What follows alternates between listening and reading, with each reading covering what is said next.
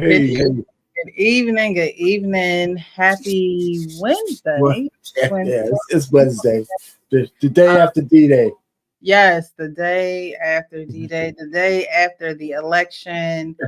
We're gonna get into that. We're gonna get into all of that. Good evening, It's guys. up to you. So much for being here. If you haven't already, hit the like button, hit the like button, hit the like button, hit the like button. The like button is like donating money, okay? Because the gift just keeps multiplying. When you hit the like button, the algorithm notifies others to come over and see what we're talking about.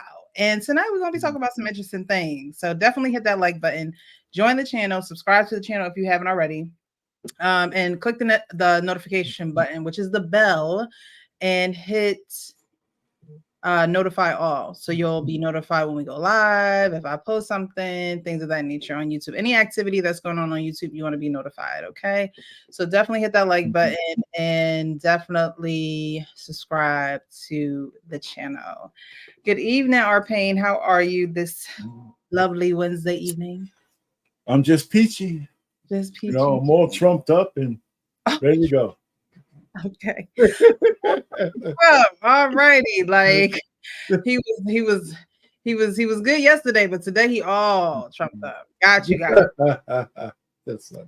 I see some folks in the chat. Tarika Smith is here. Evening, everyone. Please hit the like button as you come in. Thank you to the best mod in the land. Please hit that like button as you come in. And if you want to donate, you can donate. Okay. It was just my birthday. Okay. So just send a couple dollars if you feel, a little tingle in your spirit. I wouldn't mind. Fish in the Fig, good evening, Precious and chat. Good evening to you. Thank you for being here. J-Dub, good evening, good sis, Precious, the panel, the chat, and the mods. Can't wait for this one. He's also showing some love to folks in the chat. Good evening. I see our pain is in the chat. Darnell, good evening to you. Thank you so much for being here. All right, let's see. All right, guys, again, hit that like button and share it. Share this live. There's a couple things we're going to be talking about tonight that happened literally in real life. And so we're going to dive right into the topics. You guys know that we dropped the link for whoever wants to join the conversation. You're more than welcome, as long as you're respectful and you're real. You're a real person, okay? And you ain't over here trying to sabotage the live and, show what the Lord done blessed you with. We don't need to see all that, okay? We just here for good conversation, good perspective, a men's panel for the men to give their perspective. A lot of these videos tonight will give grounds for the men to give a lot of their perspective. And so that's what we look forward to, but it doesn't mean that the woman can't join the panel. You definitely can join the panel, get involved in the conversation. And if you don't want to join the panel, be active in the comments. Come on, be useful. We want you to be useful around here, okay? Because you might say something that somebody else wants to say and they can't say, but because you said it, now it's out in the open and now we're talking about it. So, be active over here. Be active. Whether you're on stage or you're in the chat, we want you to participate, okay? All right, so we're going to get into this first video, and it pertains to the elections and the candidates that, were running for presidency. And today it seems, you go on social media and you do your little scroll, and you have a lot of people in heavy emotions about Trump winning the presidency. And there are some people that, it's no surprise that he won. And then there are some people that say, Kamala, she cool, but she's a woman. And I don't think a woman can run the country. So we're going to get into this video of a couple going back and forth in regards to Kamala and Donald Trump. I'm voting for Trump, bro. All these immigrants out of here built that wall. I'm not going, bro. I don't think you should be voting for Trump. Why? I don't think you should vote for Trump. I don't Trump. care about none of that way time about. I know he's finna build that wall, and we in the door. You only vote for him because he's a man. Like, let's really put that out there. Ain't no female run the world, like our country. What? President? No. What is No. No. You think that's cool to say? Yeah. What the fuck is wrong with you? Bro, no female doing it. I feel like a female can do it. Like, what are you talking about? You don't even know why you voting for Trump. You say you voting for Trump so you can get the immigrants out, and what else? Yeah. And what about your Medicaid that you receive? And what about I don't know. what about your EBT, your SNAP, have to figure it your out. link card that you received? But Trump don't play. Say, get him out of here. I want him. So you don't give a fuck about nothing else but just Bro, getting immigrants nah, out. That's look, it. they're gonna. I just wanna know why you police voting gonna for him. enforce that law. Once they enforce that law, you know what I'm saying? Everything go back to normal. It's not gonna go back to normal. Watch, I bet Trump get it done. I bet he do. What you? All right. All right. So he said, look, a woman can't run the country. Can a female run the country? Do you think that is something that we'll ever see in our lifetime? Well, of course, I mean, listen, anybody who's a student of history knows that women have run countries before. That's not whether can a woman run the country, is she has to be the right kind of woman. It's not a, listen, most men, they get put on the defensive when they say, well, you just don't want a woman leader. Well, there's truth to that, but because she has to be the right woman leader, right? I think that there would be a completely different expectation and gravitation towards a woman like Tulsi Gabbard as opposed to a woman like Kamala Harris, night and day. So it's not that a woman can't run a country. Most men will think that we're more comfortable with men, and that's just a natural thing, right? And until a woman can prove, I mean, women have proven all kinds of things. So being the commander in chief is possible, but I don't think it just has to be the right woman. It just has to. That's it. She's got to strike a nerve. She's got to strike the nerve. And listen, let me also say that Kamala Harris still got 79% of the black male vote. Mm-hmm. So, we got to stop this notion that men, especially black men, didn't want to vote for her. We still got a lot of men on the plantation. I did see that. I did see that a high percentage of black men did vote for Kamala Harris. So did Latinos. There were a lot less. They were more like in the 50%, 55, 60 men. Right. You got to look at it again. Hey, Coach Ferg, how are you? What's up, Coach? So yeah, there were a lot of black men that voted for her, but in this video, this is a couple, right? And so when it comes to being in a relationship with someone, you do have to question their politics and belief, like value system, right? So is that a deal breaker? Do you think that's a deal breaker for a lot of people as far as what their political views are? No. See, I mean, I think everybody, and then I'm not going to be long. A lot of people got to understand it. We're talking about black folks, right? The majority of us who are over 40, 50, 60 years old, we've been voting Democrat forever. Right. So when you start seeing black men and women starting to move over, then they have a certain revelation. I could take my own anecdotal situation with my wife. She voted Democrat, right? Because in the last election, we all voted Democrat. I'm the one who changed. So, and I told these, so we had this conversation on one of these panels when they try to get personal. I said, listen, I've been married for 37 years. Nothing gets between me and my wife. You think Donald Trump and this shit's gonna get between me and her? We just laugh about that shit, I didn't try to tell her to vote for my thing. I just got my revelation myself. I'm not gonna force that on her. And so we didn't try to convince each other or nothing. She voted for who she voted for. I voted for who I voted for, and we just keep it moving. That's it. All right. What do you think, Coach Berg? Is our political views something that you should, share in the same category? Do you think that it doesn't matter? You vote Republican, she votes Democrat, vice versa. Does it matter in a relationship?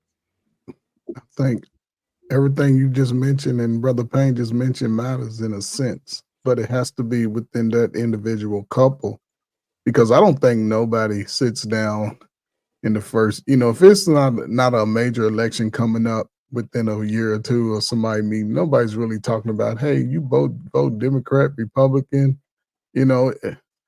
but I think, most of us were born into this.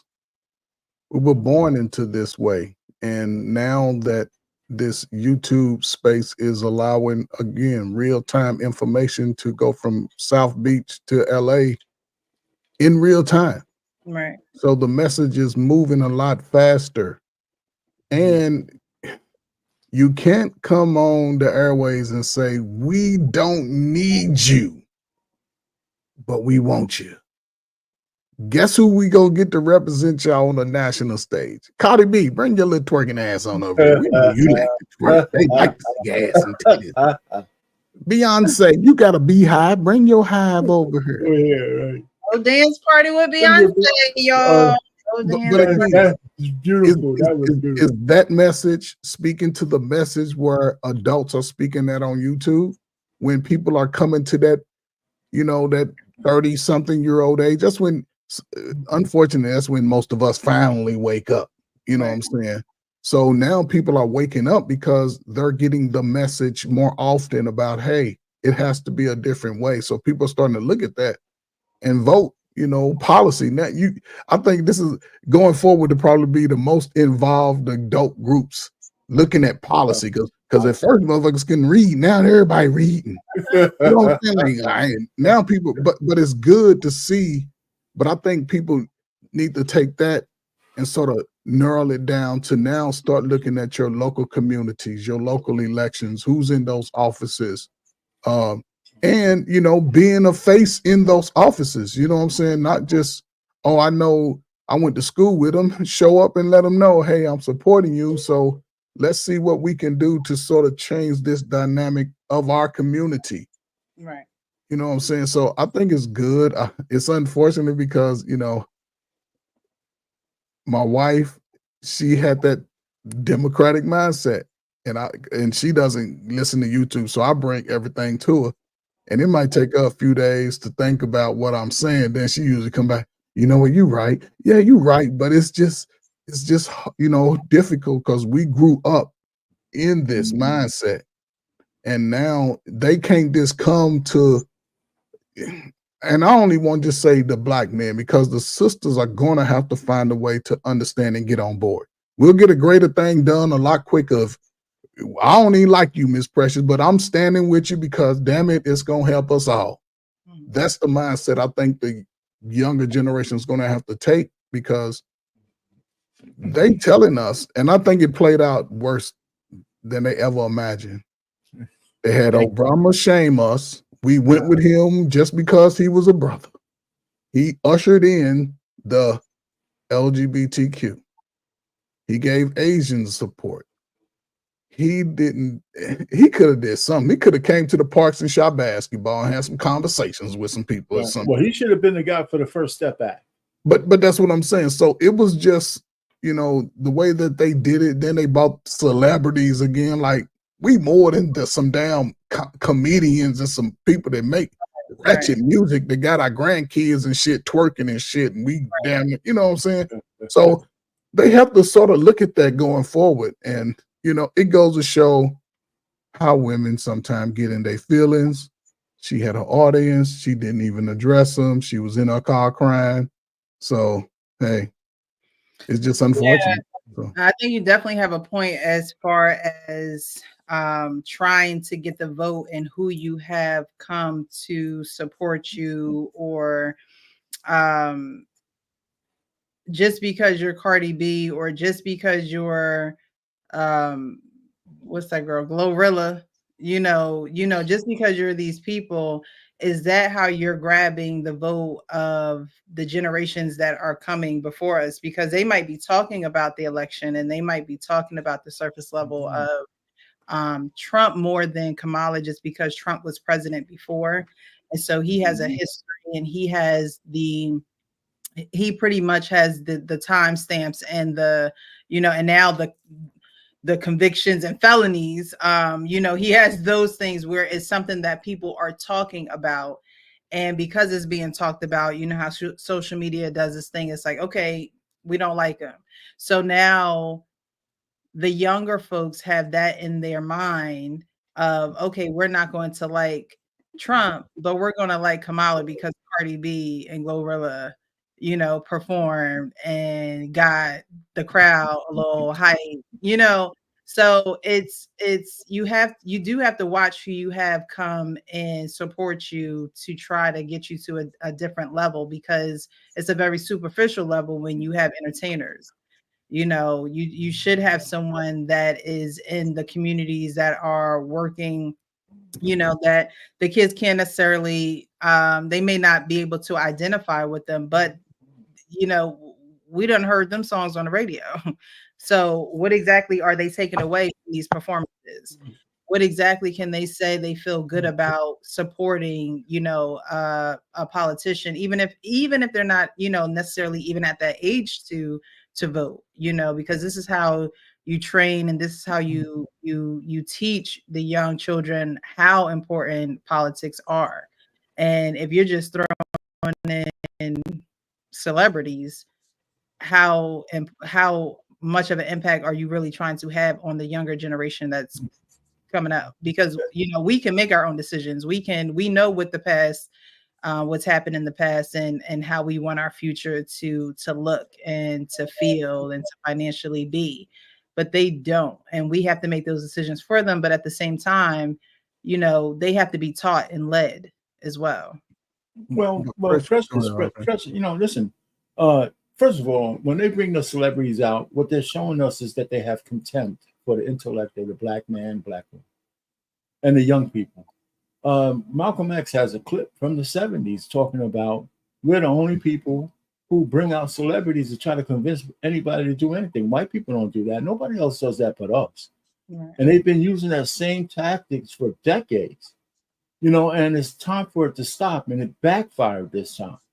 Because instead of those celebrities asking, like, if I want something from you, Precious, I'm not going to embarrass you to get it. I'm not going to talk down. I'm going to say, listen, I need your help. This, that, I'm going to butter you up, right? I'm going to say something that may try to get you on my side because I want you to feel enamored that I need you. I'm not going to call you an asshole. I'm not going to say you're a misogynist. Just the whole way they did it. Yeah. Is real. I hope they, I don't care if they learn a lesson or not. I'm still disappointed that 79% of black men voted for her ass.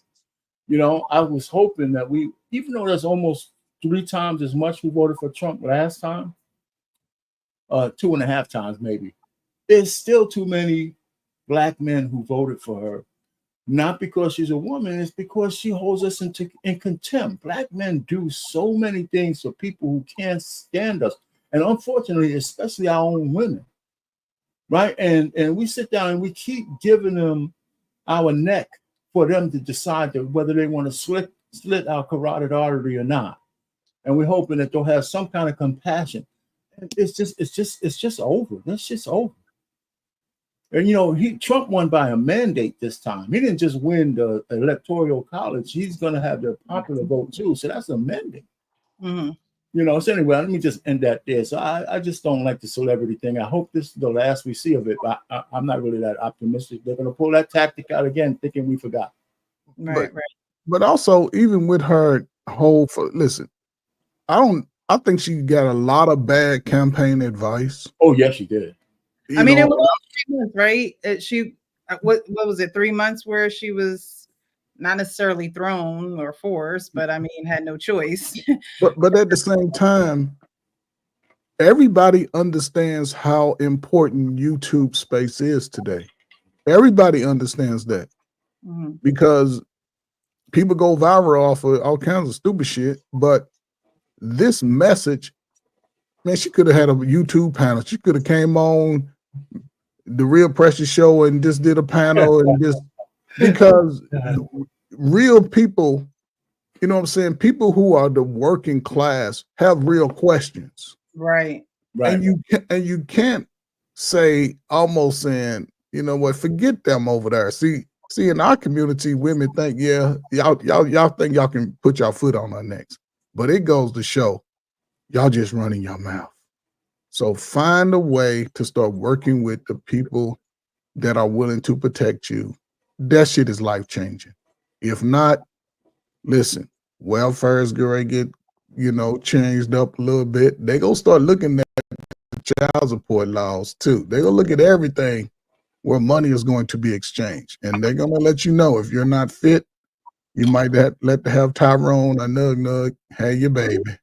You better call. So just be, like I said, man, the younger folk, You know, I would love to see the numbers of the population, you know, between ages 18 and 21, 22, see what those numbers look like. But I believe going forward, people are going to be engaged as soon as they can when these next elections start showing up. I think people are going to start to go. It's going to be some people never voted and talking about politics, talking about policy, looking at stuff. I'll say this for the last time. People say felons can't vote. Listen, you can vote if you're a felon. You just can't have no pending charges and nothing like that. If you served your time, you coming out, you can go vote.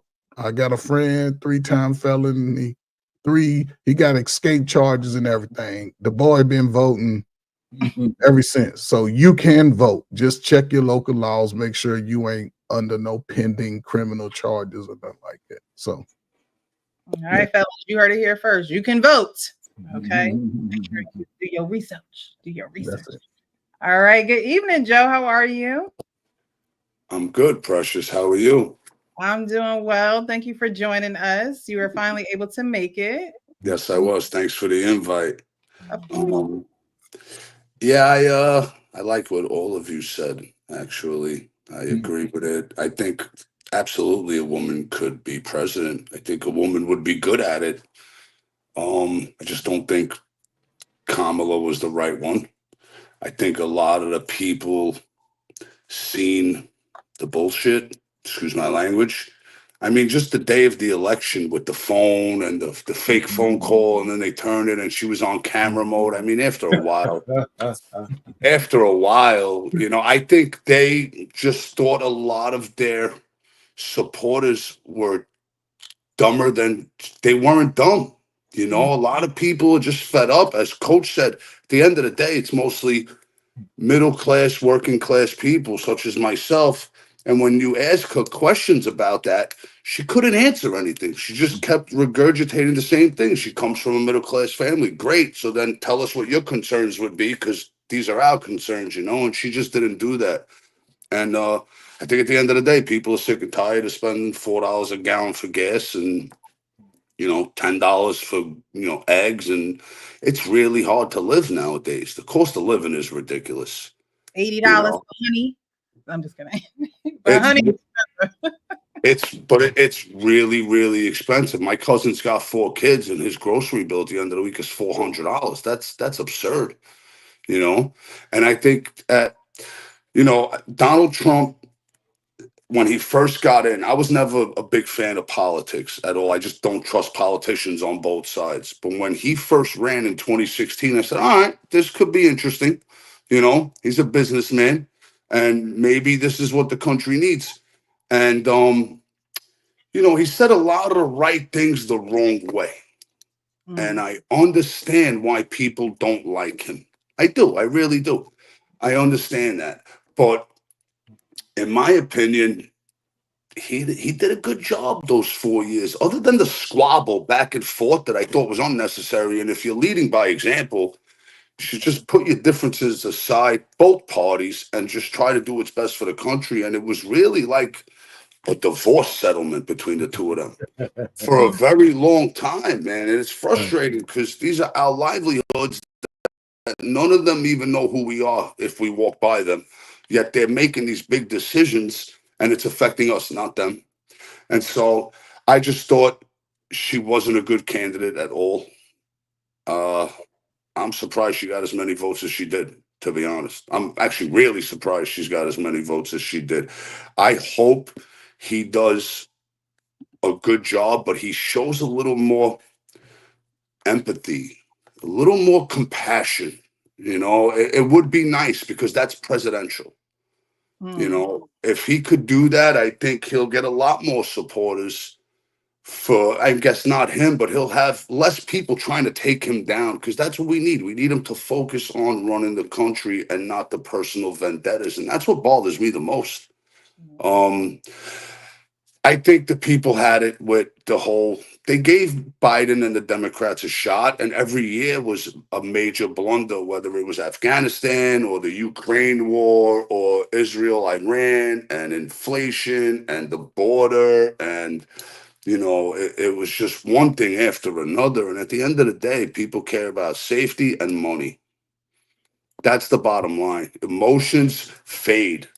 You know, I could be emotional about this topic for a week, but then my focus is going to go on something else and something else and something else. But my pockets are going to stay the same, and I still don't want to get, carjacked outside, or God forbid, a little girl. I'm seeing this constantly. Little girls and women are just being, I hate using the R word, but they're being raped out there. Grapes, grapes. Yeah, it's miserable. Like, people see that. If it's a couple of months, all right, it's unfortunate. Let's try to tackle it, but it's getting worse and worse and worse. So I think finally the people have spoken, and that's important. I think that's very important. Do I want this much division? Absolutely not. But the country's been divided for as long as I can remember. And the Democratic Party is not the same Democratic Party as when I was coming up. I come from immigrants, and we just, it was different. Now it's like the Democratic Party, the Democrats and the Republicans are kind of one and the same. And then you have this whole other party that are just creating this shit show, excuse my language. But I don't know. I hope we could go back to some sort of normal living, because it's been like 10 years of this insanity, and I'm kind of done with it. I'm kind of done with it. So that's all I got, guys. I just wanted to get that out there. Thank you for having me. Thank you for being here. So yeah, I just wanted to kind of touch on it, just because it is, the day after. Everyone has their emotions. I mean, I done seen videos of folks crying online, and you still got to live your life. Every day brings its own sets of issues, and so just tackle it day by day. It's just, it does bring about huge emotions, and people just need to, relax. Did you see the black lady behind the wheel of the car? Oh my The one that God. went viral? Oh, Yeah. that's so funny, man. I can't stop that. Every time I see it, I can't. You know what I'm talking about, right, Precious? Yes, I think that. It's so funny. It's just, I agree. Paris. The election will not change much. Your life will still go on. That's how I feel. Why are y'all surprised? Because once again, listen, like you said, Donald Trump, he ain't gonna get the words perfect. He ain't gonna do that. He relates to people because most poor people, we get locked up anyway. Yeah. So the fact that he got locked up, 34 charges or whatever it was. But they dropped him, right? The DOJ dropped him. Yeah, today. They tried to take him out twice. Yeah, man. It's a lot of things. But here's the thing: he's America first. Yes. He's America first. He's going to sort out this mess and allow the American people to start reaping benefits of their hard work and labor. You can't run. It's like going into the future. Y'all telling us y'all trying to repeat the same foolishness that we've been dealing with for the last 60 years. Women, y'all can continue to be reckless with your body. Continue that. Y'all boys, guess what? They can wear muumuus and tutus and all of that too. People are tired of that. Listen, you need $10,000 more today than you needed 4 years ago to maintain the same lifestyle. Facts. They said that they're going to continue to front 2 conflicts. When has America ever had 2 at the same time? They're not training the young male to go out and rebuild America and support these things. That shit is getting old. People that are working in these engineering fields, they getting old. Where's the young 22, 23 that can pick cars up for a living? Where they at? Who said, listen, we need y'all in this process? And they have to find a way to include those. Education ain't as strong as it used to be. You know what I'm saying? So it has to be the skilled laborers, which will always be here. So who's training these guys? And America has to do that.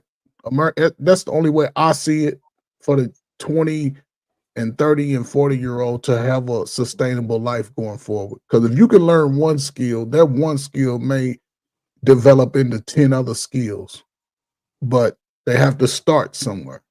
Yeah. And I think that's where America's always missed. I've always said it since I was in my 20s coming out of high school. When they took away vocational school, I used to tell my friends, man, America gonna be fucked up. No, it ain't.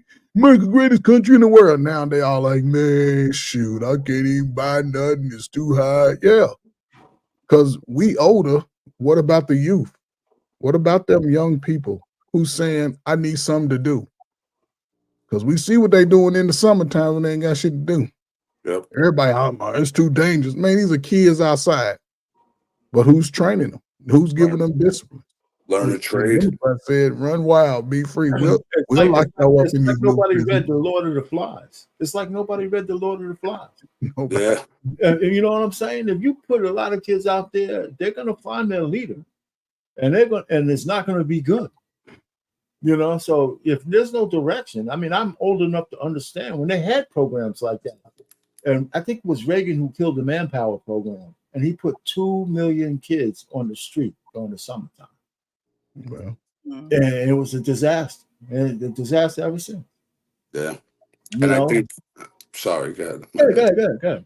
I think what you touched on before was really important. I forgot to mention America First. This when they seen the numbers in the billions of foreign aid, people can't afford like basic living expenses. That after a while is tiring. You know, it's like, all right, I get it. Other people need help, but there's homeless. You could have fixed the whole homeless problem with one care package to Ukraine.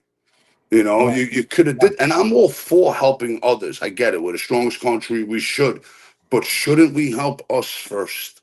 Right. You we know, did help you. My man Joe, they did help you. What you talking about? They gave you $600, $700 during the hurricane. What you talking man, about? that was a ton of help. I know that's what I'm talking about. That was a ton of help, and that was like I felt like it was a slap in the face to those people. I'll give you an example. I'm a longshoreman, right? And we went on strike a couple of weeks ago, and a lot of people. I remember that.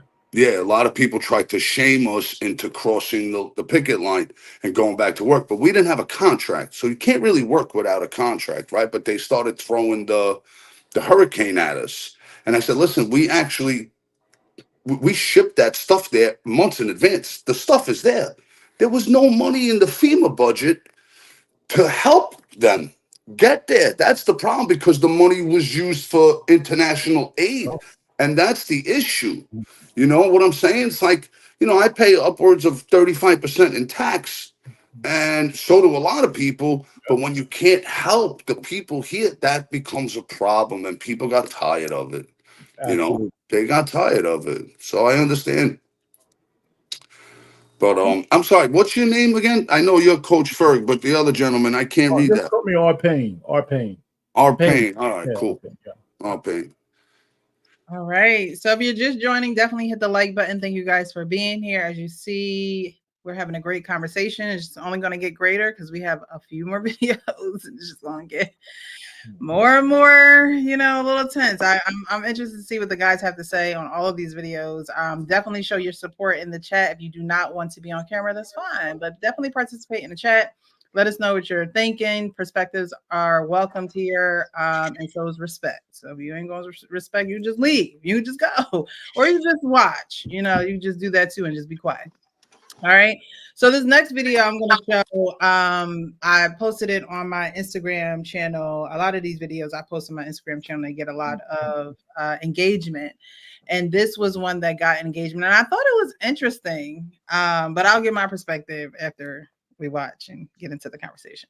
Understand, the nigga been out your life the last 10 years and you still holding on to something he got you 10 years ago. It's not that deep. The thing that's pissing me is a necklace. The thing that's pissing me off is it's not clicking for you. If you don't like it, then replace it, because I like it, so I'm keeping it until I get something else. For me, is you stuck on stupid and keeping something this man got you. Get out of your feelings. Don't worry about it. We getting rid of it. I don't care what you say. Who getting rid of it? We are. You've lost your ever loving mind. At this point, you know what? We need to talk to somebody else, because whatever it is not clicking for you, and the fact that you stuck in this mindset, stuck on stupid. We can ask somebody else. If you want, we can make a couple. Say less.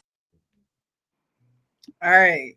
So she wears a necklace from an ex from 10 years ago. And he's like, you stuck on stupid. Why you still wearing this necklace? We gonna get rid of it. And she's like, no, you can replace it. But if you're not going to replace it, I really like this piece of jewelry, so I'm not going to get rid of it. So what do you guys think?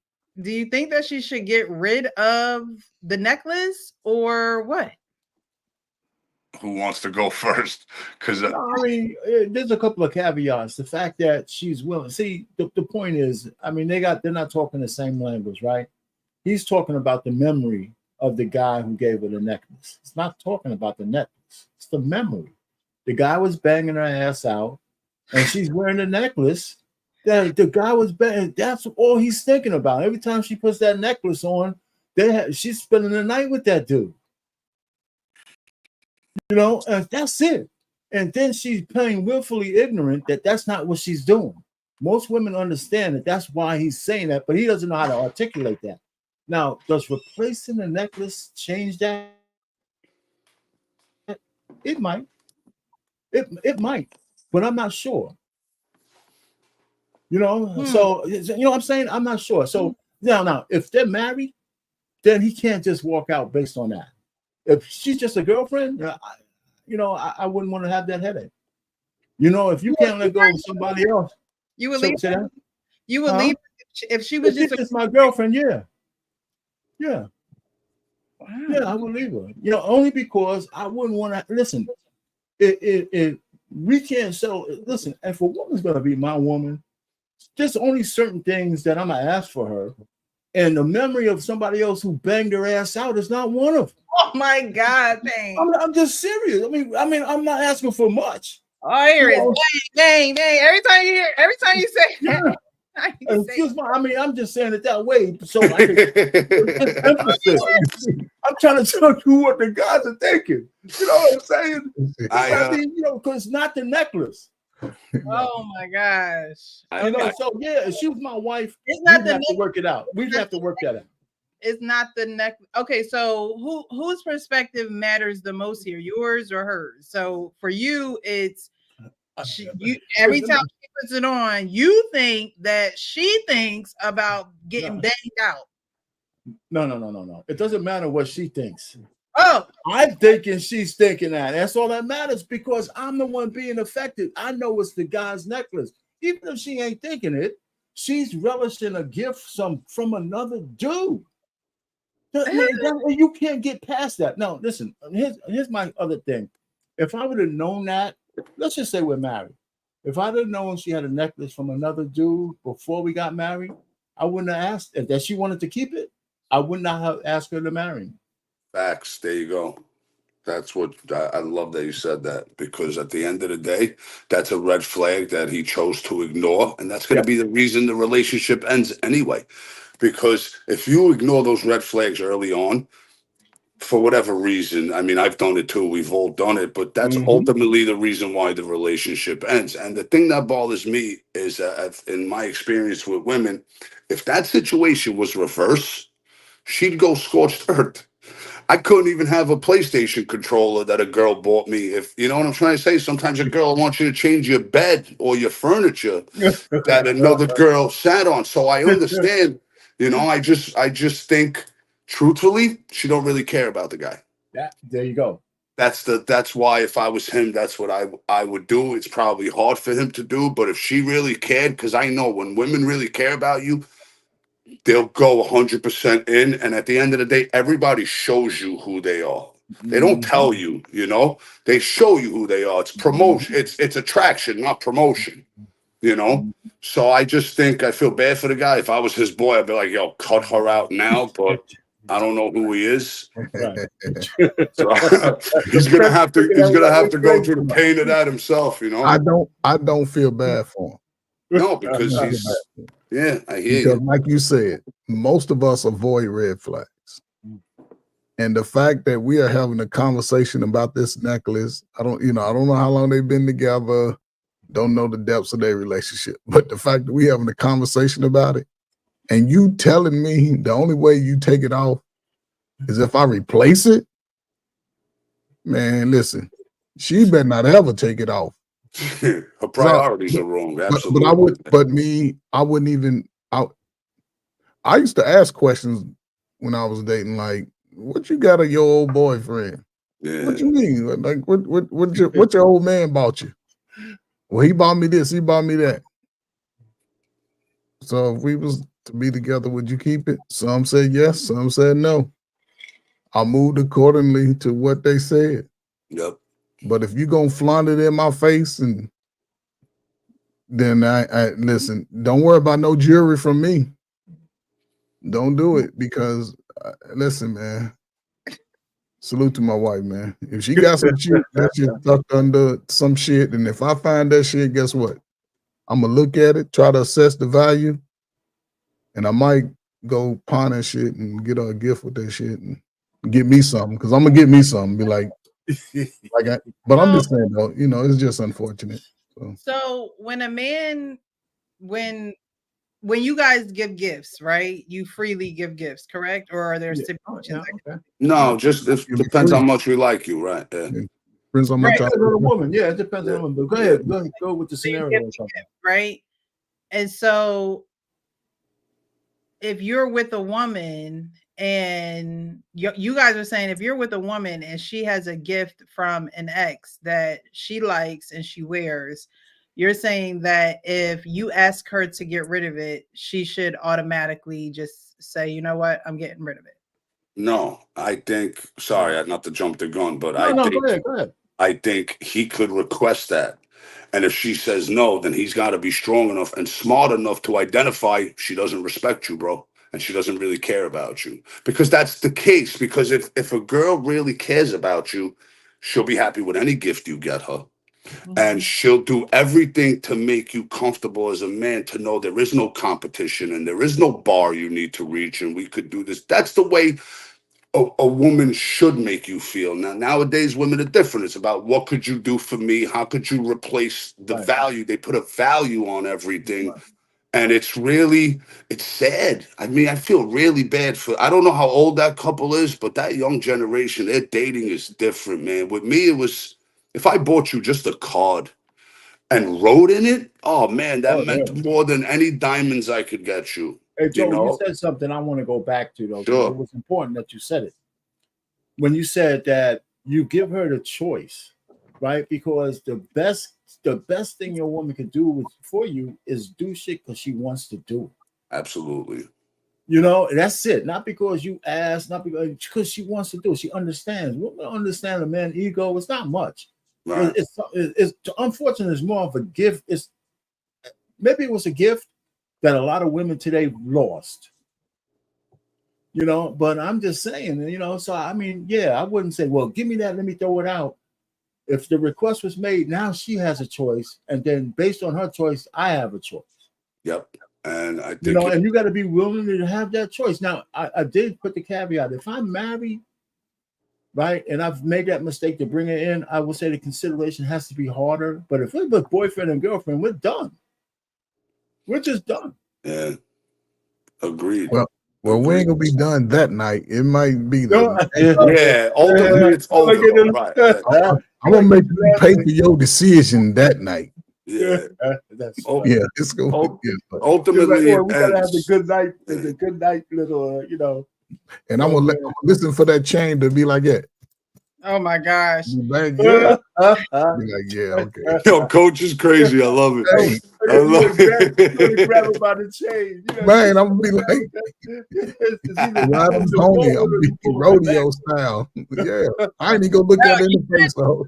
Break it off her neck. I mean, that would give a reason for, you know, her not swearing anymore if y'all was really slick, you know, we're trying you know, but you know, we clearly know she was in love with that guy. She was in love with that guy that gave her the chain. And she probably regrets the fact that, you know, she's not with him. So what? I know a young lady. Minds? Is this what y'all really think in your minds? That Go ahead, Precious. Tell us what you're thinking. You don't think that that's true? I'm gonna tell y'all right now, I'm wearing a watch from an ex. Okay. I don't care where that man at. I don't care what that man doing. I love his watch. Now, Precious. Okay, Joe. Precious, let me ask you a question, Precious. If you really into me and I say, hey, listen, That watch bothers me. It just makes me feel a little insecure, and I can't afford to replace it, but I'll work on it. Can you stop wearing it? If you say no, which is your prerogative, but if you say no, I got to really assess that situation. I would wear another watch. Okay, see, you made a compromise. This girl was like, nah, I'm not doing it. I'm keeping it on. What I'm saying is, it's not always that the woman is still in love with a man. No, I don't think that's the case. I just think she doesn't really care about him. Or you know what? And this has happened. This is why we think this. She could still be sleeping with old dude. Right, but You know what I'm saying? And that's because That's love. what I'm saying She's is, still in y'all love. brain automatically Well, to there is still an emotional No, okay, no, attachment to that's the not man. true. Not for me. Not for me. Okay. You mentioned this, right? You said you don't care about that guy, but you damn sure still remember it as his watch. So And the watch that he gifted me. well, hold on for a second. Here's my thing. It's a constant reminder that this is a guy that at one point y'all were banging each other, and whether you like him or not, every time you look at the face of that thing, every second, you know that this guy gave it to you. You might not do it consciously, but you know where you got it from. You don't forget that. You know, it's like, here's the one we forgive, right? Here's the one we forgive. We know every woman remembers the first guy who took her virginity. Well, that one we forgive. Yep. Yeah, we forget that. Yeah, right? nobody ever Absolutely. the women never forget that. Yeah, the So, first and men gets a don't forget test. their first dude. So we forgive that one. But now Yeah. you got remnants and shit, jewelry and all the kind of things about the guys you had left. Yeah. You know, And Precious. At the end of the day, I'm sorry, Coach. Go ahead. You could, if you want to say No, something. go ahead. I'll just going to make a statement. Go ahead. At the end of the day, Precious, it's really a matter of opinion. If he wants to put up with that, he can. I wouldn't, because there's no future. If she's gonna fight me on this, then she has no respect for me now. How's she gonna? She'll eventually look. She's already looking for a replacement. You know what I'm saying? Because she cared about him. She'd be like, "All right, babe, let's take it off and see how it goes." And if it really meant something to her, he would see, he would know, and maybe he would just say, okay, put it back on. I just wanted to know you were willing to do it for me. But the simple fact, she wasn't even willing to make that compromise or make that attempt. And that's the problem. People have this tug of war in a relationship. That relationship's doomed. That relationship's doomed. And I feel bad, but like Coach said, I don't feel bad in a way, because he should know that. Yeah. You know, he should know that. And like what you said, you'll change the watch. That's a great attempt. It's a great And, yeah, and just showing me you're willing to do that means that guy really don't mean nothing to you. I do, and you're gonna respect how I feel about this. But she was like, "Yo, your thinking's crazy." His thinking wasn't crazy, in my opinion. It was hers was, more of the, I don't want to say entitled. Is that the word? But she was just gaslighting. She was gaslighting them to change the subject. exactly right. But if I feel like he should have. And this is a problem too. People are willing to communicate, they just don't know how to communicate. So if he would have been like, listen, forget about what you're saying. This bothers me. It's hard for men to do that. Babe, this hurts me. This makes me feel this big. It's hard to do that. So he screams, she screams, and nothing gets done. Right. Nothing gets resolved. And that's the problem with a lot of relationships. And so, I just think she really don't care about him. And I hope he sees that sooner rather than later, And that's it. Sorry, guys. No, and she started. It's a typical response a lot of times. Shame, insults. Shame, insults. Now, again, men are very visual. Like our parents said, we see the night he gave you that watch, that chain, that ring. It's always a celebration afterwards.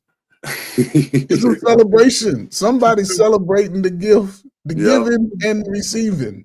So we see that, and the fact that she is claiming to value it so much, I think that's a big thing. She putting too much value on it. Absolutely. She just said, "Listen, I'll take it off." Blah blah blah. What? Leave that shit in the car. I mean, it's just something that when you with me, I prefer you not to wear. Oh, she should have never told him. She should have never told him who she got it from. But see, she's proud of it. That was a love. When women was, man, That's the heart was involved. That's the point I'm making. That's the point I'm making, right? You know, I think women also, everybody keeps secrets. And there's reasons why you keep certain secrets. Some are worse than others. But if you know the guy that you're with, you know, I mean, maybe it doesn't mean nothing to you. Let's just use you because you brought it up, Precious. You got that watch in your hand. If you got a guy that you like, you're not going to volunteer the information that you got from somebody. What time Right? is You're not going to do that. It's 8. Hey, honey, I got this from my first. You're not going to volunteer that. He doesn't need to know that. Right. Right. And so that kind of stuff is, I don't call those evil secrets. Mm-hmm. Right. Some things, you know, even with my wife, I've been married for a long time. I said, listen, if you bang somebody out, don't ever tell me. I said, I don't care if you're on the deathbed, you want to observe your soul before you go one way or the other. Don't think you want to relieve your shit by telling me the truth. I don't want to know that. Yeah. Just go, so I can have a good relationship. You know what I'm saying? So don't tell me. Now I pay. Say she has on the watch. Wouldn't you want to know if it's engraved? Always, always your king, Dante. Or if I took it off, XY. That's not my initials. No, I'm just saying, because if you find that shit, she done took it off to get the shot. You go looking at it. Ooh, it is a nice watch. And you get to try it on. Like, you do turn that shit around. It's got to my baby Precious from Dante. What the fuck? Hold up. To my everlasting audience. I'm just saying. That shit is funny as hell. You know what? My problem is I would never check. Yeah, I wouldn't check either. I wouldn't never check. I'm not that type of guy. Because those type of things reveal themselves. I know a female right now that has 2 rings, engagement rings. They ain't getting none of them. I think she's set 3. I think it's 3. But she got all 3 of them. She ain't never gave none of them back. Oh, Jesus Christ. She got engaged 3 times. What's wrong? She got the rings and everything. She got them on necklaces and shit. Like, just flaunting them, right? Just all right. So I just wanted to see what y'all thought about that. I definitely agree. Respect who you're with. And so if you're telling me that this is disrespecting you, then I'm definitely going to change my views about it, because you never want the person that you're with to feel disrespected. Men, feel love through respect. And so if that's how, I can show my love to you, then yes, I'll do it. But I just thought it was interesting how, other than the respect factor of it, it's like, for talk about the necklace, you can see the necklace swaying back and forth. So, when for women, it could just be, it's jewelry. Women like jewelry, like, you know what I mean? So I understand why she said, look, hey, replace it. Like, let's go somewhere. And, are you listening to me? Do you know what I like? Do you know what type of gold I like? Do you know what's my favorite color? Do you know, like, you know what I mean? And so, yes, maybe it could have meant a lot to her because that person was thoughtful and giving her the gift. And so it's time to make new memories. It's time to make, it's time to have something new with someone else. And so I wouldn't mind letting a material, something materialistic go. I just wouldn't mind doing it. But like you said, Arpain, I'm not just volunteering like, no, it's just something that I wear. It's a watch. You would never know, but I do happen to like the watch. So I would, I think that's fair. I think that it looks good on your wrist too. It fits very well. Right. All right, so we're gonna get into this next video. This next video I saw about maybe a week and a half ago, maybe a week ago. And I thought this was interesting because in this time and age, we talk to our children about the birds and the bees. We talk to them about certain situations. And in this particular situation, a father found this woman's, well, not found, but a father walked in on this young man in the bed with his daughter. And the mother of the young man came to confront the father. For my son? Caught him in the bed with my daughter. They don't give you a right to put your hands on my son. He know the Don't. rules. He know the rules. When he Okay, come and over I here. tell him the rules, but They you, in the when living it comes room. to They my don't go children, in- you do not put your hands They on my don't- child. They don't go in the bedroom. They stay in the Understood. living room. Understood. He put his hands on you, correct? Do not touch my child anymore. And I wouldn't touch your child. Don't. I didn't hit him. I didn't hit him. I It roughed doesn't him matter. up. I You put threw your him out. hands He on knew the him. rules. It doesn't matter. You could have spoke to him. You didn't have to touch him. You didn't have to use physical force. So Because did you know you, I did, could have did pressed you even know charges who on he you. was? Where he was? That's a tough one, man. It's All such a breathe. Let's all. mm. So he threw him out like Jeffrey on Fresh Prince. Look, you you gonna have to go, bruh. You gonna have to go. But what do you guys think? Because when I first saw the video, the first thing in my mind is men have the ability to kill with their hands. Okay, men have the ability to kill with their hands. And so what I thought was, if he roughed him up a little bit and threw him out, I don't condone violence. But if he roughed him up a little bit and threw him out, and that's what he needed to do to protect his child who is breaking the rules in her own house and breaking her father's rules, that those are consequences she got to deal with her father.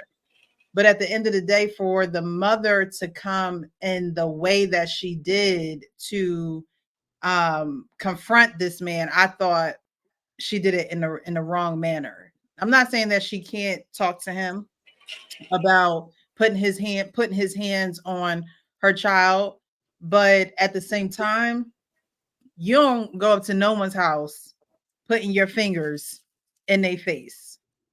You just don't do it. But what do you guys think? He wants to go. I'll go real quick. First of all, I would have stopped talking to her, and I would have looked at him directly and say, "What kind of fucking man are you, man? You know what you was doing, and the first thing you do is you run and get your mother to come out here. How you gonna grow up?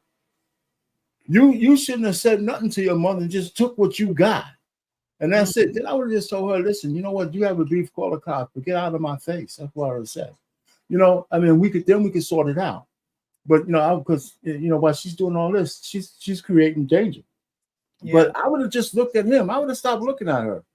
And this guy's tall. He's taller than all of them.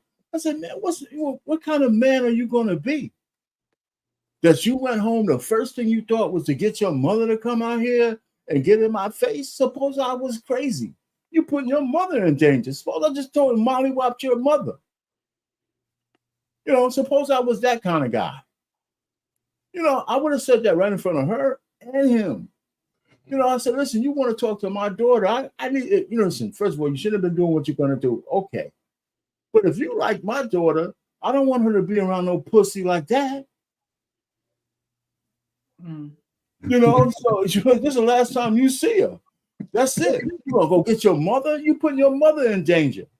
Suppose I would have said, get your finger out my face and I mollywopped her. She had no defense against me. So I said, man, I don't know. But I would have tried to say it as calm as I would, but I would stop looking at her. I'd be looking right at him. You know what you did. You know what you did. And I don't know if that would have solved anything, but I would have added that point. I said, you're putting your mother in danger. What kind of man puts his mother in danger? She's in front of me. I'm a man. Her finger pointing doesn't intimidate me. If she pushes me over the side, man, before the cops will get here, she's all mollywop. But I think this right here plays into the dynamics of where we are with our children today. Yeah. Because me walking in, let's say I'm walking in on that situation, everybody getting their ass beat. Everybody. I'm going straight old school with the big brown leather belt. I'm tatted. Everybody's getting licks. He's getting licks all the way out the door. And she getting licks. She getting licks while she's in there with me. When they walk up, she's in there. But again, listen, people, I ain't abusive, but I'm an old school thinking parent. When I done shit, my father gave it to me. It took me to the 7th grade and I was done with the dumb shit. Yeah. Now, if you got teenagers, they still doing dumb shit, look at your mirror and say, I'm not that good of a parent. I need fucking help. Right. And the fact that, listen, I already see that he lied to his mama. Mm. I already know. He put his hands on me. Now, old school mama, why the hell he do that to you? You gonna have to explain to her why he did it. Mama ain't gonna show up at his house. Daddy, Ain't no daddy. what again? Mama's, it would have been different. Mama would have called the daddy. Come over, we need to talk about what the hell would happen. Because he's saying Mr. Jones put his hand on him. Now, old school people go ask you 1,000 questions. You gonna finally confess. Look, man, we was trying to do something. He walked in. Okay, then, dumbass fool, don't do that shit no more. You lucky. He didn't do anything worse. Today, don't put your hands on my baby. Da-da-da. This is teaching the mindset of disrespect your elders in their own home. And that's what's unfortunate, because he gonna grow up. He gonna always understand his mama come bail him out. She be the first one crying when something happened to him. Why they do my baby like that? Look at what you teaching. It's the talk. It's the whole grooming process, but people don't really talk about that. But that's the most detrimental thing. When you bring a child to an adult situation, you teaching your child how to be disrespectful, have no accountability. And that's the thing. Y'all motherfucker, because ain't no way you can come. Okay, I know you like a little girl. I know you like her. All of a sudden, why you over his house? What happened? What the hell was you doing? Yes, he's not telling You us. had to explain what was you doing for him to do that. It out. I was getting ready to bang her out, Mom. But he didn't say that. Mom, we was just talking in her room. First of all, in her room, you disrespectful. Yeah. You lucky, because you'd have went home with, you'd have some knots on your head if that was my house. Because I'm fighting you in my bed, and as I said, everybody gets it. In the bedroom, what? Straight Come on, man. Listen, man, ain't no way. Ain't no way. I would. Matter of fact, when I got through, I would have called them people. Listen, man, come over and get this little dude before he come over. Somebody else would have had to come over, because I'd have been like, man, I'd have been tripping on my child. We'd had to have a conversation every day after that, every day. But again, we so disconnected from our children, we reacting after the fact. You got to engage with these little slow ass kids. They can't read, but they can fuck. Come on, man, y'all better make that shit stop making sense to me. I'm tired of this. We falling apart, but they out here, man. Come on, man. I'm sorry. I just be going off, but that's funny. Go ahead, Joe. It's your turn, man. I mean, you guys hit the nail on the head and everything. Precious, I was impressed. You put the blame on her. You know, I was wrong of her. And then, guys, you put the blame on him. And it's, you know, if you're a man, you kind of deserve it. Take it. He's standing. He's not in the hospital. So he took a slap like my father would give me a slap. You know what I'm saying? Basically, take it. You still got to hit it at like 3 p.m. That's a win. You know what I'm saying? That's the way I look at it. That's how I would have looked at it. But if I came home and told my mother I was at so-and-so's house in their bed, my mother would hit me too. Yeah. You know what? They really would. She would hit me, my mother. She didn't play that. She thought she wouldn't want it in her house. She wouldn't want me to do it in someone else's house. You know, now if the father put me in the hospital, all bets are off. However, I think both parents handled it. I think they both kind of handled it the way you would expect. The father didn't go above and beyond. Right. You know, he's seen it. Yo, all bets are off when it comes to daughters. I mean, so I thought he handled it pretty well. You know, get him off my daughter, get out of my house. And the mother, she's going to protect the baby no matter what. But I do think the kid lied to her. He shouldn't have told her to begin with. That's right. You should have told her. Keep that shit to yourself. Tell your father, be like, Pop, what do I do? And if he doesn't have a father, then keep it to yourself. If he has a father, and if the father was thinking clearly, he'd be like, good, you deserved it. What are you doing, banging this girl in the guy's house? Yo, man, I don't know. I think that's a tough one, man. It's a tough one. You back daddy now? Get out of here. Yeah. No, So I think that was pretty cut and dry. Both of those kids just, yeah, and the woman, though, I tell you, she, as far as the woman's concerned, this one of the kind of things, and I think that whether it's realistic or not, you don't approach a man like that. You just don't. But she's a mom. Moms will die for their kids. Yeah, I know, but like I said, I know they do. That's not what I'm saying. You just don't. Right. Oh, agreed. Yeah. Agreed. Crack era adults approach a fucking bear in the woods. What are you talking about? Here we go. They crack era adults. I'm just saying though, man. It's just a time when things sort of went wonky in the community. I'm not arguing with you. I hear you. I mean, it's just crazy. But she was pointing her finger in his face. Yeah, that she shouldn't have did. Right. Man. That was. But see, I blame that on her son. Yeah. Right? Because he's putting her in a dangerous situation. Absolutely. Hey, what's up, man? I agree with you. HQ. Yes, I'm done. What's going on, man? What's going on, guys? How's I everybody? didn't know. I'm sorry. I didn't even know you. I don't know how long you were backstage, so. A few minutes. I wasn't there too long. Okay. How are you? Pretty good. I haven't seen you guys for a while, so I thought I'd jump in and say hi. Oh, it's been a while. How you been? It's been more than a while. It's been like a hot minute. I think it was like a couple months now, maybe more. Yeah.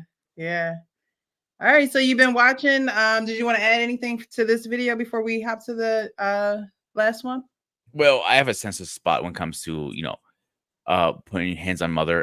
Everybody knows I take care of my mother, has cancer and everything like that. Yeah, that's not cool. Any way, shape, way, or form, how you look at it. So how that went down very, very wrong. Simple. It shouldn't have went down like that. When you say it shouldn't have went down like that, do you mean the mother confronting the dad the way that she did? Yeah, it should have went. Anytime a mother gets involved, hands should not be put on anybody. I don't care if it wasn't a mother or any kind of general situation. It should never went down to the point like you had to put hands on somebody. Like, for example, let's say you and X, Y, and Z had a daughter or a son or whatever. You're just letting your son, any shape or way or form, doesn't mean you coming in next minute you're walking out with a black lip or a black eye or whatever the case is. That's not. Did you get the full context though? No, I actually walked away from when you guys were going over it. Yeah, the son told his mother. The son was over the man's house banging out his door. Right? I can play it again. Yeah, play it again. Put your hands on my son. I caught him in the bed with my daughter. They don't give you a right to put your hands on my son. He know the rules. He know the rules. Okay, and I tell him the rules, but when it comes to my children, you do not put your hands on my child. They don't go in the bedroom. Understood. They stay in the living room. Understood. He put his hands on you, correct? Do not touch my child anymore. And I wouldn't touch your child. Don't I didn't hit him. I didn't hit him. I roughed him up. I threw him out. He knew the rules. It doesn't matter. You could have spoke to him. You didn't have to touch him. You didn't have to use physical force. So did you even know who he was? Where he was? So do you get a little bit? Yeah, better? that makes more sense now. Like he was trying to get some action from in the wrong places. Cheeks. Say that again. So he was trying to get some cheeks. Yeah. So now what? Go ahead, Grooming. What's now? What do you do? Grooming? That's your daughter. He was just in the bed with. What do you do in that moment? You walk in. It smell like feet and everything. What's going on? Fuck that. It's a reason to call me the Spartan around here. See, that's why I'm the ghost of Sparta. Because before you see my shadow coming, it's done. It's done. Oh, okay. All joking aside, seriously, I would probably rip them out of the bedroom. I'll probably done the same fucking thing. I don't care if I'm putting hands at you. You're trying to bang my daughter and trying to get penetrate your seed with that. Absolutely not. He don't put the seed in and everything. Hey, you know how graphic I can get. I'm just warming up here. But joking aside, seriously, it's just It just gets worse and worse. Ugh. I'm just getting warmed up here. No, I hear you, bro. All bets are off with the girl. All bets are off with the daughter. Yeah. I hear you, bro. And she's lying anyway. If the roles were reversed and that was her daughter, man, come on, man. She'd have been on that dude's back getting him up out of that room, man. 100%, bro. 100%. They just reacted emotionally. I understood both their reactions. It was emotional, but I thought the father did a good job of. No, I would have probably killed that kid. You know. So I was impressed with the father. He was calm too. I'm sorry, I cut you off, Sparta. My bad, bro. No, it's good. Like I get where you're coming from. As a New Yorker and a New Yorker here, we have very short tempers. We don't fuck around with that shit. If I see anybody, with my daughter in the bedroom trying to get some cheeks from her, I'm like, not happening, not happening. And like, I'm taking. So, I'm okay, so the woman comes to your door, Sparta. She got her finger in your face. Now she got a finger. Don't touch my son, or else what you gonna do now? Honey, get my 45 out of the closet, please. Thinking back on it, right? Looking at it, I would like to think I would tell this lady, you're right, I shouldn't have done that, but it was a reaction and I'm sorry. However, can you try to put yourself in my shoes for a minute? Like that, these are the perfect responses. That is a very good point, too. But you don't make a perfect response. It's hard to have a perfect response. I thought the guy did a really good job of keeping his composure. This straight was good.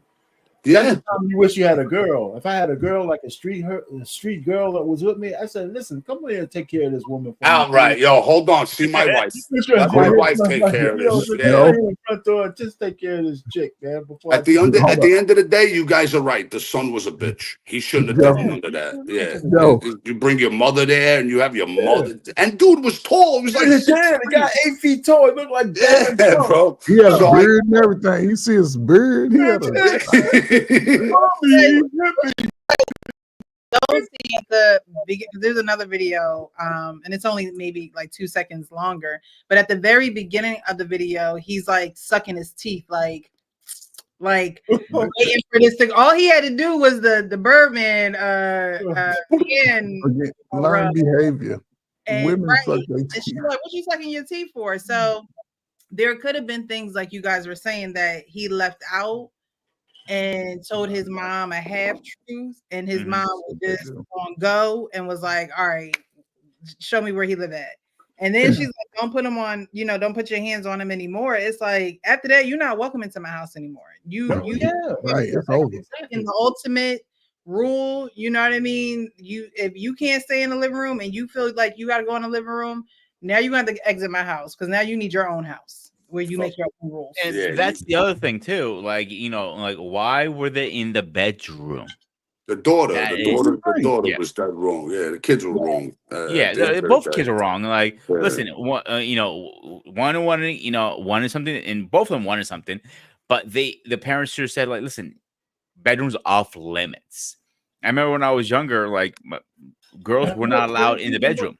But it's even worse than that. Obviously, he wasn't home. Yeah, he had to come home and walk in on him. It's my biggest fear. If he was there, that guy wouldn't have. So he wasn't home. Listen, if I had a daughter at a certain age, you're not letting a guy in the house if I ain't there. Right. Hell, that's the first rule. I mean, to be having nobody over here if I'm not home or your parent ain't home. That's number one. So he couldn't have been there. So he walked in on him. I think he walked in. Having a daughter's got to be so difficult, man. I remember when I was like, I think I was in high school at this point? Yeah, you was 10th grade.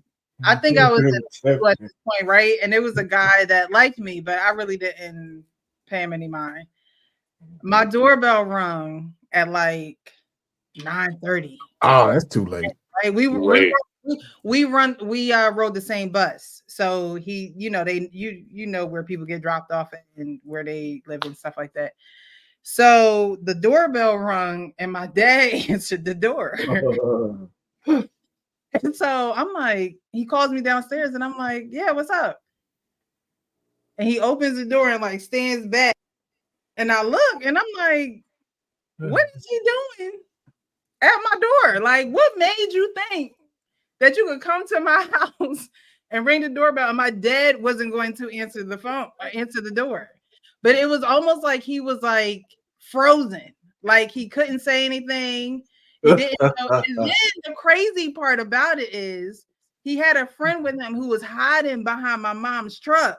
Oh, Jesus Like, Christ. did you get coerced? Was this a dare? Like, what was it? Because I know you didn't think that you was going to be able to come up in my house or I was going to be able to come outside or whatever the situation was. Even if my parents are home, there is no, you're not having no boys. What you think this is? Was it a school night?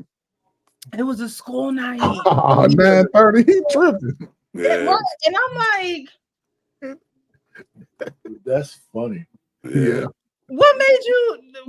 When did I ever give off the inkling? that Was he you- high? Was he what? High. He could have been. I don't know. The dude hiding was probably high. The one Yeah, that He was probably high. what made y'all think that y'all could come? Like, did you think I was in a single parent home or He something? gone over.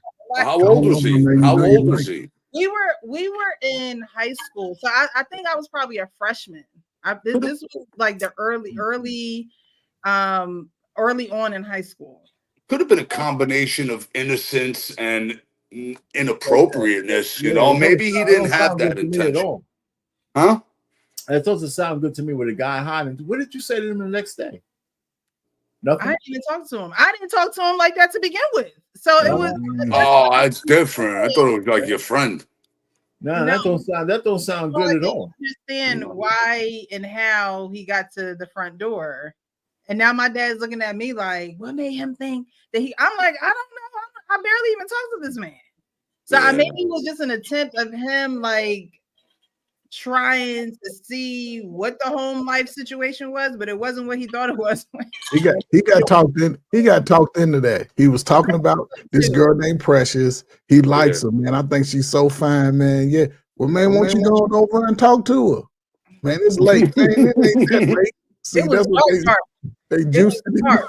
Your boys always get you to do the dumbest shit, man. Always. Over, man, it ain't that late. It's only 9 o'clock. I know they ain't in bed this early. She's up. She's up. Don't worry about it. She's I up.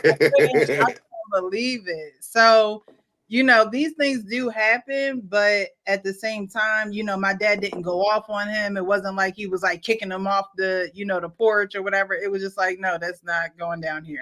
You need to go home. I don't even know what my dad said to him, honestly. He handled it the right way. Right. It wasn't a scene. It was just like, don't show up at this door again. I imagine that's what he said because he ain't never show up again.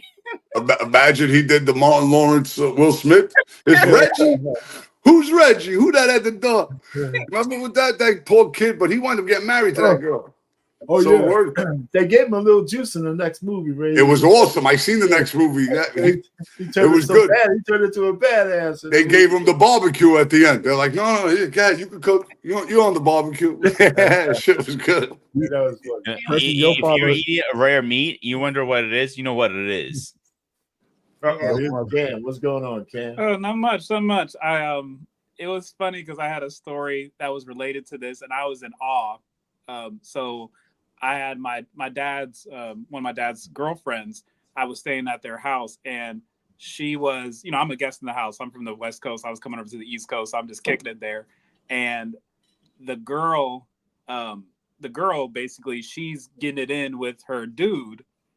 But I don't know, dude. I guess there's some history. I'm just sitting back here on the couch just watching HBO. I'm like, I don't know what I'm supposed to do with my hands, but I'm just going to, you know, mind my business. The mom comes in, and she comes inside of the door. I'm going to hear screams, thuds, and everything else like that.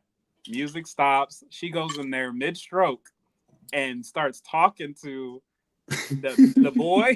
Yo, I was in awe. I was like, no one's like, I didn't hear no thuds. I didn't hear nothing. And she talked to homeboy. It was like, yo, I'm disappointed in you. And like on some Family Matters type stuff. Like, And he was still going? Right. No, everybody stopped. Oh, he stopped. He stopped. Yeah, All right. So I'm hearing. So basically, this is what happened. So I'm in there, like watching, whatever I'm watching, and they're playing music in there because, of course, like you're not trying to you're trying to mask the moans and the and the clappage, and so mom clappage. So, oh shit! So, mom comes from work or whatever like that, and she's like, she comes from work, she goes whatever like that, and she's like, what's all this noise, whatever like that? She's like, oh, so she walks into the room, and then she sees her daughter with homeboy. So though it's not the dad situation, it's her daughter, and basically the daughter's on and off against situationship. So the music goes off. I'm thinking that I'm gonna hear girls screaming or mom pulling her hair, like, girl, I can't believe. I'm thinking it's gonna be all that kind of crazy. It just gets dead quiet, and you start hearing talking. And I remember after that had happened, I was like, you are literally a saint, because in the midst of that emotionally charged situation, to be able to talk and see him as a son, because she was out here giving them, like you said, that family matters, when the sad music comes in. She was out here like, listen, I'm disappointed in you, blah, blah, blah, blah, blah. You need to do better. Why didn't you do this, daughter? You know, and she was like, and I was like, yo, because I'm hearing this, but I'm like this. I'm your husband, because I was supposed to be watching. So this is funny. Yeah, what's up? I have a question. Yeah. It was her daughter? Yes. And she was talking to the boy? She was so they're both in there. So of course I'm guessing like that wasn't nothing new. Huh? That's right. That wasn't nothing new. There's no way a mom walks in, her daughter is 10 and 2. Wow. No, but you could tell she was like, when you could tell she's like, she knocked on the door, like she didn't even knock on the door, she's like, nah. So like there was some type of context that the mom knew, because she's been a girl before, but I just thought it was going to be more violent. I thought it was Cam, you was there? You was there? Yeah, what you doing? He definitely turned HBO off. Wait. Look out, bro. Listen, I don't know none of these people. I bet this is my dad. I'm here on the strength of my dad, right? And so I'm like, so I'm not looking out for. So this is your dad. So the mom is your dad's girl. Yeah. Okay. So I'm just there, like I'm brand new. I'm upstate New York. I'm just chilling, right? And so I'm like, y'all are doing a lot. I don't know much people around here. I'm just gonna watch my TV. How Do You Want It's playing in the background. They got the whole little playlist going on, so I can't hear all the servicing that's occurring. And I'm just like, I'm focused on my movie and playing on my phone. That's all I'm doing. I ain't saying nothing to nobody. We chilling. So yeah.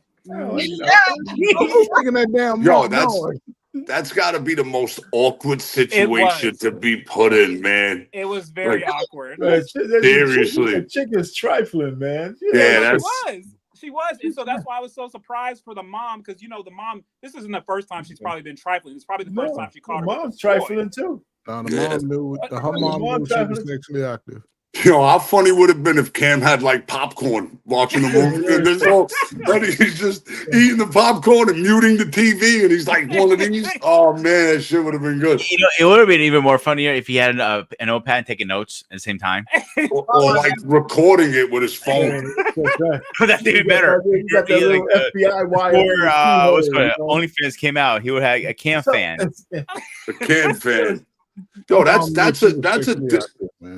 that's a crazy situation. I'm sorry. It was, but it reminded me. So going back to what happened with the guy, because I had answered this question, because I'm like, not only from that experience, but like, I want, like, if the mom came up to me and she's like knocking my door, you did this and this to my son. I said, I'd have been like this. So first of all, if we want to talk, we're going to be civil. First of all, I said, and first I'm going to talk to you, your son. He was doing man stuff in a man's house, so he's a man. So if your son as a man would like to come and talk to me, if he ever would like to ever have any conversations with my daughter again, he would have to do that. And now I'm going to talk to you, Mom. You threatening legal action because you can't go blow for blow with a man, so you shouldn't be approaching me like a man. So that's one thing. And I can get your son registered as a sexual offender if you really want to get legal with it. Yeah, because she threatened legality too. If you want to threaten legality, I can threaten legality too. We can go blow for blow. I don't know. The kid looked like he got out of that unscathed. I've dealt with worse, just from Yeah. I know what you're saying. I know what you're saying. He should have not said nothing at the end of the day. He should have just took it like a man. He was wrong. man. She was wrong. You know, but I hear what you're saying. I just think I just don't like when people approach, like, don't be on the rah type of stuff, because guess what? Like, there's no need for that. Both of them were in the wrong. Your son definitely should have been doing that, and we could have just gone on about our day. Right. In a perfect world, Cam, I agree with you, but you're talking about two parents reacting emotionally instead of logically. You know, the father respects you. I agree with you, and that's why I said I would have did it like that. It's like, first of all, if we're gonna have any type of conversation, right? We gonna level and have a conversation. You're not gonna knock on my door acting like you can act crazy because you're not my girl. Yeah. But like Precious said, you should never go to someone's house uninvited, unannounced. Never. You don't know what could happen. You know, that's a number one rule.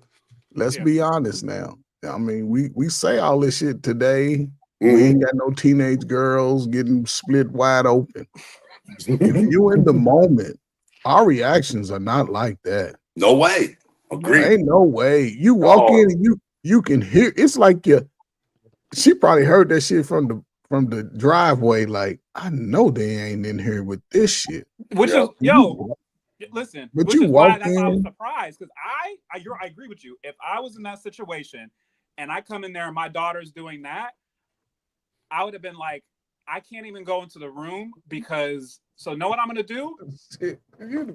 I got this. I probably would have set her car on fire or something like that. Oh, come on, Jesus Christ! No, I would have had to do something else, because I'm like, I can deal with that. I can't deal with seeing it. Set off the smoke alarm.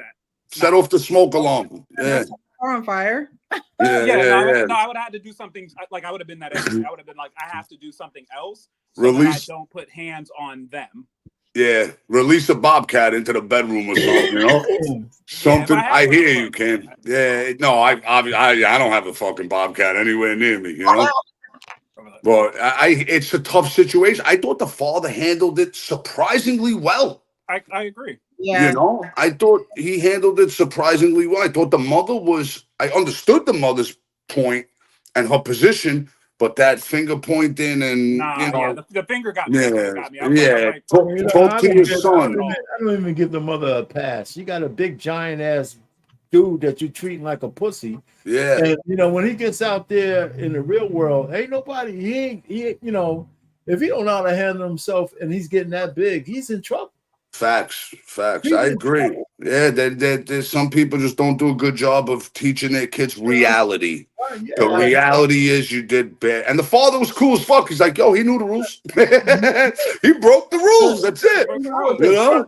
One, he trespassed in my house and he broke the rules. And now you're in my door coming over the threshold with your fingers. Yep. Your son is lucky he ain't really hurt. Yep. And I hope that daughter leaves him, because that's a bitch move on his part, you know? And she should be like, all right, he's clearly not a man yet. But who knows, man? Who knows? They love him like that, man, sadly. But we know how those things can play out. Yeah. You know, everybody fails in this situation. Oh, there's no perfect way to handle it, right? Yeah. As a father, he's playing cleanup. And if you sort of coming at the daughter like, I don't want you with him, if she's already tasted the rainbow, she's going to talk to him whether you want her to or not. You may also rebel intentionally, but what I'm saying is, if the daughter was able to look down the road, she should be like, is this really a guy for me? You know, handling something like that, he's not behaving like a man. You know, I'm not saying the father. The worst thing the father could do is tell his daughter not to be with that guy. Yeah. You know, it's the worst thing.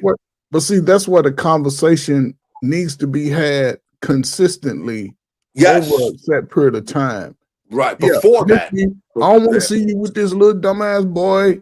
He lucky it wasn't my daddy, because my daddy would have slapped him out the window.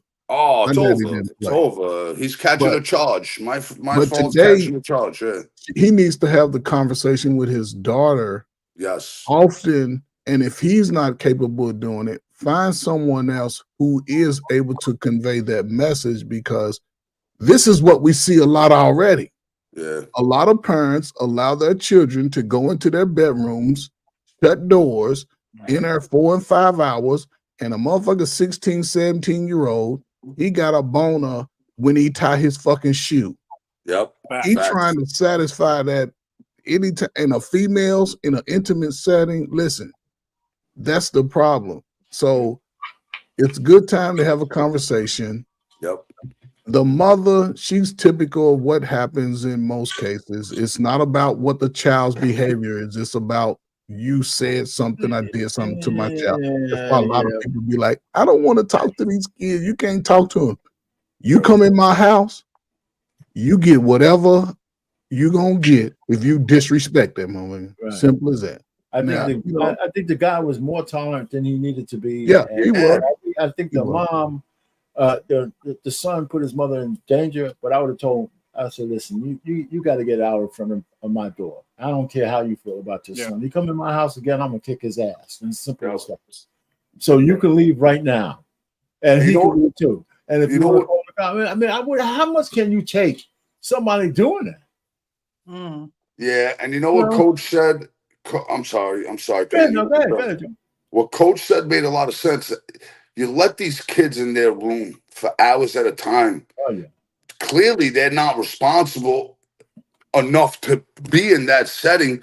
You're going to have the unplanned pregnancies. You're going to have a lot of the shit that you really shouldn't have. And it's just, there needs to be more adult supervision. There needs to be rules that they respect. And I'm not saying don't let 16-year-olds fuck. Excuse my language. That's all I wanted. Like you said, tying your shoe. The wind gave me an erection. But well, yeah, they don't have to be 16. My daughter was grown. She had a guy that she liked. She was working. She was in her 20s because they moved back in the house. So she had a guy they were in a relationship. I mean, we had like a family dinner and all that. And he said, well, since we're like, because I know she was probably having some sex with this guy. She's like 25 years old. They would go somewhere else. My house was off limit. Yeah. But he always wanted to try to, hey, listen, you got a room upstairs. Let me stay with you, blah, blah, blah. Said, my pops ain't going to have that. Yeah. And he kept asking her, and she said, listen, you got to stop asking me because I don't care how close you think you are to the family. My pops, he told me the only person getting some sex in this house is me. Yeah. Yeah, that was it. I don't care how old you are. And so they kind of end up. Let me ask you a question. Let me ask you a question, Payne. If and maybe I'm in the minority here, but even if my daughter's married and they spend like Thanksgiving weekend at my house, I still don't want them fucking under my roof. You know what I'm saying? That's my daughter. I don't have that bag. They have like that bag you sew their asses up in. Yeah, you stay in the basement. Yeah. Are you going Amish now? Are you going Amish on us? Yeah, right. Bro, it's disrespectful. It's just rude and disrespectful. That's not how I was brought up. Oh, they're joking, but when I was younger, I was staying with one of my girlfriends because I was living far away. The rule was I had to be in a separate bedroom with her for the first 6 months. And then eventually her parents got to know me and said, "Oh, you're not a bad guy. You can sleep on her on the floor with okay, fine." On the floor in the same bedroom? Yes. It's the same thing. It don't matter. You guys can share. I didn't say nothing happened. I never said little Pete didn't come out to play. So eventually that was too uncomfortable, man. I tell them, listen, just like you said, Joe, even if they were married, get yourself a hotel. Right. Yeah, exactly, bro. All that because I don't want to hear no squeaking, none of that shit, man. Because if they're together, they're gonna be doing it. I don't want to hear that. No, you shouldn't. You shouldn't have to. I don't want to hear it, and I don't want you to give my wife any idea. You know what I'm saying? Get out. Yeah. I don't want to hear that shit.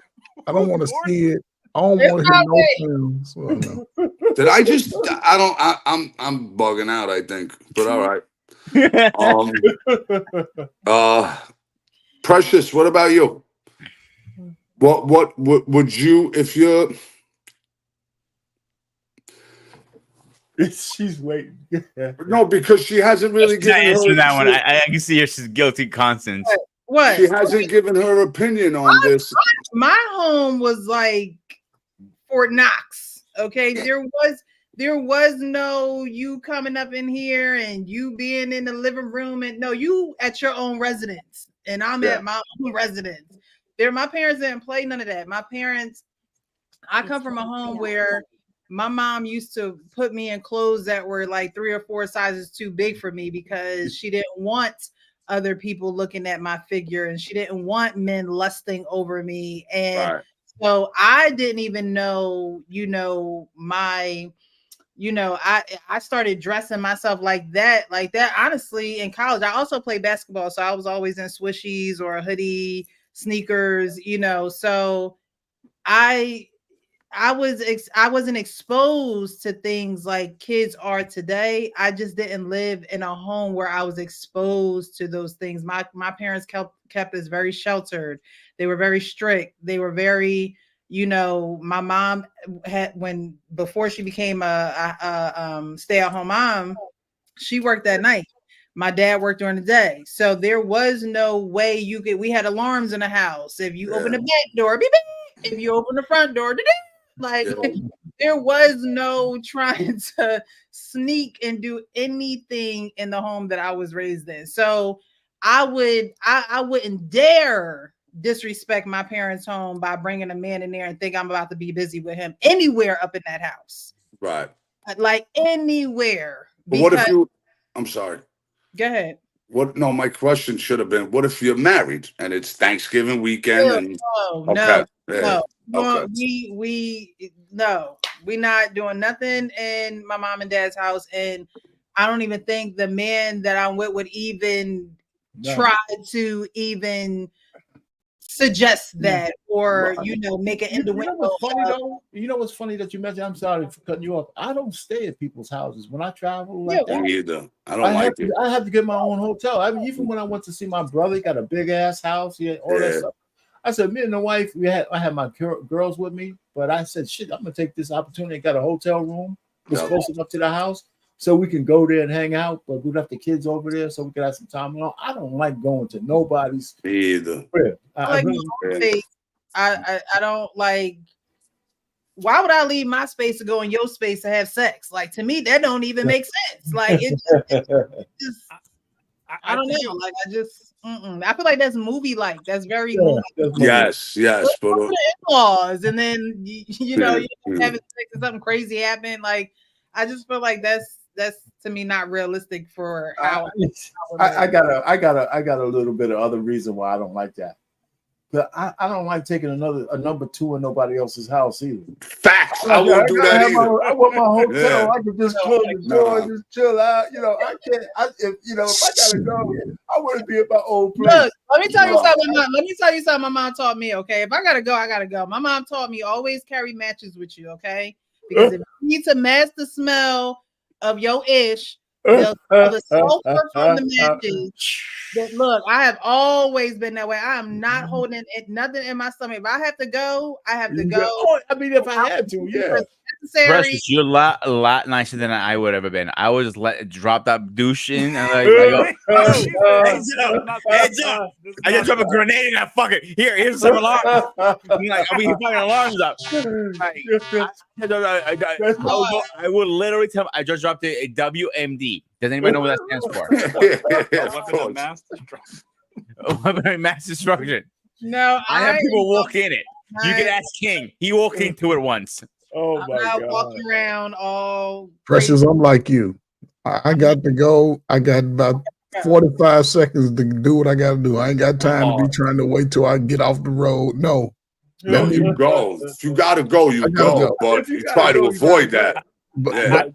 I stay with incense, but like what Payne said, like it's just like I stay at a hotel today. Maybe I'm weird because I stay over at my friend's house all the time. When I travel to Maryland and see King and CQ and all these guys, I stay with them for like 2-3 days. And like I do it once a year. I don't do it all the time. I hear you. No, but friends don't matter. Friends, I drop douche in every bedroom my friends got. Like it's my boys. Yeah, we'll take pictures of it. Look how big mine is today. Yeah, I stay with them all the time.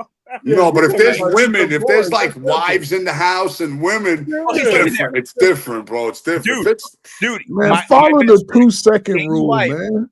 Like one of the wives walked in after I went What's the 2-second rule? Man, as soon as that shit hit the water, man, you flush. Oh, you flush.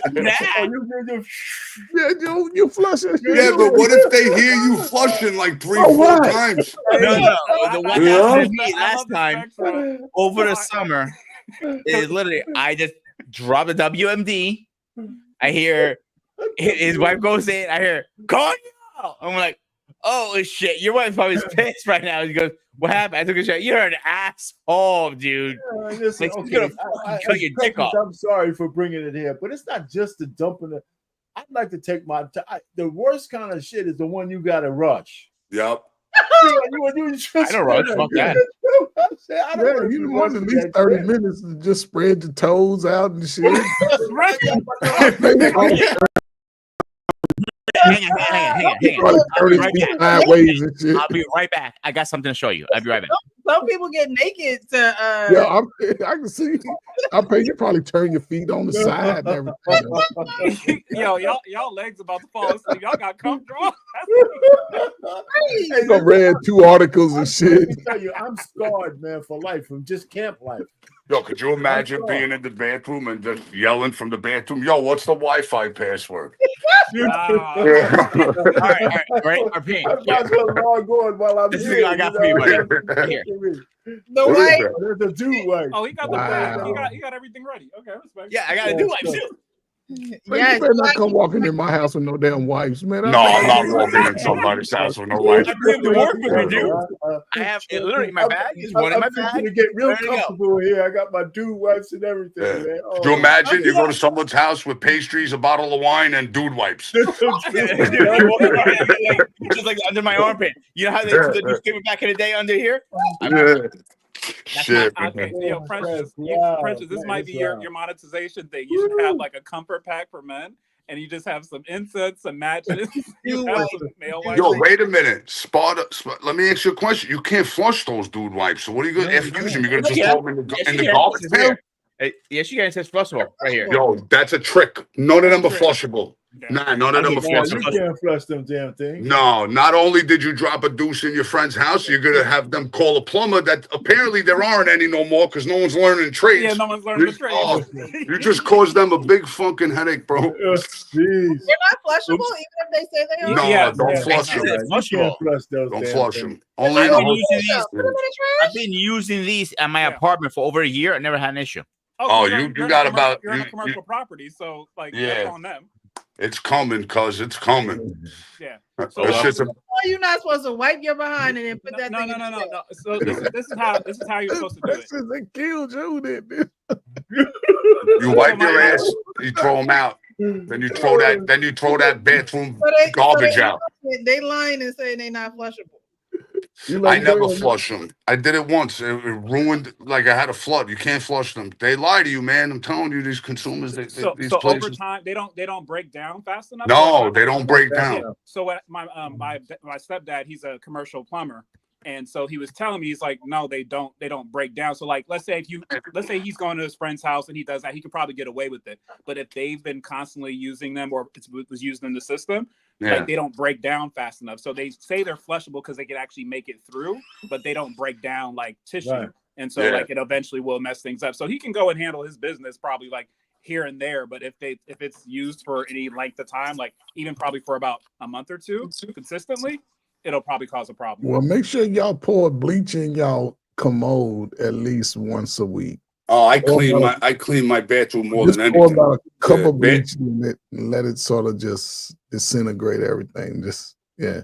Well, Precious is gonna have the pack. She's gonna have the male wife. She's gonna tell you how to dispose of them. She's gonna have the incense. She's gonna have the candles. She's gonna have the Well, whole thing. Precious is in shock that we're talking about this shit. That wasn't the plan. Oh no, she's gonna sell. We it to didn't- you. No, It's gonna be I'm male cool. pack. Cool. on. I can't believe them things not flushable. They lie. They lie. Precious, Yeah. you also No, gotta have that's the biggest lie in the history of consumer products.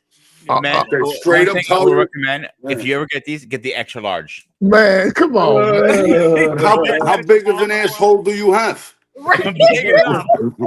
I'm from New York, bro. I'm from Long Island. You want to say more? And Queens. Hey, Oh, I didn't shit. like sizes. I thought they were. You learn something new every day. Yeah. They Even gotta in your, So Precious, in your man pack, make His sure wife's you are put this some big. magazines. That's Don't funny. pull it, Oh, don't pull it shit. out. Don't pull it out. I knew you were gonna pull it out.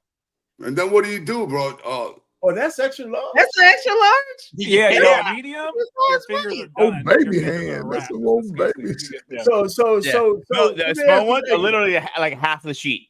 That's a big ass wipe, bro. To be honest Okay, with you, so clean a whole table with that thing. do you fold it and then use it again? You know, you Oh, fold man, it. come on, man. Y'all getting this Oh, straight. Yo, wipe I physics just is wanna crazy. know. Wipe physics is crazy because you can fold it 2-3 times. You You know? But I bet you guys didn't know which way you're supposed to hang the toilet paper. Is it up or down? I don't know. I don't even on, hang it man. no more. I just put it right on the sink to where I can Yeah. reach it. The padding. Oh, If you shit, look into the man. padding, Come on, Yeah, man. I don't care. We're not doing the over. We're not doing the over. No. No, Oh, I we don't doing even- over. I don't even hang it. I want access to it everywhere. Just doesn't Honestly, yeah. Y'all shit splattering out the side of the hey, lead. at man. least Y'all we talking didn't start using the 3 seashells yet. Okay, What? please. Okay, wait, Sparta. I need you to. Yo, I never understood that. That still perplexes me to this day. The what? What? What is it? The 3 seashells. The three You a seashells. professional cheater. You guys never seen Demolition Man? Demolition Man. You guys never seen that? I did see that. That's with Stallone and John Claude. Yeah, they didn't have. They in the future they got rid of toilet paper. They used 3 seashells. I have no idea how. I think it sprays your ass or some shit like that. I'm not. 3 seashells. That sounds like it hurts. Seashells by the seashore? Yeah, that's No, funny. it was. I think it was a joke, but I also wanted to know. It's like, is this actually like a real concept? So they have Nah, 3 man. If seashells. it's in Oh, demolition, no, man, man, it that ain't shit real. scrape the lining off your cheeks. What you talking about? No, Actually, what they're telling you is that the seashells have an anomaly in there, one of those things, and it comes out and it eats your shit. What? What, like a snail? Like a snail? Yeah, it Like comes a out. snail comes out and That's the only way I can see how it works.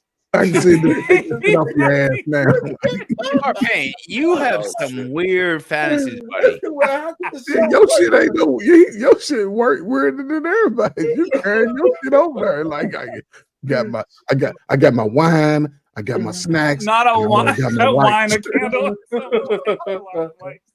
I usually have a tablet there too. Yo, that's actually really funny though. You bring your own dude wipes. Christmas dinner. Hey guys, I got the wipes. Oh man. I walked through with my You know, matches. call me crazy. I have an issue with public bathrooms. My matches. I don't.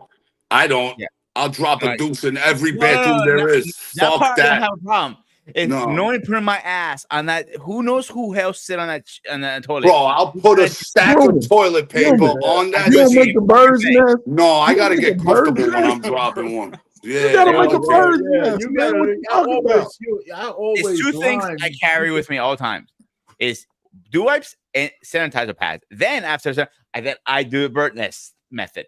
I mean, I don't The trust. bird nest No, method. Here's a good one too. Public bathroom. Put a bunch of toilet paper in the bowl so that when you poop, the water don't splash. The water don't splash on you. Roll back is crazy. Man, Yeah. man, let me tell you. Listen, I don't know about you guys, but if you've never been scarred by camp, I used to go to a camp and they had the communal bathrooms and the toilets are lined up right next to each other.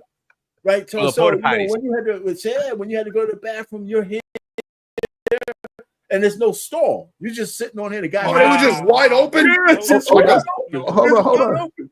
Hold on. That's in the military too. If Oh, you yeah, think you so train you up- up there, blah, blah, blah, blah, the guy next to you. I swear, and then maybe around 10 feet in front of you is the lean-to, right? So guys are taking a piss in that, and you said, man, we used to try to listen. I'm in the camp, had beers, everything. People would get up at 3:00 in the morning. So just to get to the bathroom, it's cold. It's just if you can have it by yourself. And all of a sudden, you always see somebody in there, you know, but at least you could be all the way at the other end, right? Because it'd be like 8. Yeah, there's room. There's room to move. Yo, imagine. I was like a teen. I was like 8, 10 to 13. I'm 66 and I'm still scarred. Yeah, Yeah, that's fucked up. I'm Could you so- imagine? Could you imagine walking in on 2 guys playing like rock, paper, scissors while they're dropping a deuce? I'm telling you, see that. Okay, my cousin's a Muslim. My cousin's a Muslim, right? So they go on the Hajj because you got to go to the Hajj with all of them. They're following the damn rock and the thing and all that, with millions of people coming from around the world. So if you're a real Muslim, you got to do it at least once. Yeah. So they're telling me the story of the Hajj. And the only question I could ask them is, where did y'all take us? This is what interests us. This is what interests men. What they had was you had stalls. And so you had to pay for a stall. If you just want to take a shower, that's one cost. But if you had to take a shit and a shower, they had a hole on the bottom of the ground. Nah. So you had to squat over the hole. Yeah. While you taking a shower. While you're taking a shower? Yeah. I'm actually okay with that. Aerosols is crazy. I think I'm okay with that. Taking a shower, taking a shit in the shower, and then just letting the water. I'm game for that. Okay, Give me that. So bathroom physics. When someone's when you're taking a shower, you have all those mist and aerosol, and someone does anything in there, even if they just break wind, right? The last airbender type stuff, right? It magnifies it. Oh, that's why I don't bring a drink into the bathroom with me. Yeah. I'm talking about my own private bathroom. That's $1 million idea. Have a toilet bowl in the shower. It's not a toilet bowl, it's a hole in the ground. Actually make them like that, dude.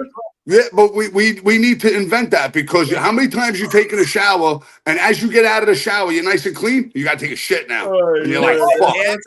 Showers. Now you got to go back in the shower. Let's just do it all at once. Yeah, just do it all at once. Here's a little history lesson. History lesson really fast. Back in the medieval times, before bathrooms and all that stuff. I'm definitely a first world guy. I can't travel. No, if you don't got 5-star hotels and shit like that, I can't go. No, I'm with you. I'm not going. Realistically, I'm with you. The only place that I'm sorry, I cut someone off. Go ahead. The only place that's like third world is when I went to Greece, and they have like, you got to use the sink hose to shower. You got to take the hose with you into the shower. It was the weirdest shit. Bro, I grew up in really Greece. Weird. What? I grew up in Greece. Greece is dope. It's just like some of the things they use in those old school places. The old school country ones. Let me give you a little history lesson. Back in the day, back in the day, in castle time, whoever was on top of the castle to take a shit, the bathroom should hang out outside the castle a bit. So you had to aim your ass in the hole. So whoever was walking about was getting shit-headed. Literally, that's the term shithead came from. So yeah, but everybody had good aim. I'd fuck up. Not everybody had good aim. They placed their asshole up against the hole. Yeah, pretty much. That don't sound like something I could succeed with. Yeah. Sorry, Coach. Coach is calling the 22nd right now. Right there. You cannot have a light-skinned dude and 2 white guys up on the panel. No, you can't do that shit. No, but it's unique. And listen, we all men. So it's crazy that this conversation is happening, and everybody has a unique experience about taking a shit. It makes no sense.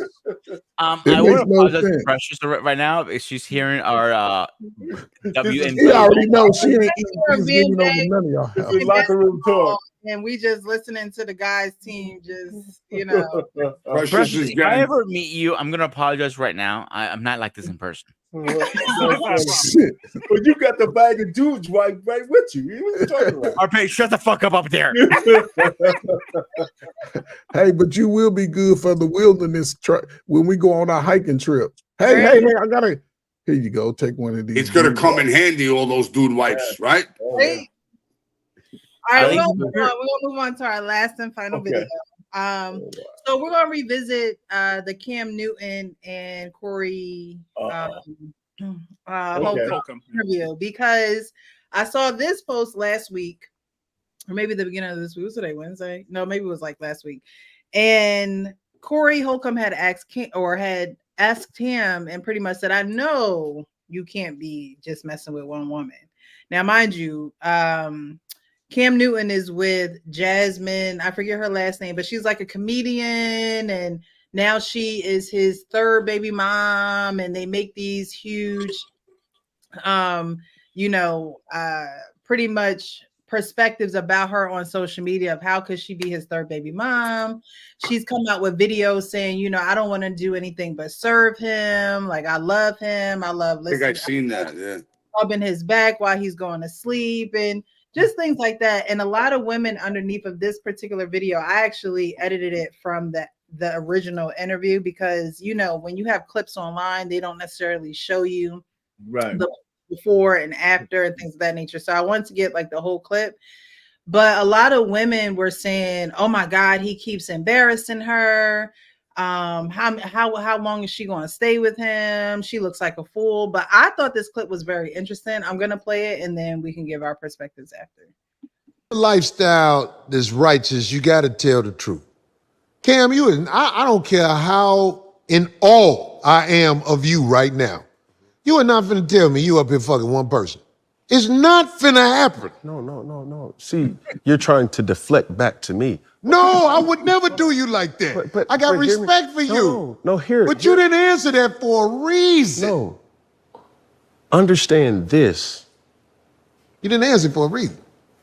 I'm going to answer mine, and then I want you to answer mine too.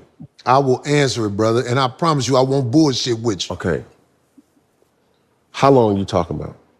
What you mean? You fucking one person. What do you mean, how long I'm talking about? As long as I've been with Jazz, Jazz has not been the only person that I've had sex with. I don't know your situation. But I'm getting personal. Right. I don't know your situation. Since you want to take it there. And this is the thing that has... Do you feel like I'm being disrespectful? No. Because I'm not trying to be disrespectful. No, trust me. Trying to be honest. I'm trying to be honest too. There's times where I've openly had conversations, and this is why me and Jazz are growing in our relationship. Understand this.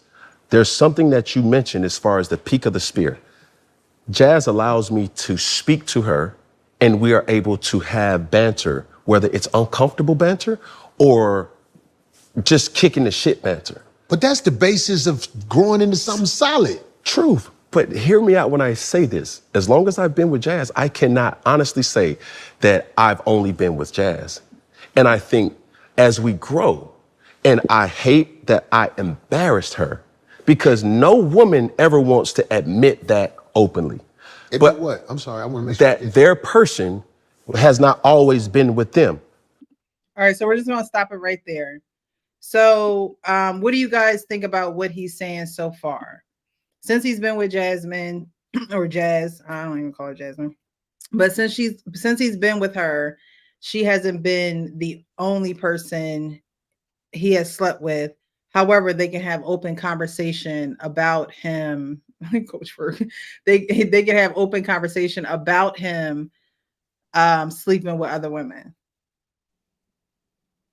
And this is only half of the video, so we're gonna get into the other half. But so far, I think it's interesting because the way. Sorry. No, go ahead, Ken. Oh, okay, good.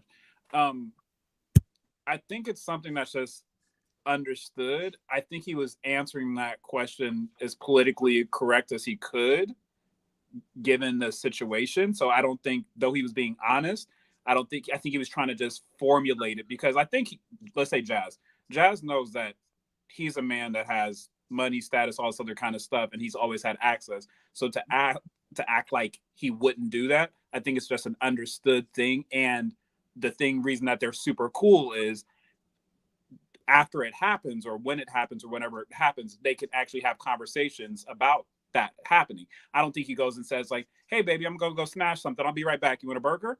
He's not doing that. But I think there's an understood, and then when it happens and it might come out in another way, she already knows like, yo, you were gone until 2:00 in the morning. That was what's happening. So I think he just answered that in a very tactile way in order to like, I respect this woman, and I know she sometimes gets influenced because she's on social media and she's actively trying to get a bag out of social media and stuff like that. I want to make sure that I show her the respect because I respect her as a friend. So I think that's why he answered it in that very particular matter. But I think she already knows. I think the biggest part is the embarrassment. And I think that's what, like, even with Kevin Hart's wife, she knew he was probably smashing on stuff. She knows that he is.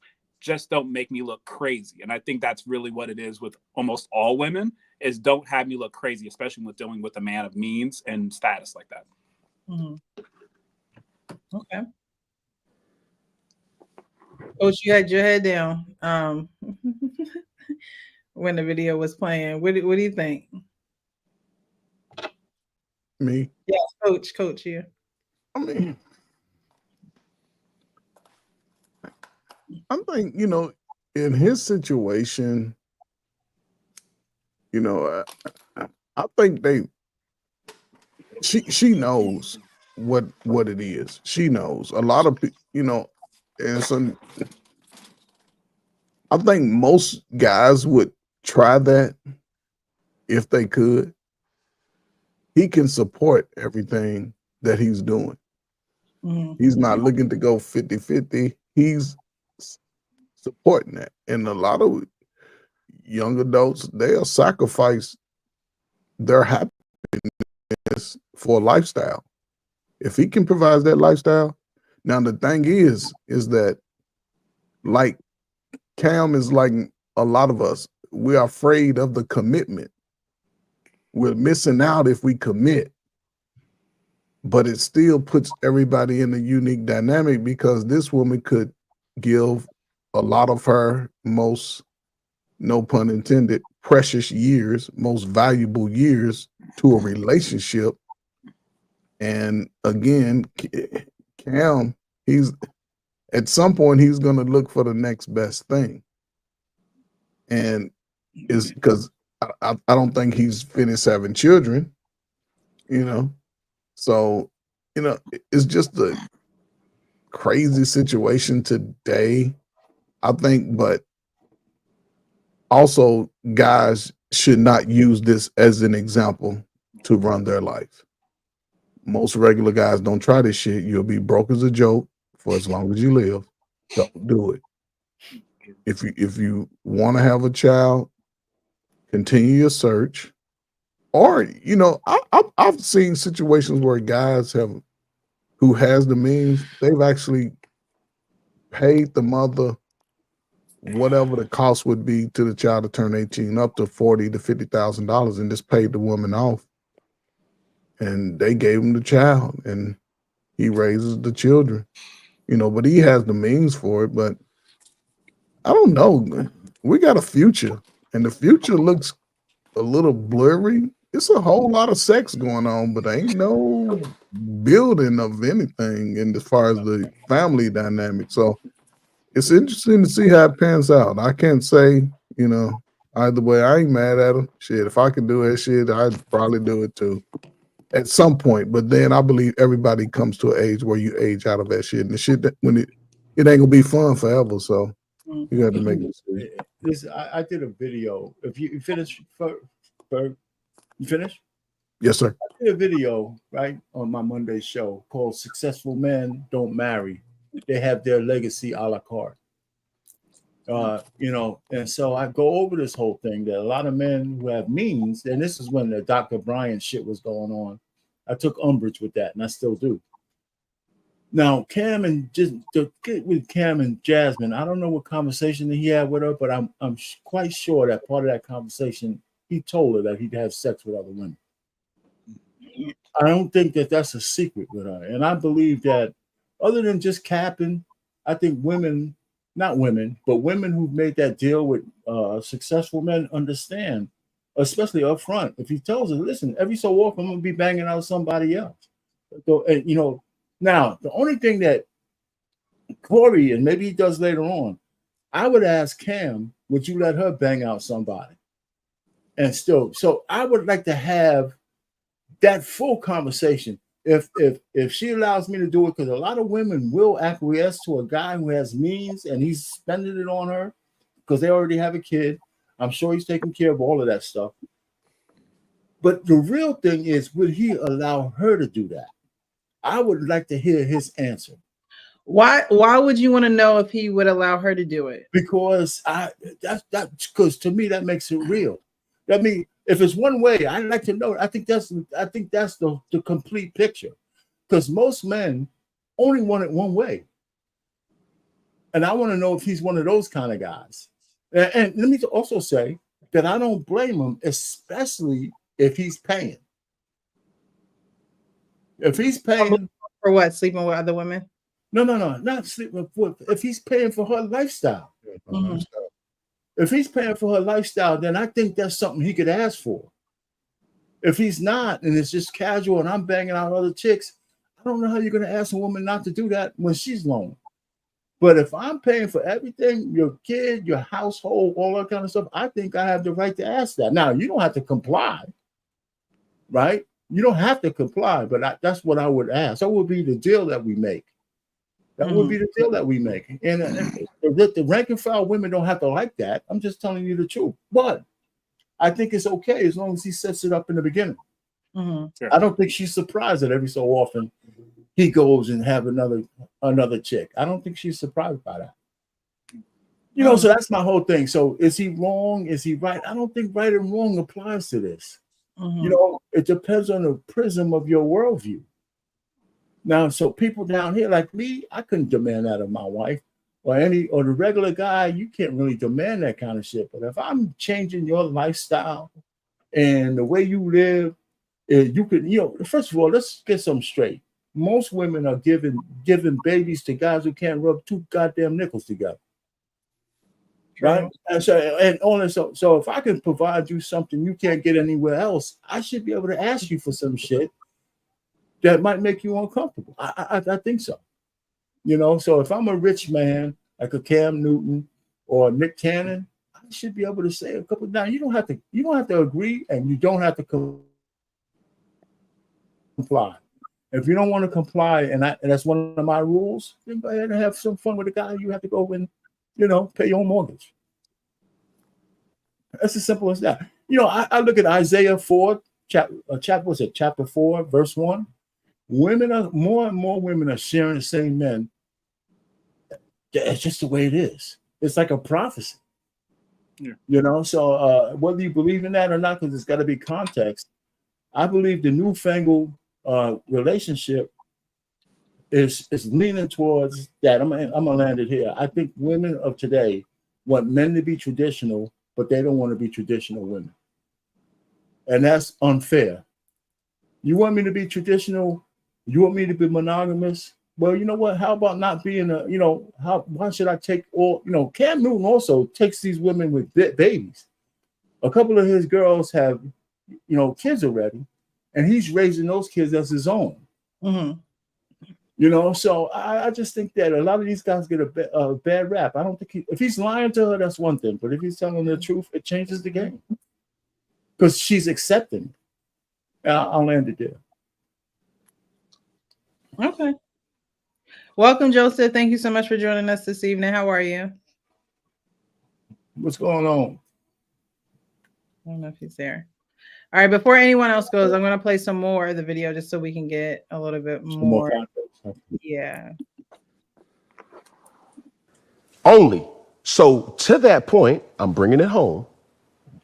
What has allowed us to begin to get closer in a relationship is that I don't feel that she judges my action. She holds me accountable to my action. And she asks me certain things that, how can I do certain things to better so that this won't be a normalcy for you moving forward?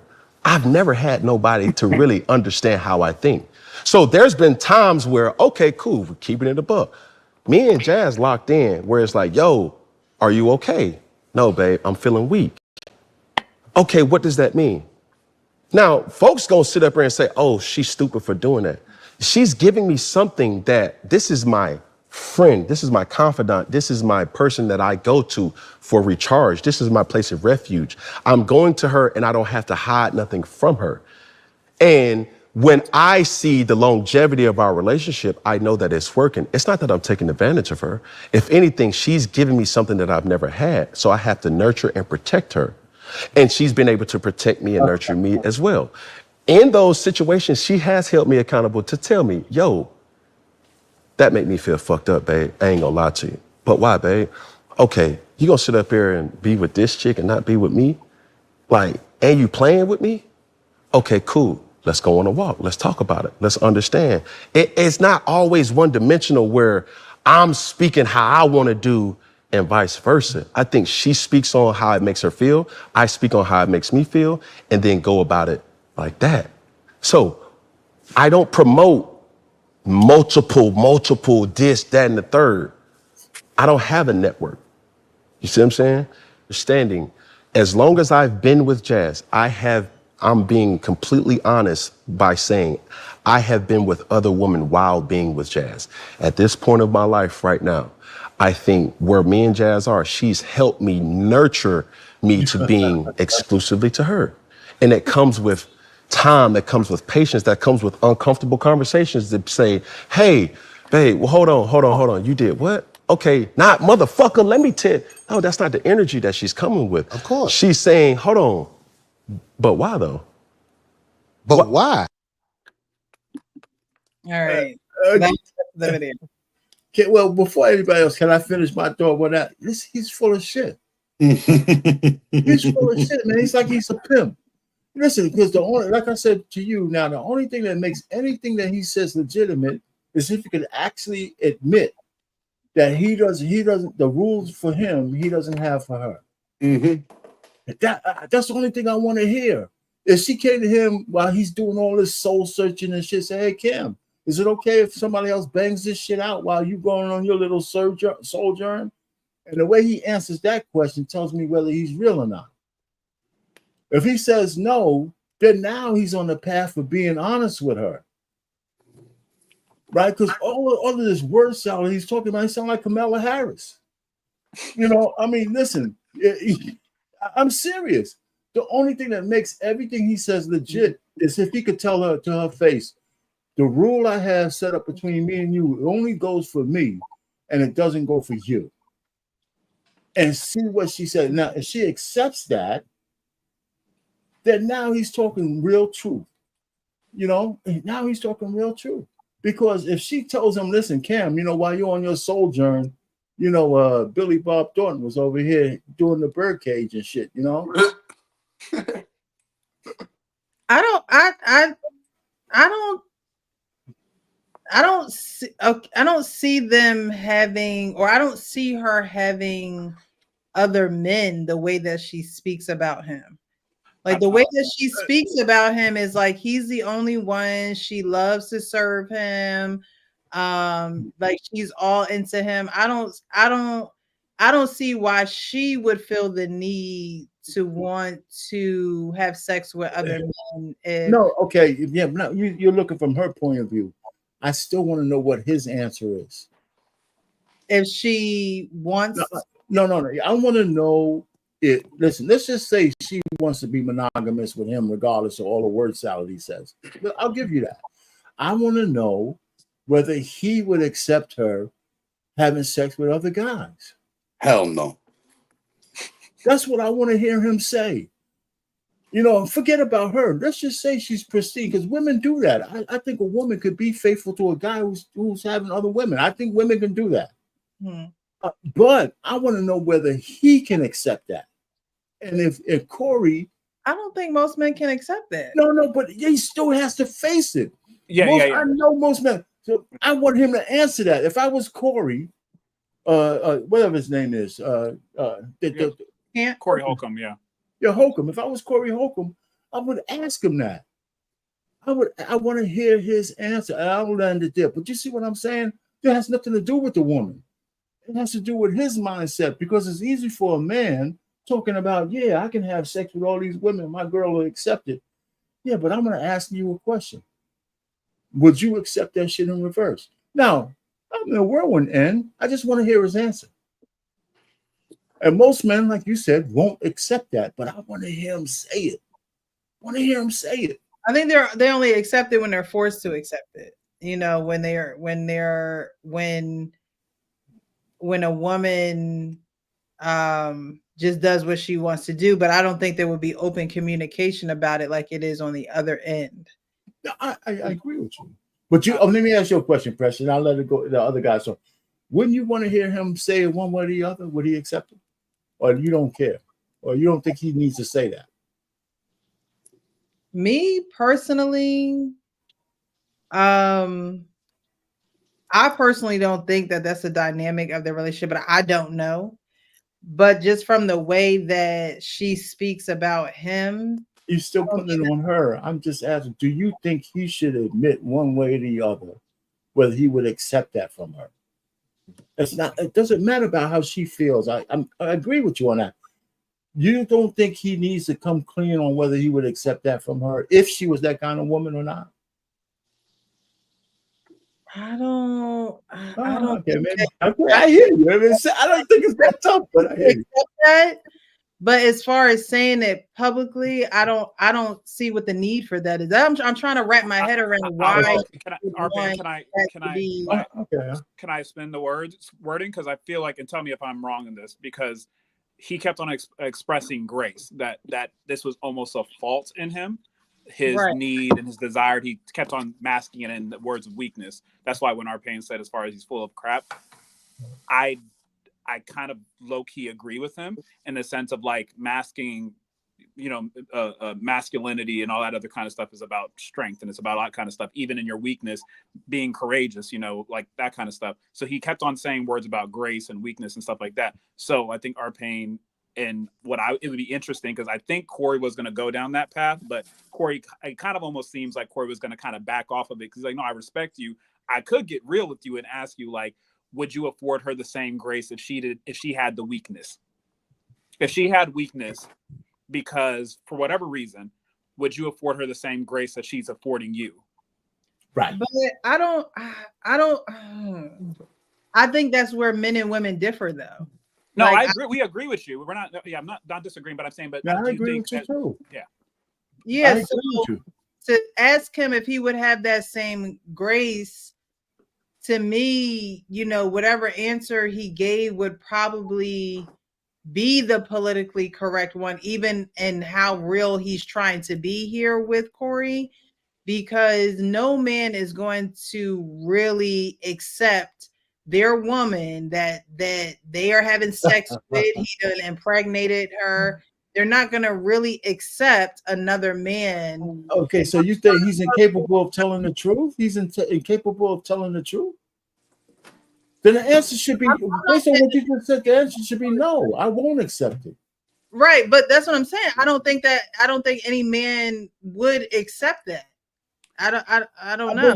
But you don't think he should be able? You don't think you would want him to say that? If we already know that they wouldn't accept it. No, that you don't get away with that in the court of law. I want to hear you say it. Well, what the one thing, and I'll just leave it here so I can let the other guys talk, is that the reason why is that in the midst of all those words, and mind you, I love words, is that the simplicity of it is this, that even if you think this is a weakness, which I don't really think he thinks of it as a weakness, he might want to get better in this area, is that the dynamics are the dynamics. Right. I would never let you, me paying your bills and me having you as a woman, I would never let you go out and do those kind of things. I'll accept other of your graces, but that's where I would draw the line. And honestly, that would be just a cool conversation where she knows that she can't do that. I can do this because I have the means and I pay the bills, but she can't do that. I'll be gracious to her in other ways, but that's not one way I would do it in. And that's what people would like, to be real in that dynamic. And that's where actually Corey went before the video cut off. He said, Jasmine just wants to know why. And so the video cut off, but Corey goes on to say, well, what you say after that why is important. And he goes, because you are a man of means, because you're a man who can get women. You're not a man who has to stay with one woman. Whereas with women, she done had his baby. Her time is ticking. So why would she, jeopardize that with all these men when she already has someone who is satisfying the needs of her current life?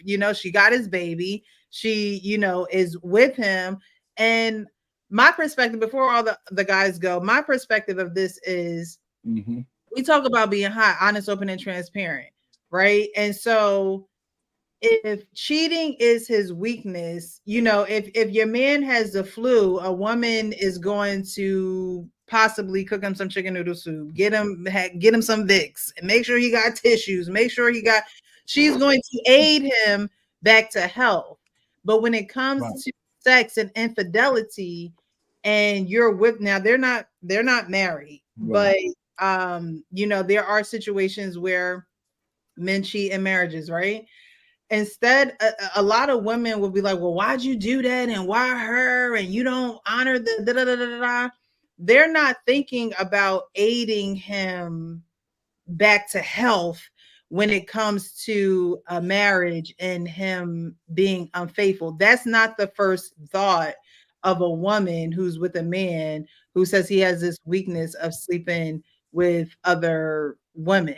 And I think it's unique that Jasmine, and we don't know their situation, what happens in their four walls. We can only go off of what he is saying. I think it is unique that he can have these conversations with Jasmine, no matter how uncomfortable it is, no matter, you know, if she don't like it or not.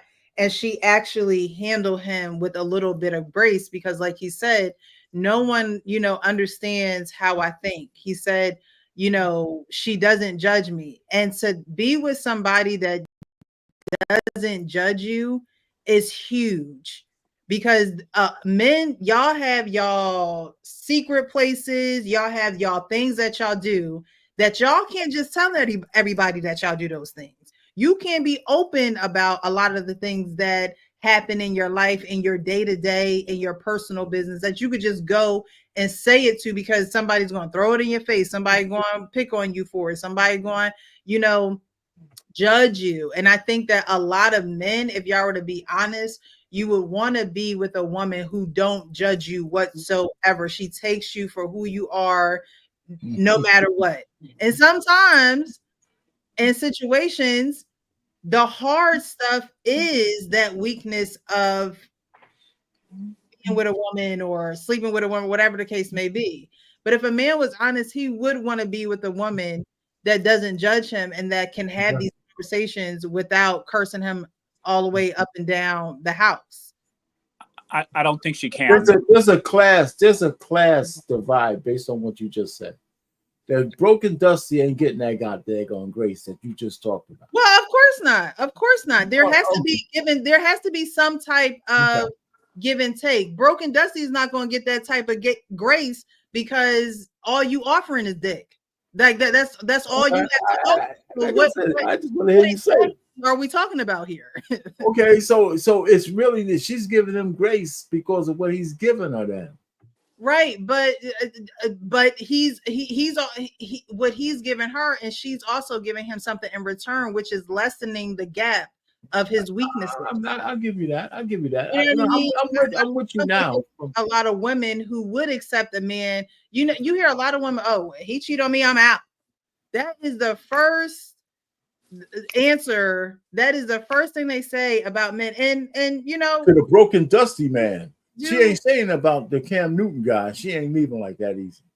Some women might say it about even those men, because that's initially that's their first thought. Like, you know, I don't come with this. I don't have to da da da da da. I can find better. Blah blah blah blah. No, but at the end of the day, if someone you're in a relationship is going through a hard time and it's something that, you know, it's you're gracious. You're very gracious, Precious. He's going through a hard time, all right. He's going through a hard time. What I'm saying is, these are honest. Right? I need somebody to mute. Who was that? Sparta? Is that? I don't know who that was. I thought it was music, but if you are like literally, let's just take Cam Newton and his football and all of that out of it. I mean, let's just give him a little money. All right, he got some money. All right, but let's just take all the hype out of it. If you are having an issue in your relationship, would you want someone who was going to be down with you and help you, or would you want someone to be like, I don't care about your little issue, you need to get it together, but I'm not going to be the one to help you get this together? Most men would want a woman who is going to say, you know what, you have this issue, but I'm going to work with you. You have this issue, but I want to know how your mind works, so I know, like he said, What is it? Is there something that I have to do? Is there something, you know, what is it that attracts you? She talks it through with him instead of being accusatory and judgmental towards him. And a lot of men would rather be with somebody that doesn't judge them than be with a woman who has something to say about every 2 seconds of their life. I no argument. No argument. But what do you guys think about so I played the rest of the video. That was just my little 2 cents. What do you guys think about the video?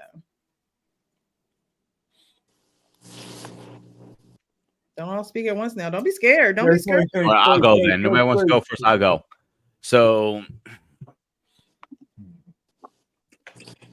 I'm going to push back a little bit because a real man who really wants a relationship will go after it. He won't start slipping around any women he finds.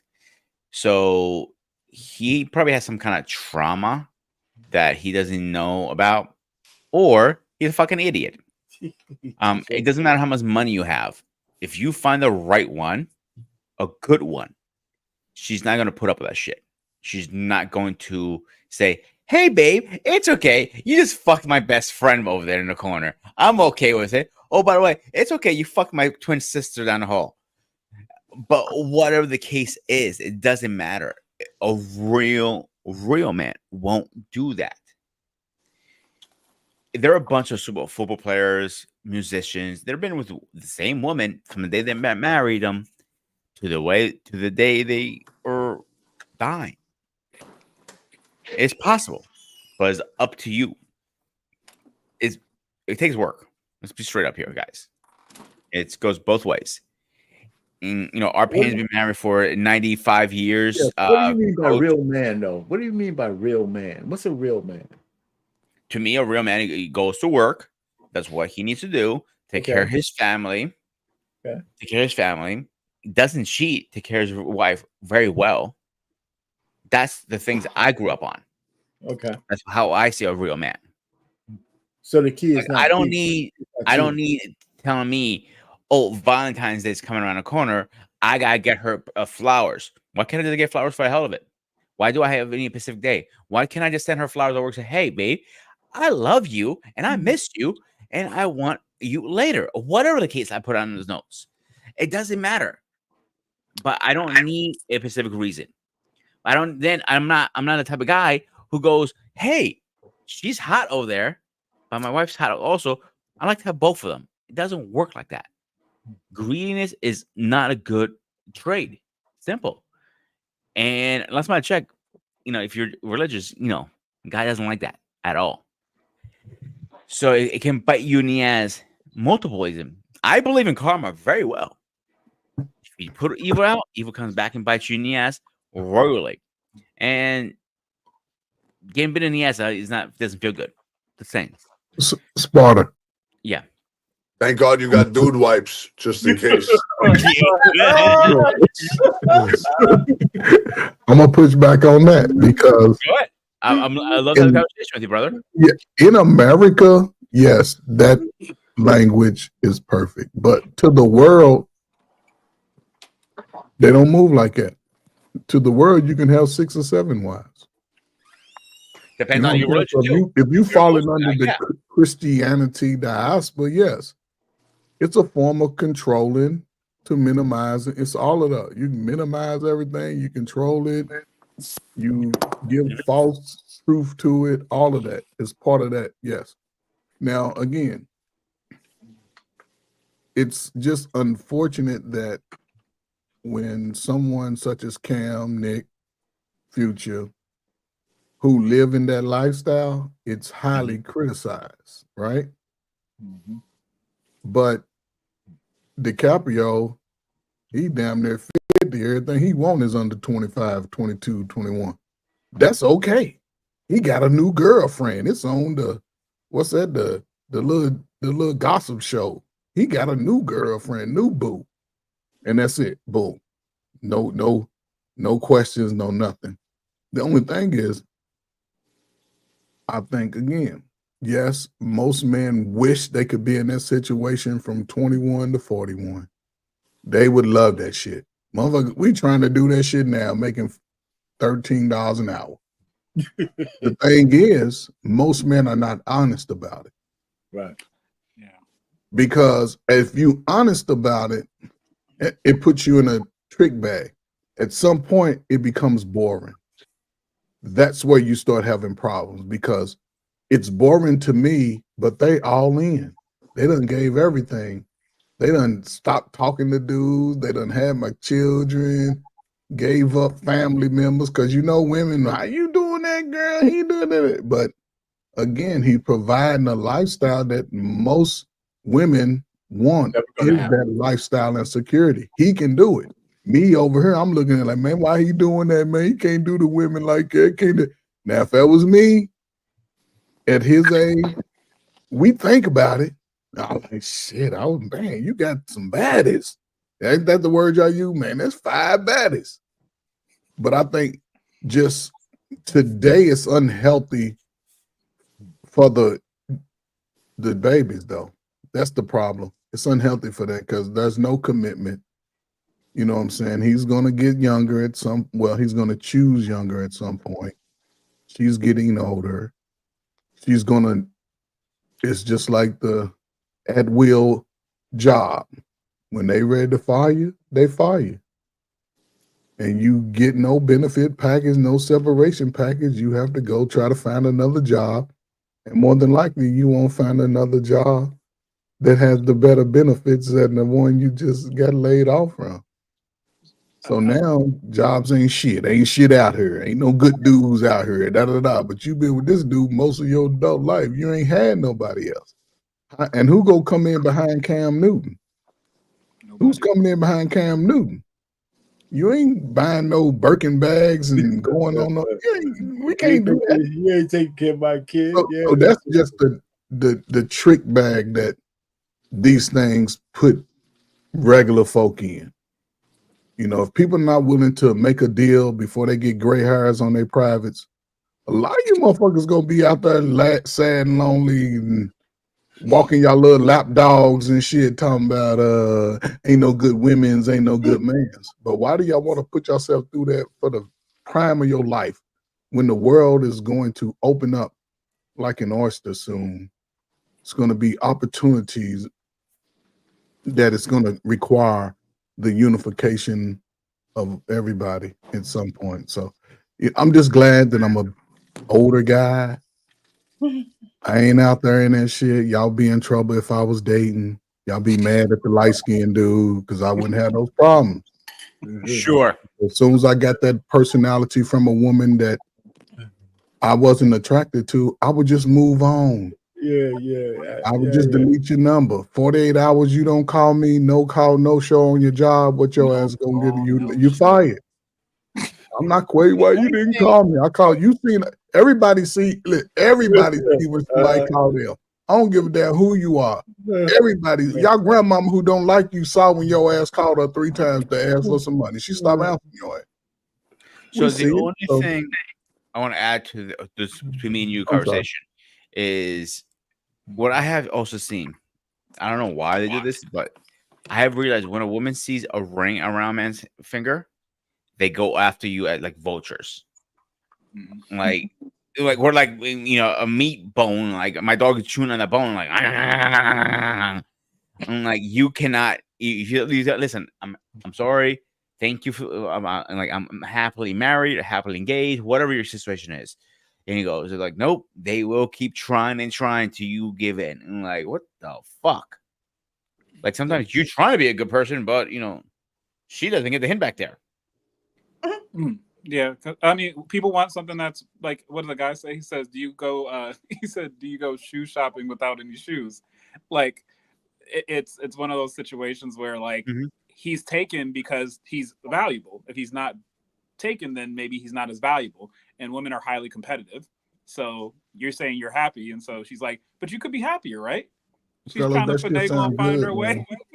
Listen, that shit sound good till you turn 50. All that shit look good out there till y'all turn 50. Ain't none of y'all, me and our pain, the only one 50.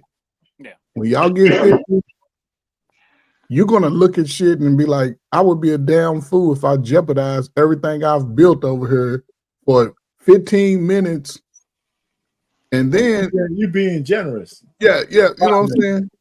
You'd be a fool to jeopardize that. You know what I'm saying? Because Probably 2 seconds with you. Oh my you God. don't I've been there. I've been there. Shit, No, what I'm saying is, You know, maybe I'm one of the unique ones and the weird ones. When I was younger, I never put myself in jeopardy. Like, listen, I was with one woman, and that's all I cared about. I would hang out with my girl, you know, pay attention to her, treat her as best I can, take her out for dinner, do whatever I need to do. And at a young age, maybe because my grandmother raised me, and that's how I was raised. Yeah. And a good possibility, like as long as I can remember, like I wanted to get married, I want to have kids, the whole 9 yards. Obviously, it hasn't happened. How did those work out? How did they work out? How did they work out? After all your simping days, how did they work? How did they work out? It's the reason I'm so single. Thanks for reminding me, RP. Thanks. There you go. Thanks, asshole. I mean, you know, I tell you, right with you. Like, okay, who else is there? Who else? Okay, so Joseph didn't say anything yet. Well, because this sounds like rich people problems, and I can't. This ain't the type of shit I could deal with. When, and you know what? Listen, I personally think, to go back to what Payne said, I want to hear his answer because I know it's a trick question, right? He can't answer it either way. He can't say no because it's a double standard, and he can never admit to what we all know as men. Ain't nobody supposed to be with my girl if she's my girl. That's why it's a rule amongst men. Don't ever fuck with another man's woman, and it's just how it is, right? But these people got a ton of money. They do whatever they want to do, and I can't even begin to think about living that way because, as Coach said, when I was 30, you know, I wilded out, and I feel like I was supposed to do that. But now I'm middle-aged, and if I meet that one right girl, no matter how much money I got, I'm not letting her go, and I'm not going to risk it either. So I think when you're at that level, like Cam Newton straight up looked like Huggy Bear just now. And he was talking, see how cool he sounded? He was mad cool in the beginning. He's like, nah, fam, you know, I was like, whoa. And to make that shit publicized, first of all, I would have said, I'm not answering that. That's something private. It's not something I want to discuss, right? I'd like to think that's what I would say. But I think those relationships are transactional. Absolutely. You know what I'm saying? There's no real love. She knows she's being looked at as a fool. She doesn't care. And she's probably getting her shit on the side anyway. You know what I'm saying? And he just doesn't know about it. He can't know about it. As a man, you just can't. We're not going to share another woman, you know? But for me personally, at this age, I just want one good one. I'm happy with one good one. And if I could get to that level, I don't think I could get to that level without one good one. Right. Before I get to that level. That good one helps you get to that level, you know? Yeah, so Precious, can I ask the panel a question? Yeah, go ahead. Oh, let me ask all of you men here, all of you, whether you're married or not, can you see yourself with just one woman for? Yes. That's it. At this age, yeah. Even when I was 21 and when I was younger, I set myself with one woman. Because I don't like sharing. I don't like sloppy seconds. I don't like none of that shit.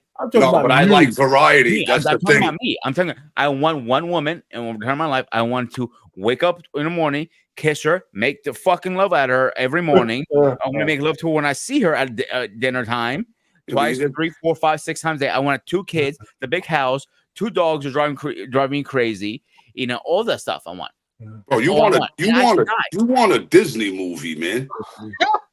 I can't see that shit happen. And I'm not trying to knock you, but if all you got is good sex with a woman, eventually that shit's gonna get played. You're gonna get sick of her. You're gonna want to grab her and her friend. You're gonna want to, you know what I'm saying? There's so many more elements that are necessary. Here's where I'm gonna push back a little bit. One of my best friends, he lives in Maryland. He has one of the best marriages I have seen. My other best friend lives in Jersey. Best marriage. Paul. So one thing they both have in common is they still go on date nights. They still make time for their wives. They still do different things. They have a real relationship. I'm sorry? They have a real relationship. Yeah.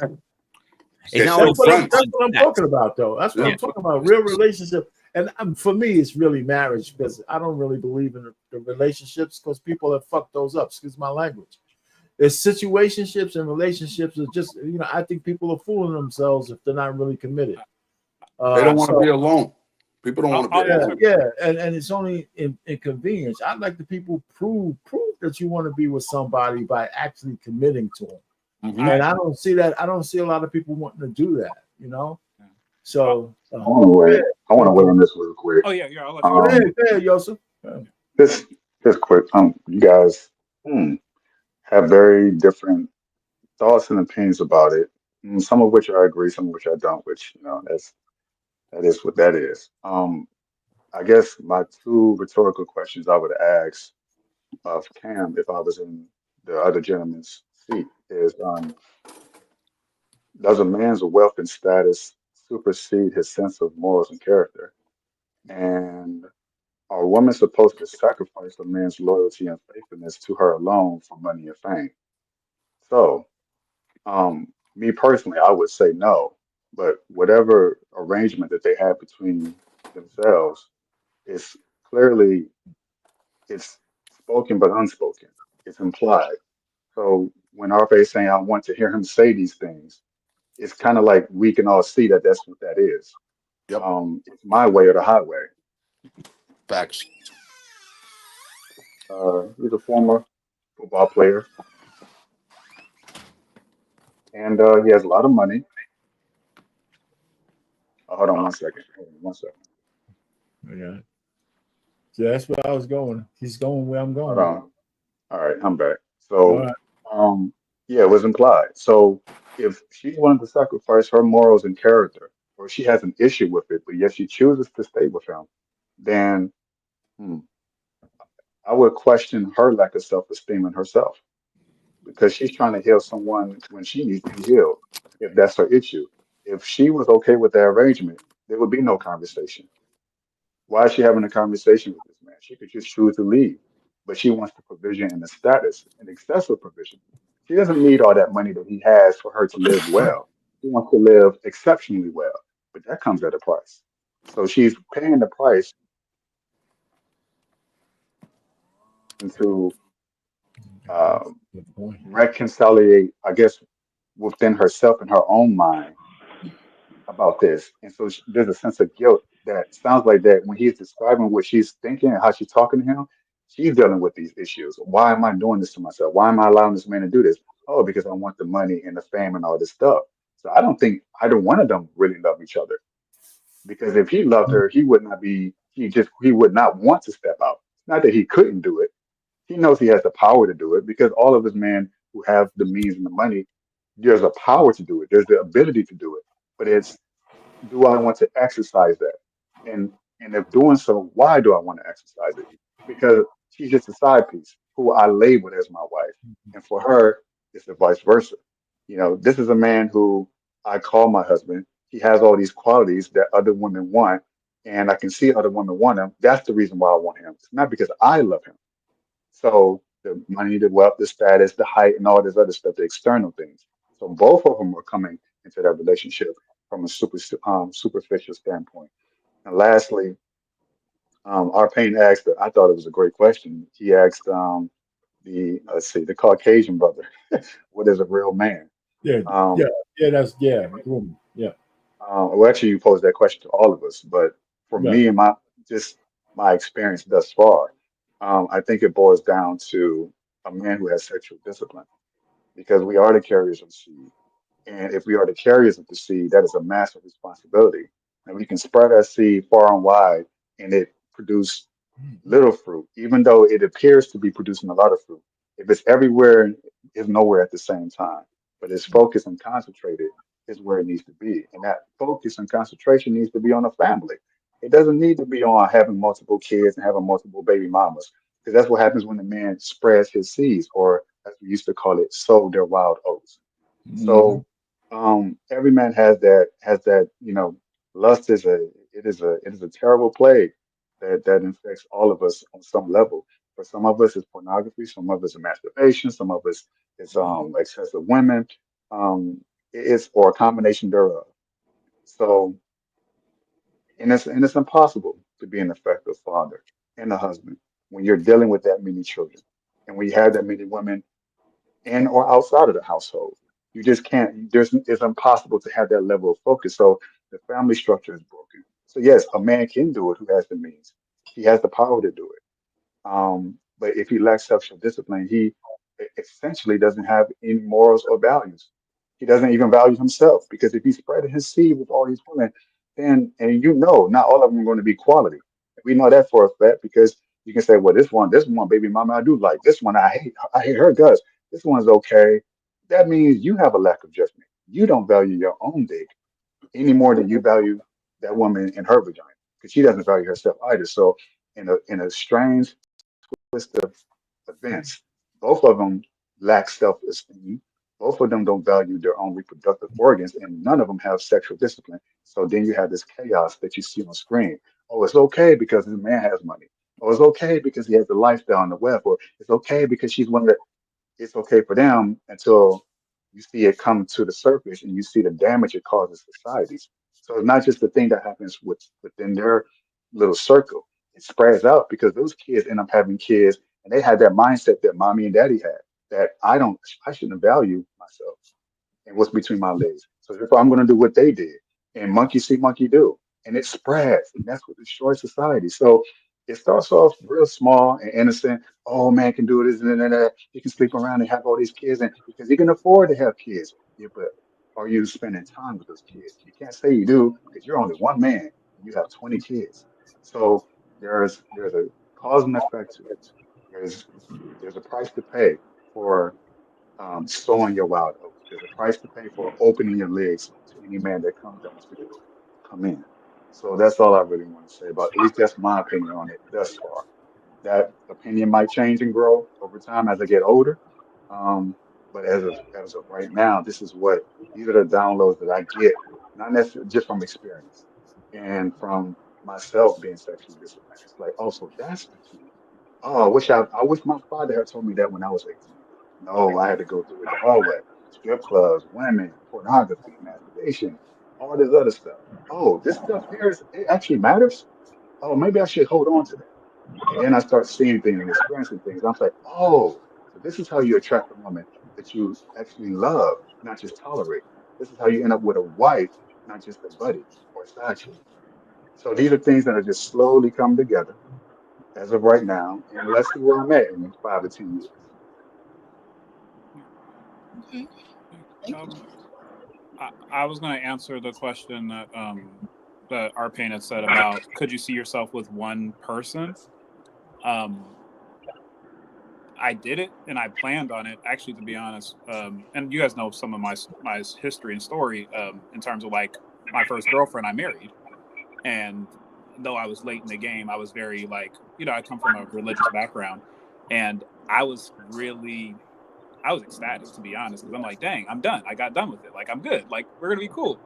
All for, 5 years down the line for her to cheat on me. And then it's just like, I'm out here in these streets again.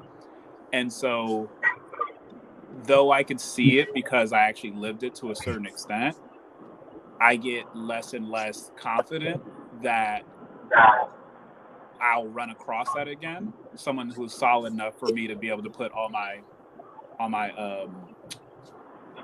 my ducats, in like one basket. And so that's kind of like the reason, like, so I could see myself doing it, but it would have to be a really, really, really special woman who I had that much faith in. So, but I, more and more, I'm looking at like the Nick Cannon situations and those kind of situations where it's like, maybe that might be the best alternative in the sense of like, I mean, of course I ain't got bread like that, but just in the sense of like, where we could have a good relationship, we can have buy-in and commitment with each other, but it just always seems like people are so after lifestyle where it's like, if I give you the lifestyle without giving you everything, maybe it'll foster a better and a longer term situation. Because one thing that women understand, they understand employment. They don't seem to understand relationships in this current era. They'll stay at a job longer than they'll stay in a relationship. So I would like to, but at the same time, I'm starting to ponder other alternatives. Do you think the solution to your previous failed marriage is to go the opposite extreme? Can you hear me? It's an echo. Like echoing. I muted Joe because I think he's in his car. It's echoing. So Joe, I muted you. Whenever you want to talk, just unmute. Okay. Sorry, keep on going. Sorry. I don't know. Did that work? Is it Yeah, still it was. echo? Yeah, it's better. Yeah, it's better. Yeah. Okay. Oh, my question, Kent, was um because of your failed marriage, and do you think that the solution is to then go, I guess, the opposite extreme as a response to the failure of that previous marriage that did a number on you, and Oh, probably a lot of men. Do you think that switching and going, well, I'm just going to have a stable full of women, as opposed to putting my heart into any one because I know what that was like and it didn't work out? oh no, and this is not like I actually didn't have any damage from that. It's just what happened after that was I continued to go and interact and engage with different women, and I didn't get married till I was like 25, and so I continued to engage with a lot of other women, and even before I got with my wife, I was very specific in selecting her. It wasn't the failed marriage. I think it was everything that I continue to see, and it's a very rare thing to find a woman in this day and age, unless, like I said, I go to someone who's part of a really religious situation. So it wasn't, I'm not trying to go extreme. It's just more so like looking at other ways of having as close to what a traditional marriage would be, but maybe just augmenting aspects of it. No, I'm not trying to have a stable by any means, but like just having like maybe another dynamic would work better for them, because I could do a marriage for the rest of my life, but I don't know Mm. how possible it is. Like it's So hard. in a way, Yeah, it's just hard to find. so that's interesting. So in a way, you're like, well, it's not necessarily something I want to do, but because it seems like that's the trend that women, the majority of women that I come across, that's what they want. They want to kind of have this options open situation. Therefore, I kind of don't have a choice. Therefore, I will acquiesce to what they want, even though it's not something I really want to Yeah, yeah. It's kind of more so like I just know that I don't think you're capable, because like let's look at Precious. Precious had so much. There's so much that created a Precious, right? There's a lot of women don't have that history or experience to even do that, and it shows. Like I'm part of a dating group, and a lot of cool women, really cool, solid women, but they're in their 40s. Some of them are in their late 30s and 40s, never been married, and don't even know how to engage and have a real relationship with a man that would mirror something like Coach Berg or Art Payne would have. Well, I Rhea, really. why you looking so for women that old? Oh no, I'm not. No, I'm not looking for women. I'm just saying, like I was just giving an example. Like even women who are well matured and experienced, they can't. No, my swing's crazy. It's like I go down like lower 20s all the way up to, and I've All right. literally I talked just to wanted 100 to, I women. just wanted to hear you say that. Yeah. But still, I think Yusuf, I believe he said, he made a good point though, because it ain't about the honeys, it's about what you want. It sounds like you're acquiescing to what you think is out there. Well, I look at as opposed to saying this is what I want, and I'm gonna keep going through the numbers until I find that. And that's do. And I got one more question for him too. Oh yeah. No, party. Yeah. He's like, huh? He's like, is that what I'm saying, or is that not what I'm saying? That's interesting. Um, my last question for you: Is it is it is the solution to looking for the woman that is of the qualities you're looking for? Is it in you looking for it, or is it like being somehow being brought to you or attracted to you? I mean, I don't know how you believe about God, or because it seems like there's a lot. I get it. There's a lot when we're in our minds and we're making the judgments of I'm looking for this woman, and it seems like this never ending search, and we're coming across dead ends.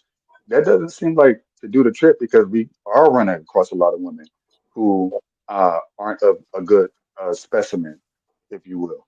And so perhaps the solution is probably closer to what the Bible speaks of. And I'm not even someone that believes much of what the Bible says, but there are some things I've seen people apply in scripture, at least when it comes to relationships and finding their wife or their husband, that just works and they last the test of time. And it had little to do with their conscious, oh, I'm looking for this, I'm checking off this box, these red flags, green flags. Oh, I think I got it. Oh shit, I was wrong. Whereas it seems like if there's some sort of outside force, whether it's God, Allah, or whatever, something that has created us on the spiritual level, then that that force we can trust and to guide us to help us find the one who's going to be faithful, because we can't predict in the future if someone is going to be faithful. And it seems like a big risk if we are the ones doing it. So I guess my question is, have you considered that as a possibility? Well, no, that's how I live my life. Like, so but I'm also very practical in the sense of I believe God, everything that God has for me is for me, but there are optional things. Like, God's not going to like make you buy a Porsche or make you do certain things. And I think a lot of relationships aren't a divine, they're not like, I have to be with this person or I don't have to be. I can still live a good, great, full life without that. I'm just noticing that, like, I had sex with my wife. My first person I had sex with was my wife, which was my first girlfriend. So I was very much in the vein of what you're talking about in terms of like putting yourself in a system with people with like minds or like beliefs. But what's happening is, I don't know if you're familiar, but they said if salt has lost its savor, then it's good for nothing. And I think just in a lot of our institutions, even like I said, I used to be part of the Christian church. You still don't find people who are very, very solid. Like, I probably have ran across 3 or 4 women in maybe the last 5 or 6 years who would have been like, oh, snaps, we probably could make this thing work. You know? Probably. So, Not even a certain probably could. Okay. I like to look at things from an age point of view. You know, to our friend's question, I think as men get older, they will be gladly and willingly wanting to be with one woman. Yep. Y'all can't handle 2, 3 women talking to y'all about a debate about lollipops. There's no damn way y'all can handle 2 or 3 women that y'all trying to sleep with, who's having different emotions going on and range of emotions any time of the day. Now, the thing is this, because you mentioned it, because I was going to ask this question.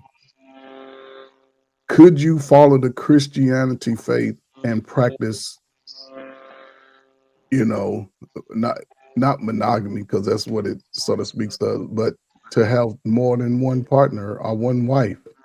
Could you still follow that faith according to its law? I did. I mean, if you're asking me, yeah, 100%. No, anybody. Could you follow that according to his law?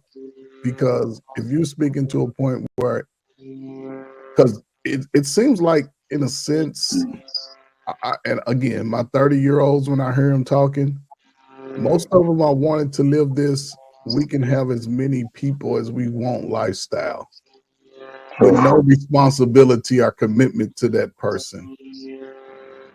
And that, to me, you know, as you get older, y'all gonna wear glasses too. I ain't wear glasses too. I was 20/20, I promise you.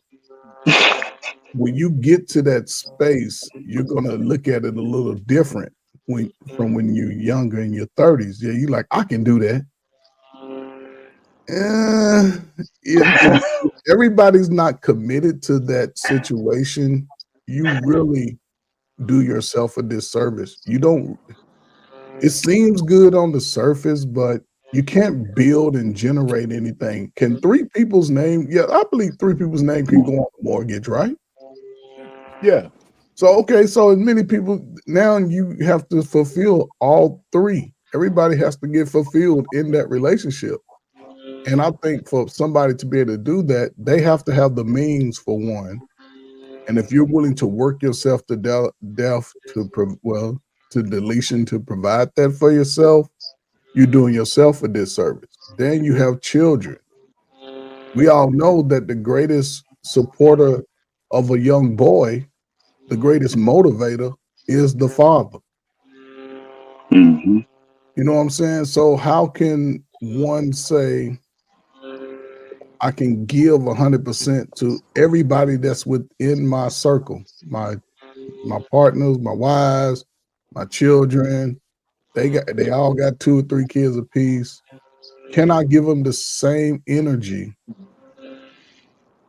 without damaging their emotional process? Because we see it today. A lot of adults are dealing with emotions. Over that. Do you want to answer to that, what you just said, though? I do, but no, I'm saying, give me. Okay, so I'm gonna shut up. Just give me an answer. No, don't shut up. I'm just saying, that's a good point. I mean, that's a discussion point. But go ahead and finish. No, I'm just, I'm just looking at the time that we in now and the space and how, because when I was working in the high schools, I used to see young women that were pregnant, and I would always ask, "Where's the father?" Well, he ain't around. What happened? Well, he ain't no good. What? How he ain't no good? He don't want to be with me. What you mean? He got another You ain't girl. no good. You ain't no good. Yeah, Yeah. yeah. This is, yeah. Believe me, it's not a new trend. It's Oh happening. no, it's not. It's not. But He ain't no good.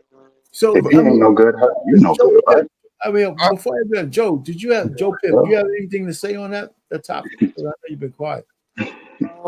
I'm pretty I mean I heard Cam, I heard Joseph, I heard all of you. I'm pretty, I don't know the word I'm looking for, but I used to be one way and now I'm just a completely different way, you know, as far as seeing myself being with one person for the rest of my life. I never thought I could. I was always the type of guy who had 10 relationships with in 10 years with 10 different women, and then I realized I had the same relationship 10 times because I never changed. You know, I had to learn how to I had to take accountability for the things I did that were wrong. And even if I wasn't wrong in a situation, but I chose to be with the girl that I knew wasn't right for me, but she was just available, you know, or I didn't feel good about myself at a certain point and I just dated someone that I usually wouldn't date. You know, I had to shift my perspective on a lot of things. And in order for me to do that, I had to change. So now I also believe other people can change. I used to never think people could change because Have I you ever couldn't been married? change. Have you ever been married? I've never been married, no, and I refuse to get into a relationship just for the sake of being in a relationship. I really want to do the interview process a lot deeper now, you know, because I don't want to make that mistake. I'm too old. I want the right woman. I want a woman that she doesn't have to do a lot. Just provide me peace when I get home because I'm out swimming with sharks. You know what I'm saying? So provide me peace when I get home. Don't you, you, you know, I want something different from a woman as opposed to what I used to want, Right. which was the drama, the toxicity, the fun. I don't want that no more. And, you know, I used to think no one could change. I used to judge everybody. And I don't do that no more because when I judge people, I'm not defining them. I was defining myself. Okay. You know what I'm saying? So I honestly think I could be a one woman man, absolutely. I just really have to be selective because as coach said, there's a lot of people getting involved and then ultimately the relationship ends and then they blame the man or the woman when in reality you shouldn't have been with that person to begin with, you know. And I know what Joseph said was, you know, what makes a man. There's a lot of answers to that. It's not just, you know, so black and white. There's a lot of things, but one thing he said was, can a man resist temptation? That's important for me. You know, I've been tested recently with that. And the old me would have jumped on it just because fuck it, right? Let me just jump on it. But now it's not something I want anymore. So I grew, I changed, and you know, I believe others can.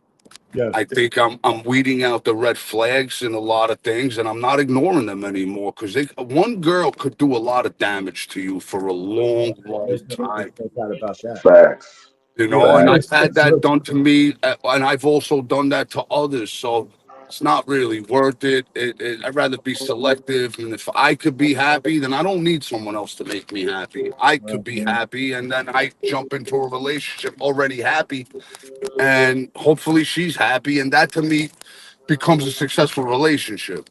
Codependency is done for me, you know? You know, I'd like to answer that question myself because I was young, man, when I made that choice stuff. Because I've been married. I got married at, I think I was 29, 28, 29. But me and the wife, we were together when I was 26, going on 27. So between the courtship, engagement, and marriage, I was young. So I made that choice to go to one woman. It wasn't really that difficult for me. I'm telling you, I mean, you know, and this is where I learned my philosophy. When you understand how you're wired, like like I said, my whole sexual escapades were from 17 to when I met my wife, right? So everything I needed to know, I learned between those 7 to 8, well, maybe 8 years.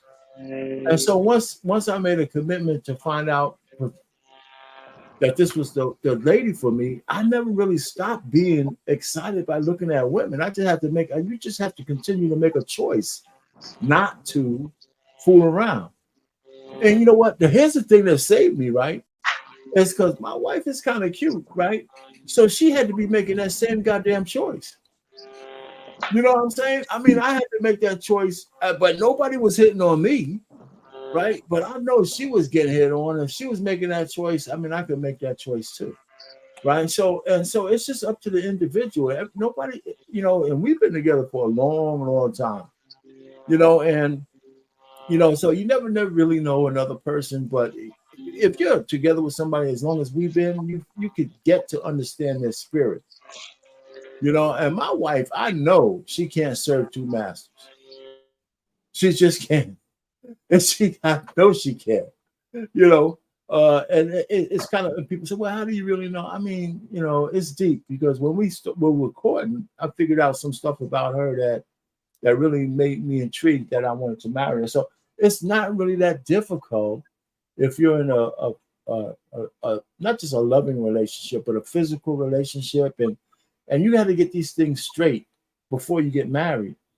And you know, anytime, she's always been accessible. I mean, even after I turn into Shrek, she's still accessible.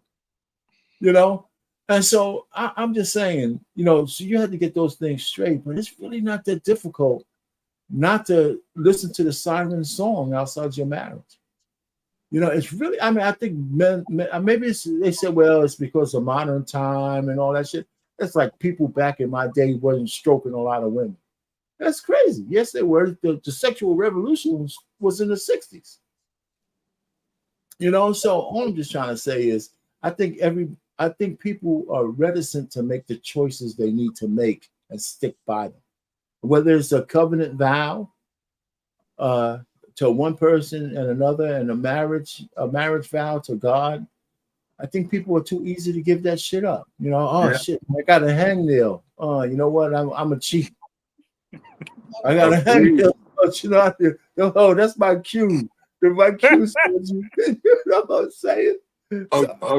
Agreed, man. People they'll recite the vows, but they won't really understand what they mean. Right. You know, and that's a problem. A lot of people do it because, listen, in my experience, from everyone I know, a lot of people get married or have a kid because they think it's going to save the relationship. But it only makes it worse. And you know, deep down, you know, I've known in my experience that every girl I thought I was in love with and I was going to get married to, I knew they weren't right for me. I just tried to, you know, you either fight through it or self-sabotage or do something instead of actually facing what the situation is. And that is, you're not right for each other. Have that discussion. Try to, you know, try to come to an understanding. All right, let's part ways amicably. A lot of people, they have to, you know, destruction. You know what I'm saying? They can't just end it. It's destruction, and no one knows how to part ways. You're very lucky. You're still with your wife, and as you said, she's still great. Bro, that's a blessing. That is a legitimate blessing. I look at it that way for sure. You know, it's very hard. And like Cam said, yeah, that's a fear of mine. You know, am I going to date someone that 3, 4, 10 years later just goes through this thing and she wants to leave me? But that was more of a fear early on in my life because I hate using the word, you know, interview, but I didn't interview them properly. I didn't take enough time in getting to know this woman. Vetting is the word you look for. Vetting. Yeah, there you go. You know, I didn't really do the things I needed to do. It was the lust and the infatuation that I mistook for love. You know, I did that a lot. I did that. Oh, this girl, you don't understand how we are. It's great. No one ever makes me feel this way. Yet there's been 8, 9 other women that made me feel the same way. They never worked out. So clearly I was wrong. But at the time, you're thinking you're in love. It's really confusing in a way. Now, as I'm older, I realize what love really is. Love to me more is an action than anything. You know, it's not really a feeling. It's putting up with everything, and vice versa. You know, One of the people things are I will quick. tell you, Joe, is that the sex part, I'm not saying it's not good, but it wasn't on the top of the list, right? No, it's never on the top of the list. It's never on the top of the list. Yeah, exactly. Yeah. Right. To me, it's spiritual, physical, you know, spiritual. You know, to me, like I said, it's peace. You know, the more you care about somebody, the better the sex is going to be. That's how I see it. You know, and if you really feel comfortable with a woman and vice versa, I mean, the sex could be phenomenal if you're open to, you know, to really being vulnerable and intimate. But it's not important, man. It really isn't. It's important. It's necessary to be on a to have it consistently. You know, it's healthy consistently, but it's really in the grand scheme of things, it's probably not even top 5. To be honest, it's not. You know, I mean, I don't want to dominate. One of the things I talk also when you have children, I think one of the things I think married couples get wrong, and I say wrong because they make the kids the center of their marriage, and that's a mistake. Yeah, that's a mistake. I agree. I said your marriage is the center of your relationship, your commitment to God, your covenant. You take care of your relationship, the kids will get taken care of. You know, I had a conversation with my wife, and you know what triggered me was early on when and women do this to you, men kind of skip over it. They'll tell you, they say, well, my priority is my kids. And women, like, they say that shit a lot. Even when you're married. That's when my wife said that to me, I said, let me stop you right there. Those are our kids, okay? They ain't just yours. You know, they're not yours. They're our kids. And I catch myself to make sure we say that. But this was early on in our marriage. I said, listen, we take care of each other. Our kids will be taken care of. And that's the kind of philosophy we live by. It's the truth, though. It's a trickle-down effect. The kids will see, you know, the kids learn what they see. Well, let me tell you the other reason why that's important. Because you only rent your kids. When they get a little older, they're gone. So I don't want to be looking at a stranger when we have an empty house, right? Yep. Right. So me and the wife, we made sure a couple of times we said that the kids, if you got to go eat mud, we're gonna go hang out. You know, you know, that kind of stuff. So we always kept hanging out. You know, we made sure they were safe. But the point is, we always meant time for ourselves. People who are married, they never go on a vacation without their children. That's a mistake. Yeah, They never do anything without their kids. It's a mistake. There should be alone time, as someone said, a date night or a weekend away or something like that to keep it going. Yeah, that to me counts as intimacy, though. You know, as romance. These are all things that are very important, not just outright sex. You know, there's things you need in a partner. It's a partnership. At the end of the day, it's a partnership. You know, and if you have a business and one person's carrying 70% while the other person's carrying 30, and there's built up resentments, it's ultimately going to fail. I would get on my trick bag and start talking about your marriage is not a partnership, but that's a whole nother stream. Why you don't think? I mean, I'm not married. So maybe I'm wrong. No, you're not wrong. I think it's a euphemism that we use right now. I tell guys when I hear men, not just you, forget about what you just said. I hear married men talk about being partners with their wives. I said, well, she's not your partner, she's your wife, right? My wife calls me husband, right? And when she doesn't, I swear to God, this is crazy. I'm not going to dominate the been married for 37 years. I can't remember the last time my wife used my first name. She calls me husband. And it seems, and here's the deal: every time she calls me husband, it feels like a call to action. Every time, you know, she says, "Well, husband, what you know," and it's not a call to action for me to do something to her. For her, it's mostly, husband, you know, what do you want? What do you want for dinner? What do you want for this? What do you want for that? You know, and it's just weird. I mean, she'll call me up, you know, and she had this little pet name. She says, "Hey there, husband." You know, and I'm saying, okay, what's going down? I call her wife. And she said, you know, she'll say, well, you know, I do this. This is what's happening, blah, blah, blah. I'm making some dinner. You want something? I'm making this one. That's just always what she wants to give me. And one of the things I say this to Precious before, I burn credits. So one of the things I do with my wife is I always make sure I replenish her emotional bank account.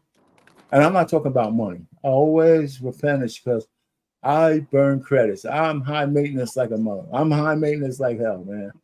You know, so that's my, I guess, one of my, and I'll get off of this. This is one of my things for a long, long life. I think men forget about the things that along the way that got them with their wives in the first place. And that's why things go awry. You know, we do that a lot. So they get complacent. Absolutely. They get complacent and they just get comfortable and they forget what a real woman really needs. And then sometimes women forget what a man really needs. And that's what I mean by partnership. Play your position. Old school. Play your position like the old school, you know? Yeah, and Joe, you're right, though. When they forget, though, one of the things men do, they forget to remind them. I don't. Yeah. I don't. I say, yeah, wait a minute, you're getting off kilter. Let me remind you about a couple of things. I don't have no problem doing that. And this is the dynamic. Our pain. Well, here's the thing, guy. I'm sorry. Can I cut you off? Because I don't want to be rude, but I'm about to pull into my work parking lot, and we're gonna get disconnected. So I want to formally say goodnight, and that this was a pleasure doing this with you, Precious. Thank you for the invite. Please send me the next invite if you want. I would love to be a part of this again. And it was really nice getting to know you guys and talking to you guys. And, you know, I'm looking forward to hearing from you guys again. All right. Thank you. Appreciate you. All right, man. Enjoy your night, everybody. Thank you. I mean, I'm just going to say with our pain, he speaks a very unique dynamic because the communication that they have is very important. People look over that.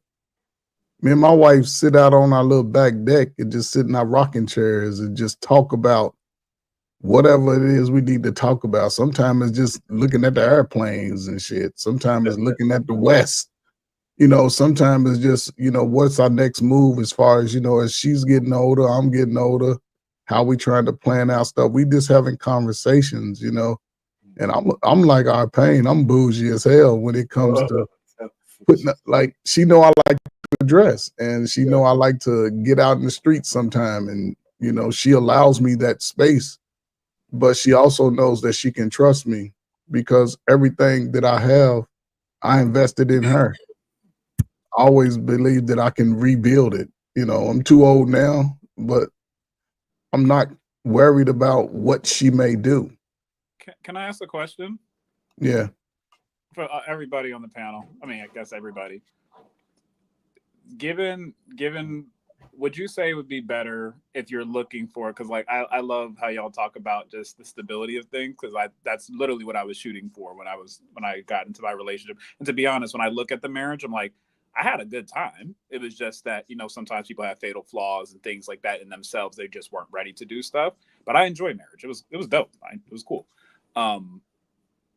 Would you say going older versus going younger? Because I just wonder sometimes, like, if I go a lot younger versus going older, sometimes older in the experience means that they've been through some stuff and they're just happy to, like, they understand, like, the end of life, later in life, they understand what things are important.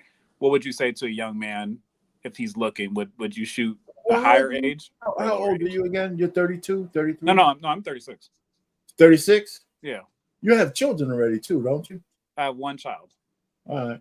I mean, listen, it depends on what your future is. If you want to say go older and you want more kids, then that doesn't work. It depends on how old you're talking about.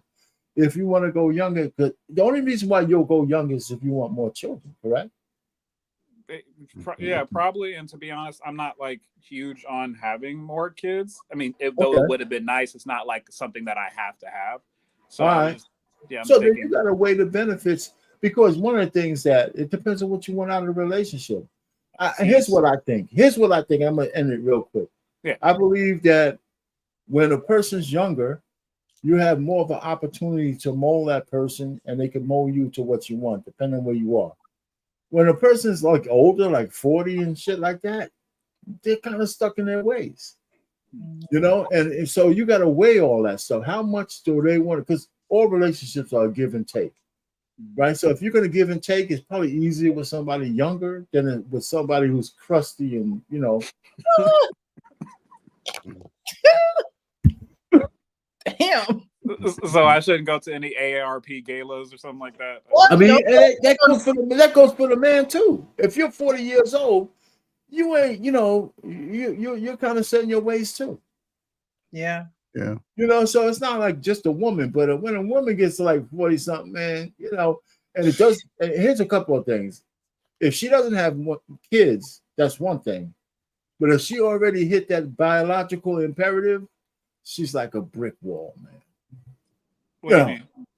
Because if she's not desperate to have children and she's older, yeah, her standards are probably still as high as they were, because she thinks, shit, man, I already did. I mean, what do I need a husband for if he ain't giving me no kids? I got them already, right? So I'm not worrying about the legacy part, right? So this is my own philosophy. Yeah. But if she doesn't have kids, but she wants them, then she has a little bit more air of desperation because she only has 2 scrambled eggs left. You know what I'm saying? 2 scrambled eggs. You know what I'm saying? So she might be a little bit more, you know, bendable or moldable. You know? It's like, listen here, shorty. You got all I thought it was about was 2 eggs in the fridge. Like, damn. 2 eggs in the fridge. Who left these damn 2 eggs in this big ass carton? You right at like 37. You got 2 scrambled eggs, 37 to 42. God, 2 scrambled eggs. But only, you know, it's unique.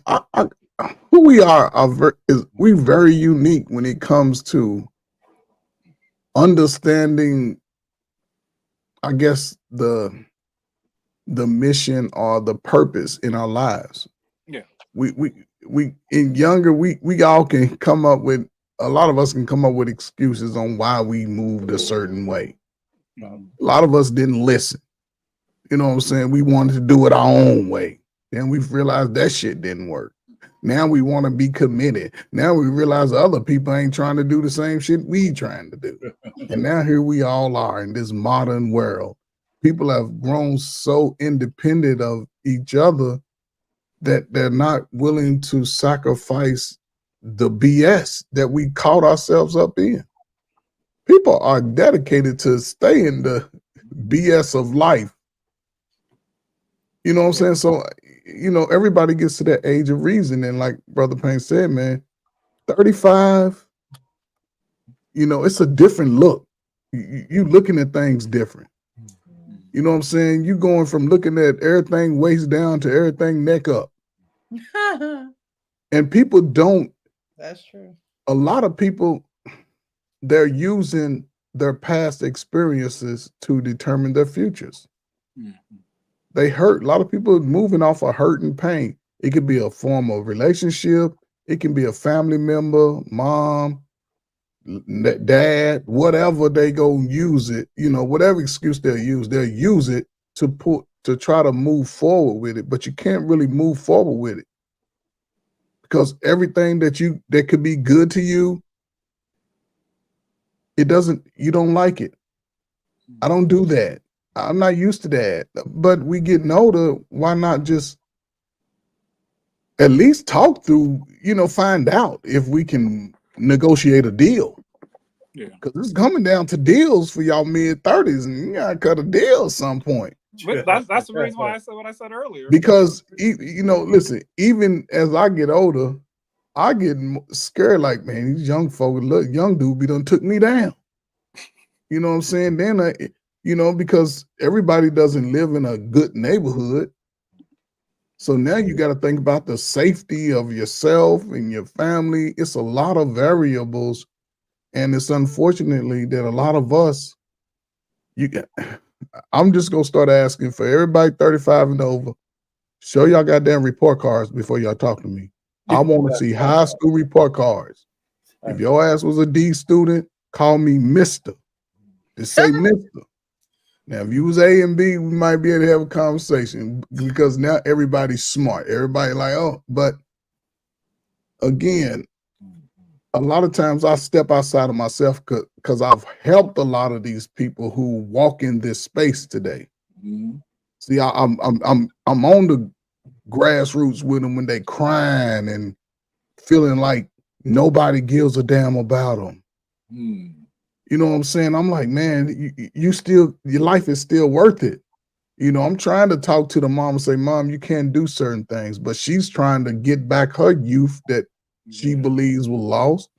I'm trying to tell Dad, you can't tell your son that he gonna be with you in prison, bro. You can't do that. Oh, Jesus.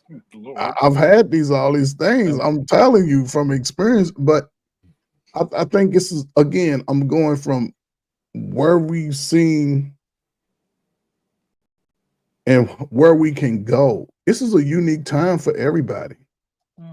Everybody's going to have to start making a deal to move, even if you just look for yourself. Everybody's not going to be 100% of what you want on your list. If a motherfucker making a B average, you can give me 80% of that shit, I can add my little 20, and I can give you my little 80, and you make up the other 20 to try to make it work. Every day is not going to be a cakewalk. Yeah, we have to talk. Go ahead. Not to cut you off, but that's exactly my point. I'm very realistic about it, and even with that, that's why I was like, I'm not sure if I said this to Precious before. That's why I was like, dang, maybe I should just, like I said, a contractual companion, a 1099 wife or girlfriend. But again, that sounds great. How committed will you be to that? Because once you're around people and you like them, it's hard to separate in a sense. You know, your feelings get involved. Oh, I'm you got cool a 1099. I just want her to stay. I just want everybody to, because I'm easy. I'm not bougie in any capacity. I'd be chilling. I just be wondering, like, how do you get them to like feel comfortable and feel cool? And I'm just like, your bills are paid for. Maybe I need to Cam Newton. I don't know. I just be trying to. Yo, Cam, you talk to the woman, man. You know, I mean, the whole thing is, I talk to her. You know, here's my thing. What you're telling me is that either you want to have the conversations, but just saying, even if you have those conversations, you'll never be 100% sure that she's telling you the truth. Yeah, you never. Yeah, right. Yeah. But also, Cam. Yeah. In some sense, I believe that you're moving in fear. Yeah, well, that's what that is. No, it's cautiousness. This is the thing. Like, I don't. No. Let's call a spade a spade. I mean, no. I don't mind calling a spade a spade. Like, if I was fearful, I think I would be Cam Newton. I would do that. Like, I have a couple dollars. I would just be like, hey, guess what? I'm gonna play here and call it weakness. Like, no, I'm out here in the field trying to do something. It's just a matter of like how, like, because I wasn't out here, I don't know what y'all know. Well, Cam, let me ask you this, right? Yeah. Can we agree that cautiousness, depends on how excessive it is, has a connection to fear? Of course, yeah. All right, so that's what I'm saying. If you want to deal with when you're dealing with a honey, I don't have all the answers. Yeah. But it depends. See, I like the idea about a partnership. Yeah. I don't know about you writing a 1099. It should be a real partnership agreement. But it should be a real agreement and with lists and items in there, because that's what women want. Yeah. Women want partnerships. And I think men should start approaching them that way. I said, okay, here's the 10 shit I want. Here's the 2 things I want. I want some ass and I want you to respect me. Right? And then here's the 800 things she wants on this side. And because she's going to judge you by the things that you feel out, you know, but they will. I'm only joking. But whatever the partnership is, because when that's what I think women are looking for. When's the last time you heard a woman say, I want a husband? On these YouTube streets, TikTok. Anyway, I haven't heard a woman, I swear, I haven't heard a woman say, I want to say, huh? I said, and when they say it, and you ask them like what they want in a husband, they basically describe a slave. They don't even say husband. They say, I want to, they say it so casually that, and so one thing I try to get men to understand that when I hear a man use the word partner, he thinks it's just a euphemism for marriage. Mm-hmm. He's an asshole, because that's not what the women believe. The women mean partner. You think it means more. Nah, she's saying as long as you can put up with this, as long as you can meet these criteria, I'll stay with you. But as soon as you start falling short, I'm out of there. Yeah, so Yeah. you're saying I just come up with a sheet like this, like here, Yeah. read up. See, here's what my counter to that is. Yeah. I would ask a woman these days, are you looking for a partner? Or are you looking for a husband? Mhm. Right? Especially if you want to be married. If you don't want to be married, don't even bring that shit up. Just say, hey, listen, I like you, you like me.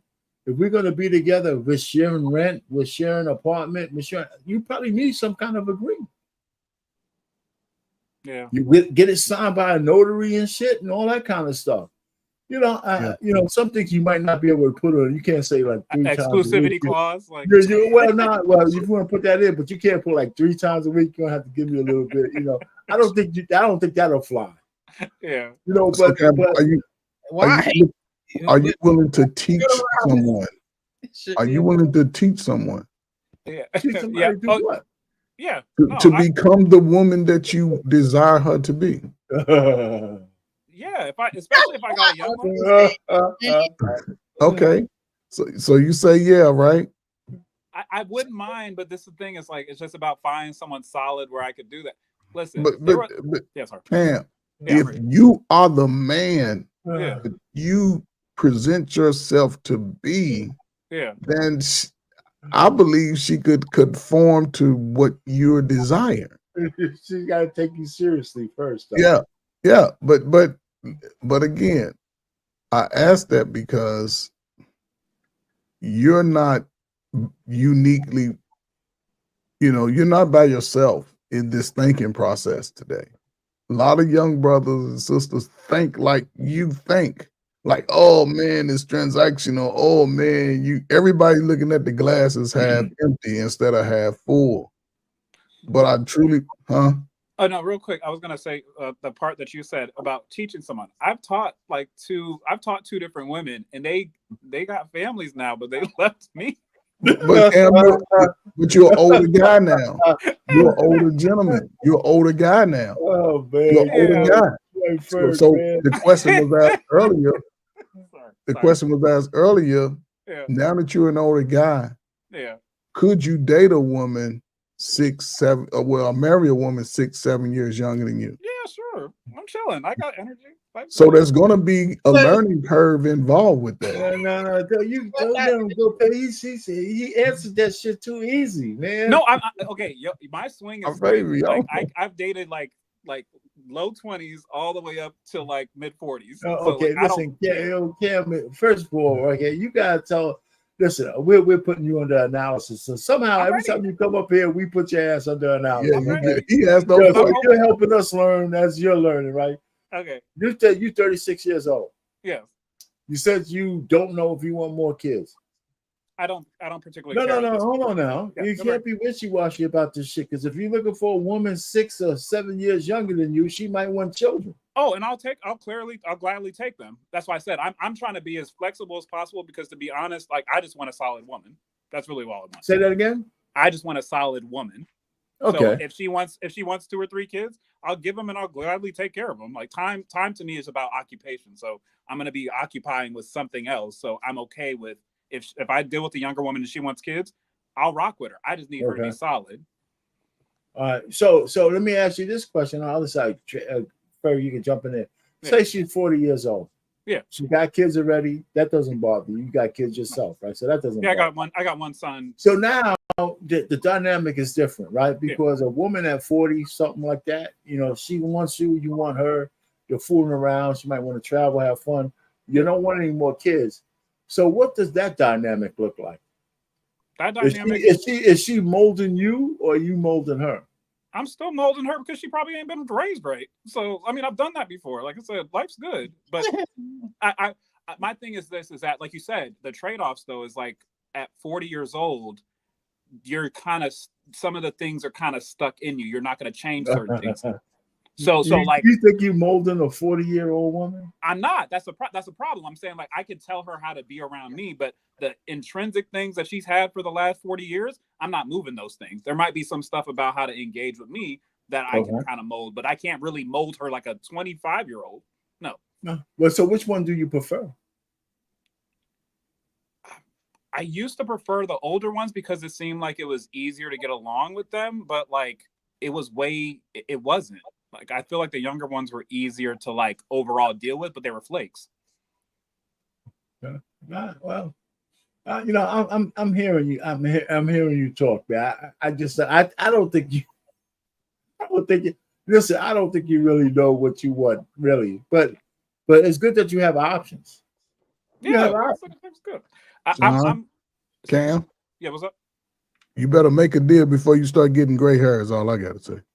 Oh no, like this is the thing. That's why I'm willing to be a part of some like you said, a deal making and tricking and stuff like that. I ain't say trick. Ain't nobody say trick, man. I know it's long term tricking, right? If I like have a deal, no. What I mean is you have some non-negotiables, right? Yeah, the non-negotiables. Right. She's gonna have some non-negotiables too. That's cool.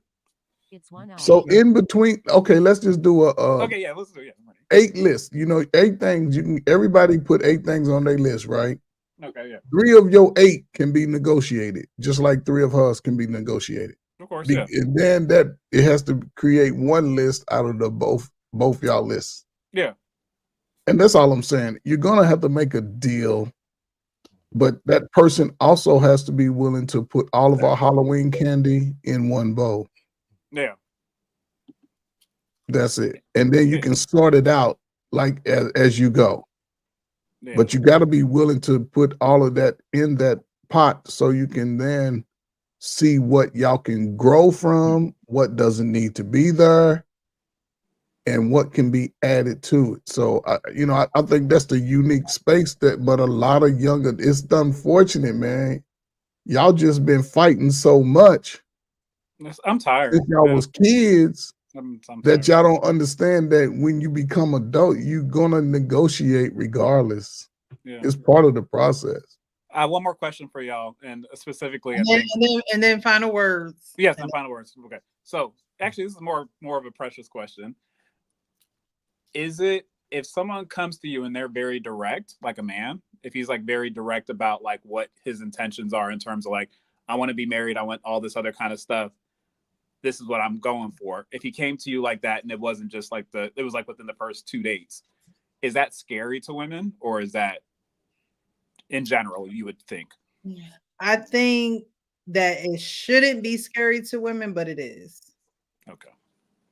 Because in her mind, men, when it comes to relationships and things like that, they know what they want a lot sooner than women. They're visionaries, whereas women are cyclical, and so they don't necessarily see the long haul. They just see what's in front of them and what might happen next week or maybe a month out, but they're not seeing long term like men. And men, when they love a woman, they love a woman, and it's not much that's going to change that. And so if he's saying, hey, I can definitely see a future with you, my intentions are to get married, I think that scares a woman. But I think Coach Ferg said it, would you be able to teach a woman? And you don't have to teach her.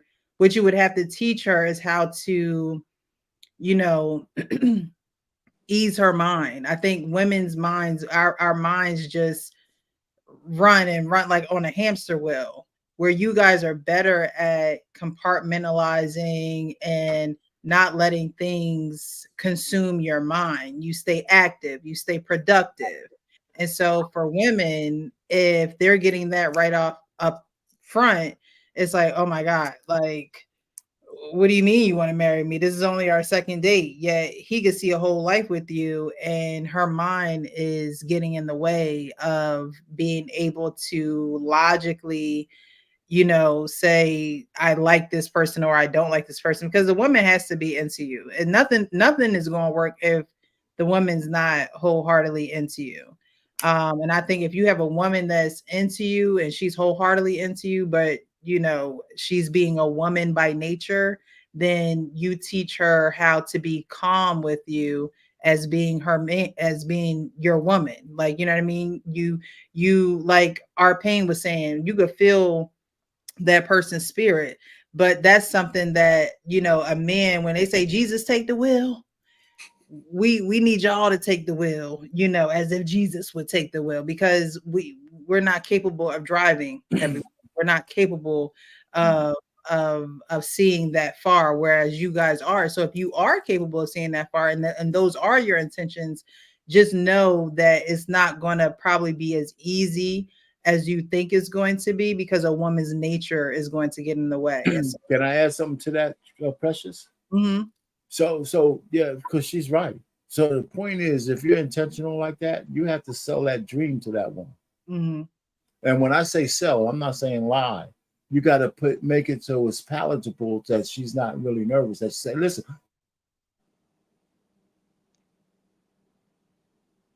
Oh man. Dang it. Okay, before it like paused, but it would come right back. This time it took a little longer. No, okay, you hear me now? Yeah, yeah, because it went down. But what I told her was, after we had a little dinner, we out. I said, listen, I'm not really looking for another girlfriend. I want to be more intentional. I said, it's been a while. I said, I'm looking for something more than that. And we had a conversation about what that meant to me. So, but she was game for that. I didn't say let's get married tomorrow and all that other shit. I just said, if we're going to be together, we're going to do this. It's got to be more than just, you're going to just be my girlfriend. We're going to spend a couple of years together and then go our separate ways. I wasn't going to do that. And so she was down. So it just changed our mindset when we were together after that. Because I didn't bring that up again. We just, once we started hanging out, it was all about how we're going to get to know each other. So if we were going to get into a long-term marriage at some point, what would that look like? And your actions, men can say things to women all the time. Men say things to me all the time. Yeah, I know. But your actions gotta match. You gotta come through with your actions, and they have to be consistent. If they're not consistent, then I'm not going to take you seriously. If you don't act on what you're saying, then I'm not going to take you seriously. So a woman might not get nervous or she just may not believe you just because you're just full of air. You have to be action and intentional, like Arpain was saying. Like, okay, we're not gonna get married tomorrow, but nothing's gonna stop me from seeing you. Nothing's gonna stop me from spending time with you. Nothing's gonna stop me from letting you know this is how I feel. And I'm not just gonna say it to you every day. I'm gonna show you.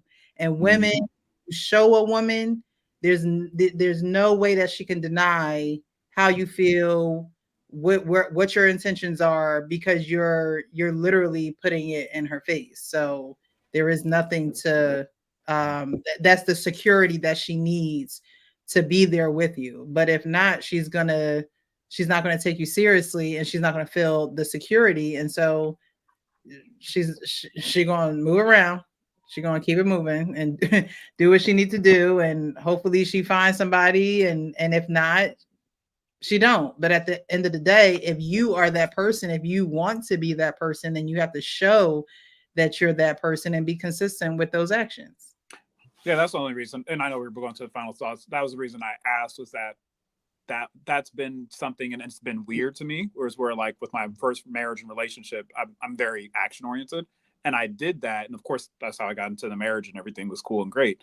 But I noticed when I'm like that, it'll secure me a thing, but then sometimes it almost seems like there's a fear somewhere that enters in there, where it's like, oh, maybe this is happening too fast for me.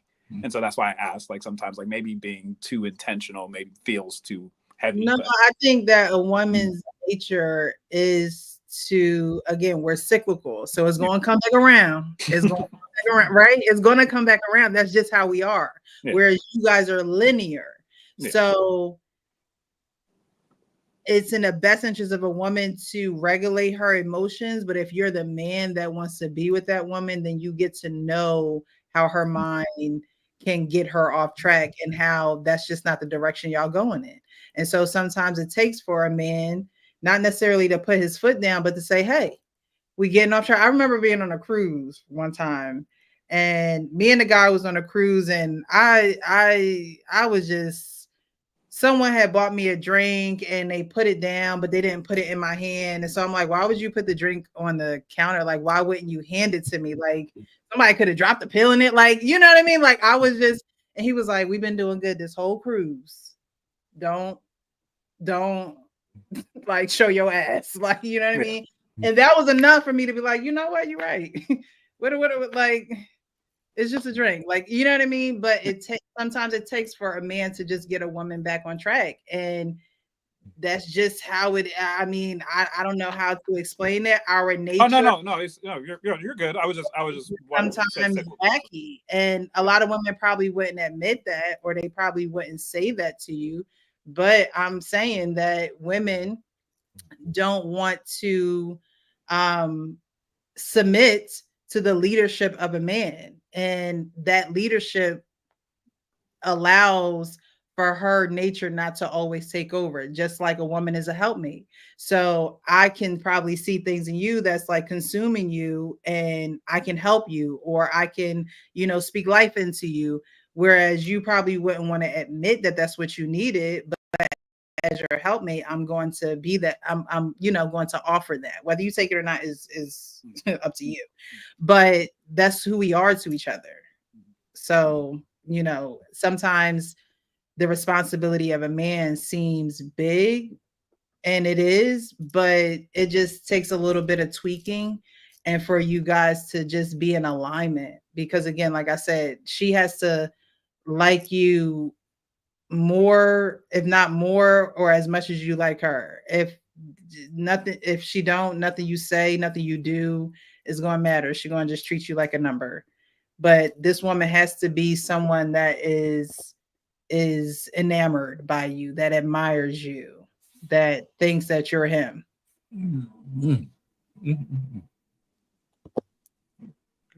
Hey, Cam, what state you live in, man? There's nothing that you can do to make her see that. You just have to be that. Like, you know what I mean? Like, there's nothing that you can do. The woman just has to look at you in that way. There's nothing you can do more, less, extra, but like, no, there's not. The woman has to look at you in that way to trust that leadership and to trust that your actions are going to follow your words. Yeah. Yes. No, I appreciate all the input. Washington. I'm between Washington and North Carolina, so I'm like 2 weeks in Washington, 2 weeks out there. So yeah, I float. Cam. Yeah. What's up?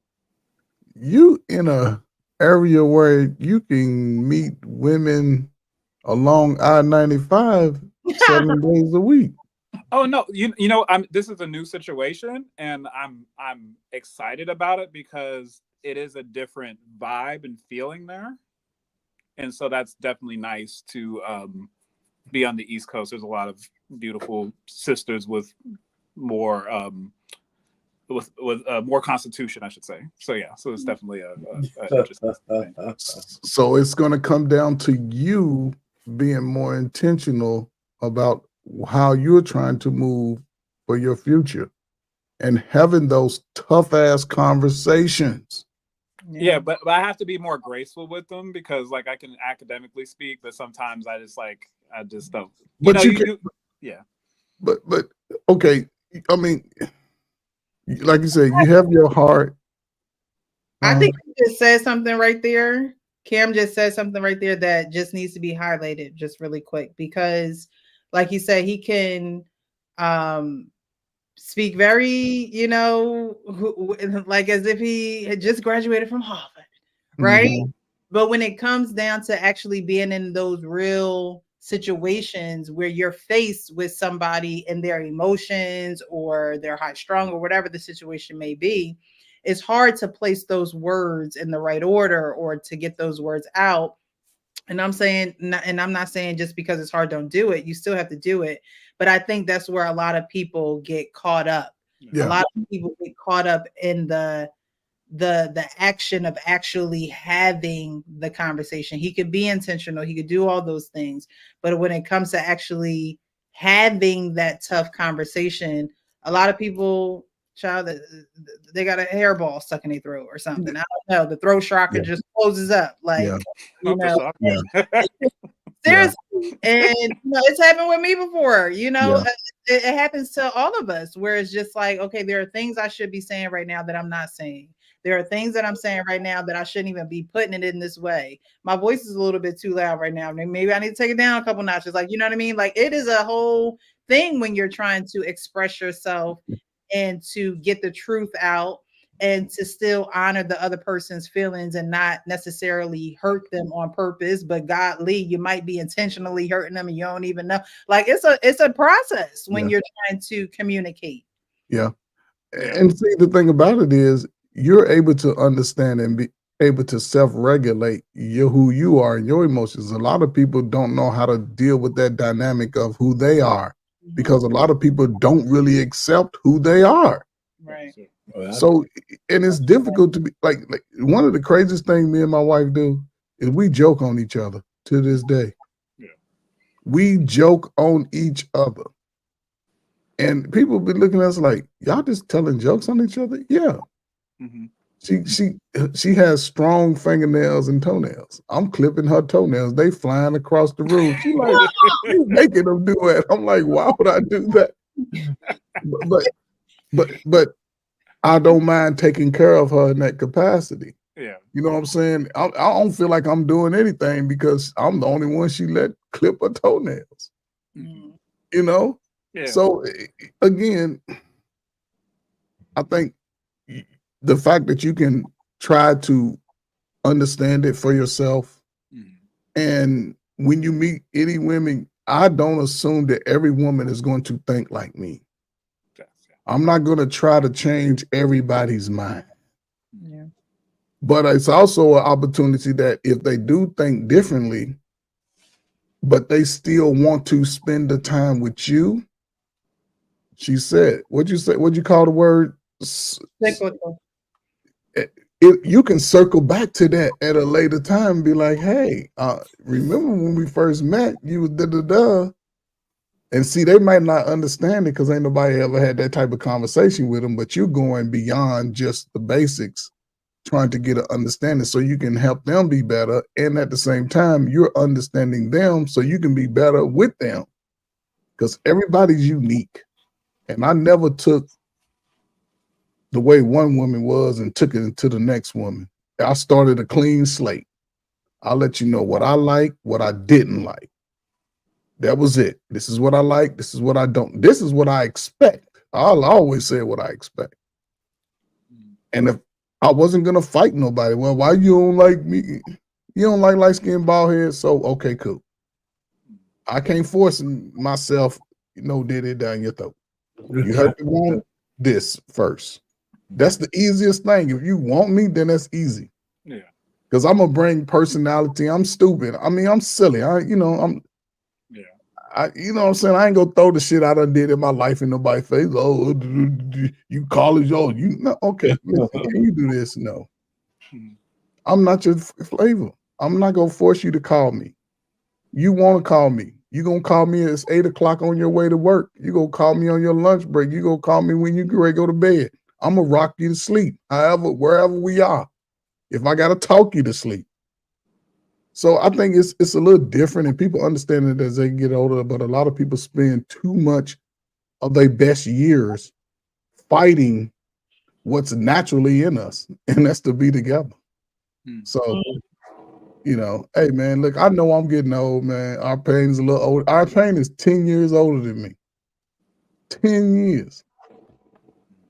And I listen to a lot of what he says because I want to be there. I don't know why you got to keep emphasizing the 10 years. Yeah, I do petty. But what I'm saying is I'm willing to negotiate some of who I am. That's cool. But I have to have negotiation on the other side too.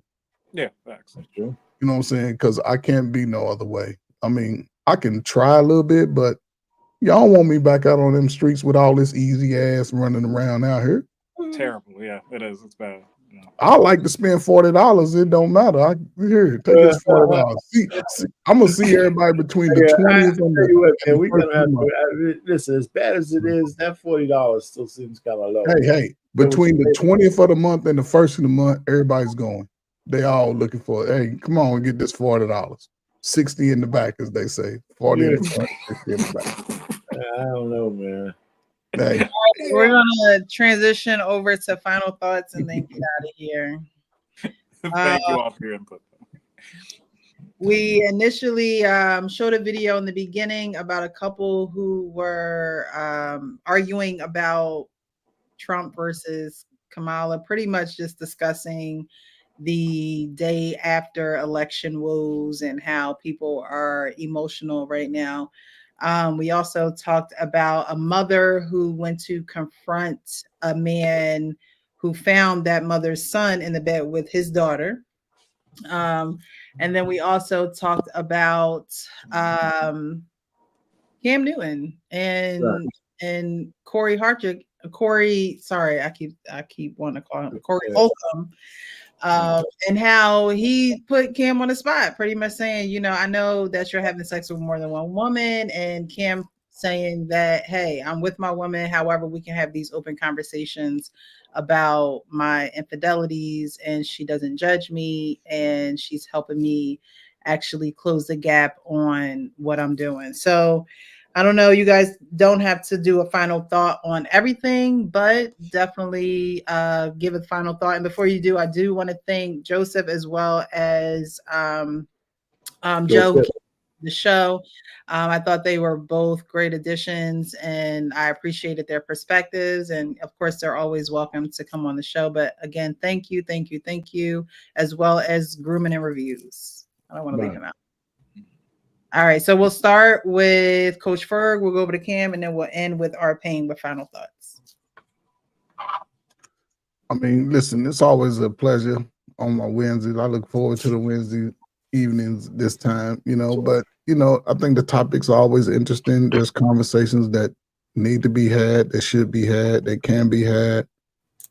Again, I just believe this is a unique space right now for us as a whole. The election is now over. Hopefully sisters can come around by the weekend, get out, you know, get outside, you know, and just, you know, stay away from the politic talk, stay away from just try to find a space for yourself. You know, people can choose to be single, be in relationships, but, you know, we all are getting older. You know, the game is still the same. It's just the players are different. You know, love yourself first, you know. My last thing, brothers, listen, man, we got to take care of our health, man. We got to get our checkups, stay active over the fall, over the winter. Don't get too lazy. Don't eat too much on Thanksgiving. You know, don't go above and beyond for somebody who don't want to go meet you halfway. You know, move with more intention. And just, you know, just have the conversation at this point. Now it's about having the conversation about how we can make each other better. Yeah. You know, step outside of ourselves sometime, you know. And other than that, man, listen, work, exercise, save, eat healthy, repeat. And somewhere along the way, that star that you're looking for may find you because you shining bright. Bright like a Other diamond. than that, just keep shining, man. Don't worry about what other people feel about you. Don't ever worry about that. The hell with that. How you feel about yourself. You know, so again, make your deals,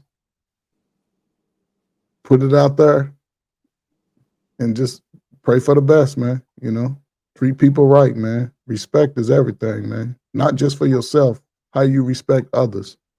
People, places, and things. Respect all of them, and you'll be all right. So, great show, man. For real. Salute to y'all. Thank you, Coach. Thank you. I appreciate you for being here. Cam, final thoughts? I'm just always grateful, like I said, the perspectives, the interactions, having new people on the stage. I'm always in awe of like how beautiful, like we always come back to the relationship talk in very specific capacities. And it's just because it's so inspirational, it's so beautiful, it's what we're supposed to do.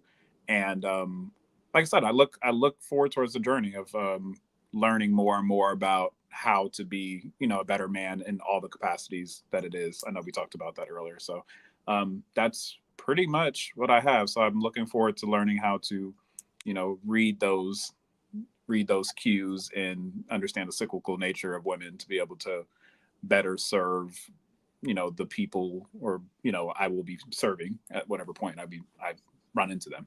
So yeah, it's pretty cool. So we're looking forward to hearing about your adventures from where'd you say, Washington to North Carolina? Where'd you say? Where? Yeah. So I'm between just south of Seattle, so Seattle basically, and Charlotte, North Carolina. So yeah. And so are you settling down there or something, where you're just going to keep going back and forth? There's a company down there that I'm helping out, but I think I'm gonna have a hub down there. So I'm gonna definitely have something down there, just because there's just so much that's going on, and it's gonna be a lot of cool stuff. But Washington is always like my home, and I just love the vibe and the intellect. So yeah, I'll probably be bouncing back and forth, but it'll be like I might stay in one place like for 2 months and then down there for 3 or 4 months, you know. Cool. Yeah. All right. Thank you, Cam. I appreciate you. Always a pleasure to have you. Irving, the election. I listen. It's so good that it's over. I think one of the great things is, and unfortunately, we have to concentrate on who was running, Kamala or Trump. But the point really is, I think is really meaningful is that the fact that Trump won. Let's just say whoever won, he won, but he got a mandate. I think the American people have spoken, right? Forget about ideologies. I think there's enough independents and enough people who are not Democrats or Republicans that gave him a mandate, not only with the Electoral College, but with the popular vote. I think that's meaningful, especially for a Republican. That hasn't happened it doesn't happen that often. So there's something there, but it's his to blow. Right? Because he's going to have the Senate, he may have the House, and he has the Supreme Court. Let me tell you, you know, if you have all of that, you could do shit nefariously, or you can get stuff moving. Because now, you know, and so it's going to be interesting to see which way he goes. The son, I think the man at the door showed a lot of restraint. I don't think the son was hurt. I think the son is a coward. And I think that's one of the reasons. I don't know if this was a single mom, but she had to be. She had to be. Right? She just had to be, because there ain't no. My wife would never be going to a man's door like that. No, I'm so on with she's a single mom, and so she got this big giant son getting ready to be a savage in the street, right? Because he's going to have all the muscles of a man and the emotional well-being of a loud woman. Those are the most dangerous men in the world. You know, so that whole thing bothered me. The jewelry thing, you know, hey, listen, if you got a jewelry from another man, you don't need to tell me about it. Because if you did, I'm gonna be thinking the way I think. I don't care how you think about it. I'm gonna think the way I think. Every time you put that shit on, you know, even if it's for a second, you remember a position or two. Oh my God. So that's all I gotta say about that. You know, and then the Cam Newton thing, I think that we need to understand that there's a different mating strategy for men who are wealthy than for regular average Joe. And I still wanted to know. Of course, I already know the answer. He would not accept his girl banging out somebody else. Not if he's doing all that. But I wanted to hear him say that. But that's another story. And basically that was it. That was it. So thank you for letting me up. I haven't burned out all my credits, my precious credits yet. You know, I'm working on it. Working on it. So thanks for letting me up. All right, gentlemen. Cool with hanging out with you guys. I appreciate you. I also appreciate Harrison as well as Darnell. Thank you guys for sending cash apps. Thank you. It's very much appreciated. And those who were in the chat, you guys, thank you so much. Those who have liked the video, shared it, subscribed to the channel. I see that, you know, our panel is growing. Different people are coming up.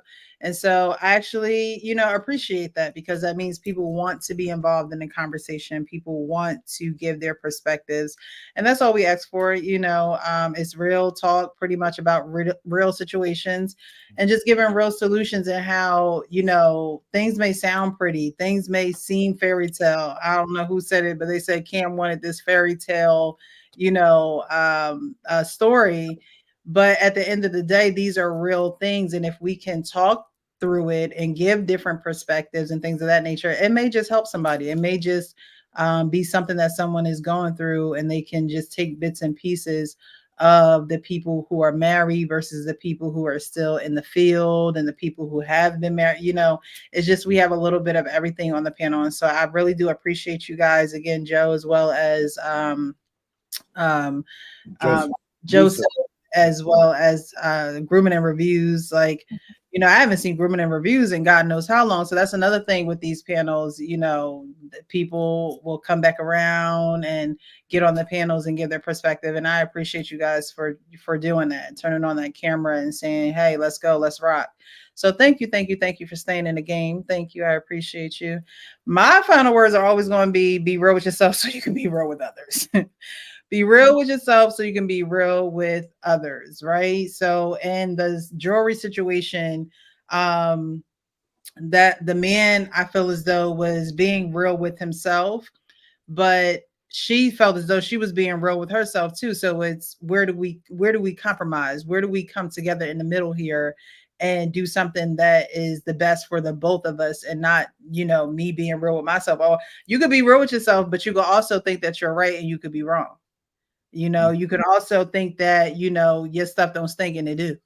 So being real with yourself doesn't mean that you have this arrogant view of things.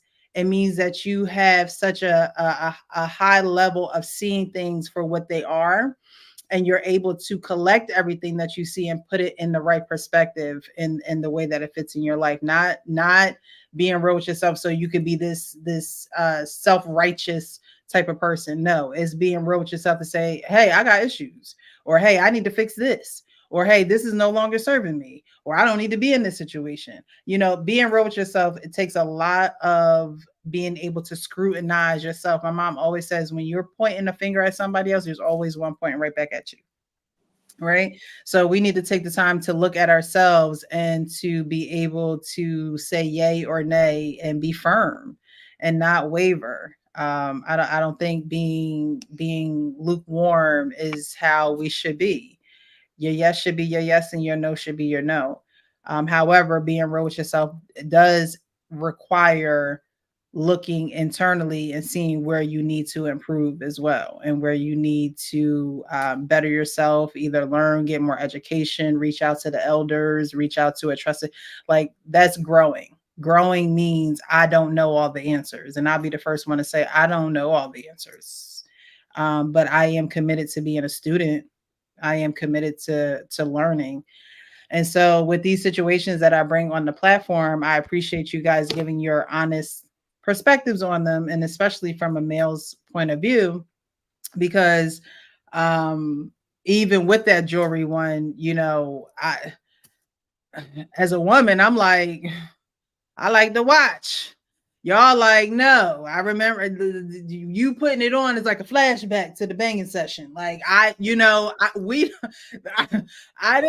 necessarily think about that, but as y'all need to give y'all views so women know what it really is, how y'all really view things, so they're not stuck in their ignorance, right? So I don't want to be stuck in ignorance. And so I will get the perspective of a man, because it's like, okay, well, maybe that's something that you just need to give up. It ain't that important, because this is going to scar him more than it's going to look good on your neck. You got to think about the bigger picture. So I appreciate you guys. But yeah, my final thoughts will always, and on every video, will be real with yourself so you can be real with others. Because if you can't be truthful with yourself, there's no way you're going to be able to be truthful with others. And then you're going to be living with anxiety for your whole life. And who wants to do that? You shouldn't be anxious for anything. And the only time you're anxious for things is when you're not necessarily sure about you. You're not sure about your intentions. You're not sure about the things that are around you. But at the end of the day, you can only control yourself. You can only control you and what you got going on. And so again, I appreciate you guys. We shall be live again next Wednesday. If there are any changes, I'll let you guys know. But thank you for being here. And at this point, happy Thursday. See you guys next time. Happy birthday. All right. Take it easy. Thursday.